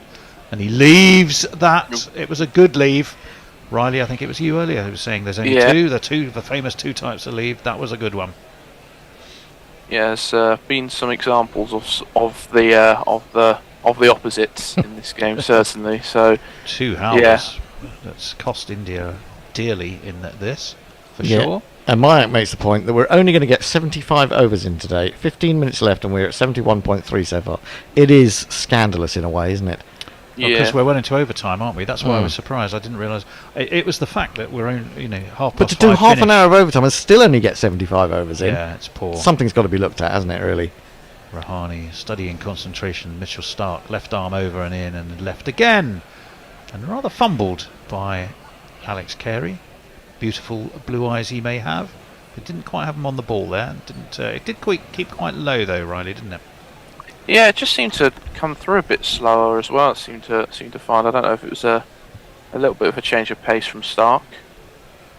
Probing and teasing and testing this Indian pair, trying to get that extra breakthrough, one more breakthrough before the close of play would be, it would make it so comprehensively Australia's day as to be just not quite terminal as far as they're concerned, but definitely they'd be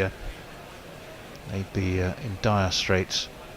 Stark in that swung, and it's swung enough that Rahani can flick it off his legs down to deep square and will take a single. Travis Head, the man doing the fielding there, he's had a good day. Not such a good moustache. One of 3 players in this Australian team to play for Sussex, I think. Travis Head, yes he has. Yeah. Yes he has. Obviously Steve Smith. And who else? Carey. Oh, Carey, yes, of course, Carey has third Australian, and then obviously Pujara as well. Pujara, yeah. Sussex seem to be doing a good job of hoovering up short-term superstars who are looking for. What's happened to Delray Rawlins this year? What's happened to Rawlins? Has he lost his contract at Sussex, or is he? No, he's still there. He's still there, is he? He's still there. Yeah. Interestingly, I did a bit of work for Sussex when Head was overseas. Was one of their overseas player. He wasn't. He seems to be a completely different player these days because he wasn't very good, if I remember correctly. Yeah, well, they were showing you his sort of scoring rate. 3 slips, a gully, and this one is full and outside of off stump. And KS Barat has steered it past point. It will be fielded as a man coming around from third man, Nathan Lyon, who does the tidying up. Doesn't seem overly concerned. I'm not quite sure who the man running back was. He seems to have. That was Labuschagne. Oh, it was Labuschagne, was it? Yeah. He's taken a couple of tumbles today in Ben Stokes style. He is kind of like Ben Stokes, isn't he? There's intensity in everything he does. Yeah. Although he does throw himself about as well. Ben Stokes didn't do anything much with intensity apart from captain last week, as he didn't bowl and he didn't bat. It was a record, wasn't it? First captain ever to win a test without batting, bowling, or wicket keeping throughout the entire test. Did he take a catch? Yes, he did, because we all thought he'd injured himself. Oh, that's right. Yes. Which is equally worrying. Mitchell Stark has his fingers across that seam. We're getting a nice close-up, certainly a closer view than KS Barat will have. As this one is full again, and this one again is driven by Barat, but out towards cover. There's no run, but annoyed. Made his debut, of course, did KS Barat against Australia in the last series. Made 8 in Nagpur. He was out to Todd Murphy and they got a did not back. 6 and 23 not out in Delhi, 17 and 3 in Indore, and 44 and didn't bat in Ahmedabad. Everybody made their higher scores pretty much in Ahmedabad on the carpet that was laid out to facilitate the required draw. 36 overs gone, 145 for 5, and we're going to find out what Hendo's chuckling at. I forget what I was chuckling at already. Anyway, there are some tweets, or a couple. Leah says, the Einsterzend Newbatten frontman is Blixer Bargeld. For many years, the leader of Nick Cave's backing band, The Bad Seeds. Oh, really? No, there's a connection I would know. 10 to 6, the clock on the top of the old Surrey Pavilion is telling us. Farong says, wow, still having the second day of the final. Aussies need to knock Team Tata by lunchtime tomorrow with a lead of 250. But until 30 minutes before tea on day 4 with a 500 plus lead, and then let Lyon take a 6 or 7 for. Pitch will become slower and lower. That will be interesting because if I'm not mistaken, Lyon has he got only 1 fifer in this country as far as I'm aware. Change of bowling. I will jingle him up in a minute. It's Scotty Boland back into the attack, and it's wide of the off stump and left alone by Rahani. It is a bowling change, isn't it? Yes, it is a bowling change to have Boland back into the attack. More talk about Croc. Oh, sorry. Boland, here comes Scotty Boland. Boland, Boland, Boland, Boland. There you go. Sorry, Hendo. Colin Suter says The Model was a cracking song. That must be another Kraftwerk song. She's a model and she's looking good. Not heard that one? I don't recognise it based on your rendition. Well, if you thought there wasn't a tune, that's because there wasn't much of a tune. As this one is defended into the offside again. There is no run by Rahani. 2 dot balls to start with for Boland. Lion, that 5... I'm sure he took one in the first Ashes test here a few years ago, didn't he? Yeah, I think that's the only one he's taken, isn't it? Yeah. I seem to remember that when doing a bit of very rapid research the other day. Just to look to see what his figures were like in England compared with the rest of the world. In comes Boland again. Over the wicket. Short cut. Sweetly by Rahani, but there's a man down there for that very purpose, and that man is the aforementioned Nathan Lyon. So just a single. Farong says, can Rowett sub in Dhoni instead of Ashwin for the remainder of the test? Still in Piazza League mode. Mind is affected by good green tea and rum. Well, that's an interesting mixture, I suppose. We wouldn't be subbing him in for the 12th man. He'd be subbing him in for Jadeja, wouldn't he? Or have I misunderstand what you're trying to say there? Maybe I have. Is he subbing him in so he can be a sub-keeper? I don't know. I don't know. Oh yeah, maybe for Barrett. As onto the back foot goes KS Bharat. Pushes this away towards cover, and there is no run. He's only into 8th test, of course, Boland. 28 wickets at 13 with that best of 6 for 7 at the MCG.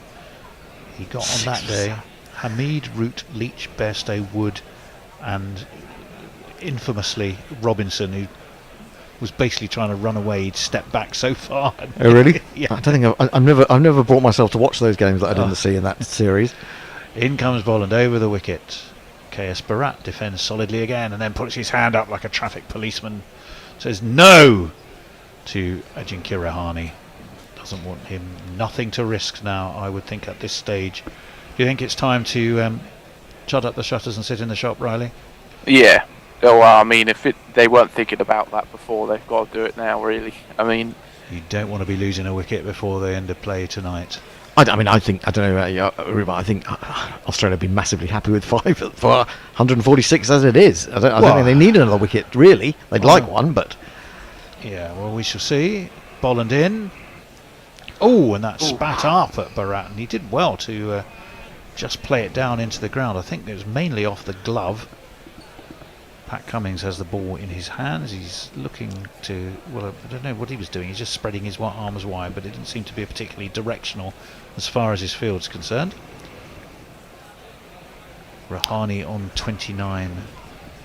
Oh, it's the end of the over. Mark Zip says, I did actually divide the Kraftwerk jingle into 2. There is one labelled 4, which counts to 4 in German, one labelled 6, which logically goes all the way to 6. Leah's responding about Kraftwerk to someone. Suter as well, who then comes back and says Stark looks a bowler in search of some swing rather than a bowler with swing control. Well, he hasn't bowled really very well today, but he did bowl a brute of a ball to get rid of Virat Kohli, so you can kind of forgive him everything else. He did get it to swing a little bit after that, but he seems to have he lost his rhythm again a little bit since then. Okay, yeah, Bharat's getting a little magic spray. I mentioned earlier with Stark that he had lost his radar, and then he found it when he got Kohli out, and seemed to have found his mojo again. Then he just seems to have. He goes through these spells, Stark, which I don't think he used to really, but he seems to go through these spells in Test cricket, especially, where he just seems to lose it for maybe a couple of overs and then gain it back again. So. I mean, quite often I think at the top when he opens the bowling, they only bowl him for 3 or 4 overs, and then seem to get him out of the attack. And bring him back later. Whether that's because he's not bowling particularly well, or whether that's because they think they'd rather bowl him in little 4-over spells or something. I'm not sure.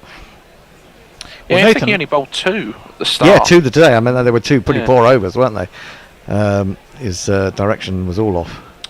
Nathan Lyon has been busily signing autographs. We did have a little break there. The reason was that it did come off the glove, as we said, of Bharat, but then straight onto his chest. So that's why there was some magic spray, water and a general delay at the end of the over. We've had 37th, we're starting the 38th, and it's going to be bowled by Mitchell Stark to the now refreshed KS Bharat. Oh, I think he deliberately slid his fingers across that. There's a slower ball, dropped down, surprised Barat and went past his outside edge. And there is no run. David Warner seems to be very animated towards the end of the day. I think he might be signalling what beer he wants when he gets back to the pavilion. I thought for a moment he got an edge to that, even though it dropped short to the keeper, but he didn't know. I don't think so. Mitchell Stark's got the Mrs. Healy, as we sometimes, or Mr. Healy, as we sometimes call him. There's staring down at KS Barat. It was a clever ball. I think that goes in the clever ball category, don't you? Yes, it certainly was. It was a decent ball, yeah. He's in again. Oh my word! They haven't got it. It's somehow that completely turned KS Barat round. He got something on it. I'm not even sure what it was. Warner's little legs have hit his pad. Pummeled and pounded their way to pick it up short of the third man boundary. Well, he played no shot, did he? At that, I thought he played no shot. So. It looks like he might have taken that on the glove or the arm. Oh right, okay. He's touching a bit of everything. We need to see a replay of that. Because I thought it was going to be a massive appeal then. We are now. Stark delivers it. Oh yeah, it's hit upon he was trying to get out of the way and he turned himself round sort of full. Yeah, he took it on the elbow. On the elbow, just above the elbow. But that will have hurt KS Barat, who is getting some treatment here. And they're looking for the ultra edge here to see if it's come off the elbow. Sorry, and then onto the bed. Onto the bat. I don't think it has. I don't think it did, or even the glove. But I don't think so. I think he's safe enough there. Well, he's certainly making sure. For some more treatment. So. Oh, hang on. Those runs will not be considered because he was trying to play no shot. But you could say that was taking evasive action, couldn't you? But they've given the 2-leg. No, they just took them off. They just took them off. Oh, did they? But they're still up. Oh, they've taken them off Stark's bowling figure. Sorry, that was what it was. Ah, yes, that's right. Yeah, they went from 52 and then back to 50. And meanwhile, Nathan Lyon is still A, chewing frantically, and B, enjoying himself signing autographs for a lot of cricket fans down there. Actually, when I went to see a Sheffield Shield game at the SCG, which was against Victoria. Ooh. So 154. Who is the bottom GPL pick? Is it Troutman? Bert Troutman. Not Bert Troutman. How did I know you were going to say that? Am I that predictable? Who is it? Simi 123. Simi 123. Don't know who Simi 123 is. And he has 296 runs for the day. Yes, we're currently on 291 as we're watching a replay of Nathan Lyon seeing off Ravi Jadeja. We now have 5 different wicket takers for the 5 wickets. We do indeed. Which is relatively unusual. Well, every seamer's got one. And now Nathan Lyon's got one. Yep. Yeah. And he's doing some selfies as well now. We've got selfies as well for Nathan Lyon. Get your head in the game, Nathan. Come on. It's not the close of play yet. I'm so bad at selfies. I wouldn't do it in time. I'd completely fuck it up. I'd get a picture of someone's elbow. Or probably my own thumb. Well, 149 for 5. Every inch Australia's day so far. That's a swing and a miss by KS Barat. A lifting ball, attempted drive, a loose drive, Riley. It wasn't really under any kind of control, and it beat his outside edge. Yeah, it's not really the kind of shot you want to play with about 3 balls or a bit more left in the day. But there you go. I just wonder whether he's taken 2 knocks in the last few minutes, hasn't he? And that might just have sort of upset his concentration a little bit. Yeah. Nathan Lyon's having a ball down there with those fans. He's thoroughly enjoying himself. He's not normally Mr. Smiley, is he, Nathan Lyon? Not particularly. He's thoroughly enjoying himself. Reflective, possibly, of the position of the game. There is a man at short square now. He wasn't quite called into that as it was worked away towards him, but wide of him by KS Barat. And there's no run.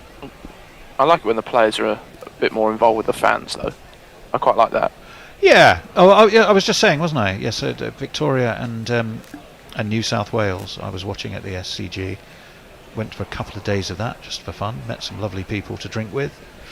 My friends around the barrel of bullshit, in fact. But Nathan Lyon, I noticed, was an avid autograph signer. Everyone else went off for tea, but Nathan Lyon was the one who stayed out as Stark is in, and it's wide of Baratsov's stump. Well, I guess that was a good leave, and literally, he didn't even go to tea. He stayed outside and just kept signing autographs. He knows how close he was to not being a professional cricketer. I think because he was a groundsman, wasn't he, at Adelaide? Yeah, and was curator. netting. He was a curator. And he was netting, and if that's the correct story, I think it is. And his potential was spotted. Yeah, and he's gone on to be one of the best off spinners there's probably ever been. Yeah, Travis Head. I mean, he like you say, he knows kind of where he's come from and yes, the community that cricket brings. So yeah, no, I mean, I think seeing that is great to see. To be this honest, probably will be the last over for the day, won't it? Yeah, this surely. One is pushed away into the offside. They take one. Nathan Lyon is called away from his autographs and selfies to field, and they will take two. So he does have his attention on what he should be doing. It's 151 for 5. It's 38 overs complete, and I rather think, yes indeed, as umpire Illingworth tips the bails, gets a pat on the back from Pat Cummins. Don't know if he said well umpired. Everything seems to be very jolly amongst the Australians, and frankly, Riley, why wouldn't it be? well, yeah, exactly. India 5 down, Australia 318 in the leads. I don't think they've got much to complain about, really. I think India have got a lot to think on, though. About what their game plan is tomorrow. They've a lot to think on overnight. Well, they started the day Australia on 327 for 3. They lost 142. They lost 7 wickets for 142 to finish on 469. But at the close, India have lost 5 wickets, so 151 for 5. Star turns of the day, I would say, well, definitely Travis Head with that fabulous 163 off only 174 balls. Century, well, of course there was for Stephen Smith off rather more balls. 48 for Alex Carey, but not much else as far as Australia, the rest of the Australian batting order was concerned. And troubling starts for Australia. Sharma went for 15 LBW to Pat Cummins. Shubman Gill shouldered arms to one from Boland that really he had no business shouldering arms to. He went for 13. Pujara was bowled. He shouldered arms to Green. Bit more a bit more unlucky, one might ask, because that really, one say it did really move back at him. Kohli got one that rose up at him and was caught at slip by Smith off the bowling of Stark. And the two not out batsmen. And Jadeja. I forgot Jadeja. He was caught by Steve Smith, bowled Nathan Lyon at slip. And Rihani is 29 not out. Srikar Bharat possibly a little bit more lucky. He's worn a few too. He's a 5 off 14. 151 for 5 at the close. Yeah, and a wicket each for Stark, for Cummins, for Boland, for Green, and for Lyon. Lyon only bowling 2 overs at the end, but getting an important breakthrough. We have some final tweets before we disappear, and I think it's Tony's going to be doing the Gorilla Roundup with Woody's Roundup, with Messi's Roundup later on. Messi's yes. Roundup, so look out for that later. Just finish with a few tweets, not very many. Mayank said, looks like we'll finish 12 to 13 overs short at the end of the day. Surely there'll be some sort of punishment. This is not just India's problem. Australia have been the slow as fuck too. Mayank, he was obviously raging at this point about 9 minutes ago. He said, bring on Gary Naylor 999 for the post-day recap, just so he can rant about the slow over 8. I've never seen it this abysmally slow, especially with the extra 30 minutes. How many overs have we had in the day? That's oh goodness, I'm going to have to look that up. About 75. You reckon about 75. 75. I mean, it's 75, 76, something like that. Back onto the music scene. Rich Turner, who is Rich T Music, of course, says John Peel used to play a lot of Einsterzend New Boyton, if that's how you say it. I didn't say it very well, did I? Quite muscular new wave, as I remember. Farong says tea leaves have taken over all 2 brain cells. Who will be Lyon's 500th Test wicket during the Ashes, or in which Test will he take his 500th wicket? Ooh, now let's work. So he needs 17 more now, doesn't he? 17. Ooh, so 3 and 3. Ooh, it'll be the 3rd Test, won't it? 3rd Test he'll take his 500th wicket. That's my guess, and you can hold me to it. That's it, I think, on the Twitter sphere for today. Unless there's a final one coming in, it doesn't look like it. I should just say before we go, please, if you possibly can, take part in the GPL tomorrow. It's great fun. We missed out on it by 3 runs. Simi 123 was had 296. I think we ended up with 293 in the day, so not too far away. And he or she was the lowest prediction of the day. We went up as far as 350. But do take part in that, and if you can possibly afford it, please contribute to the Guerrilla Cricket Paw Fund, which is basically known as Patreon. Patreon.com/Guerrilla Cricket 1R2Ls. If you can pledge us a monthly amount, that will help to keep us on the air, and if you value us, that's what you want. So if you can manage to do that, we'll be very, very grateful. We've had 2 or 3 people do it today, but we would appreciate a few more. We would indeed. Well, that's us. We will see you bright and early, ready for the 10:30 start. We'll be on air from 10:20. Until then, thanks to Riley, thanks to the Bear, thanks to Endo, thanks to everyone else who's been on today. Dave, Messi, a cast of a few others, Colin, and we will see you in the morning. Take care.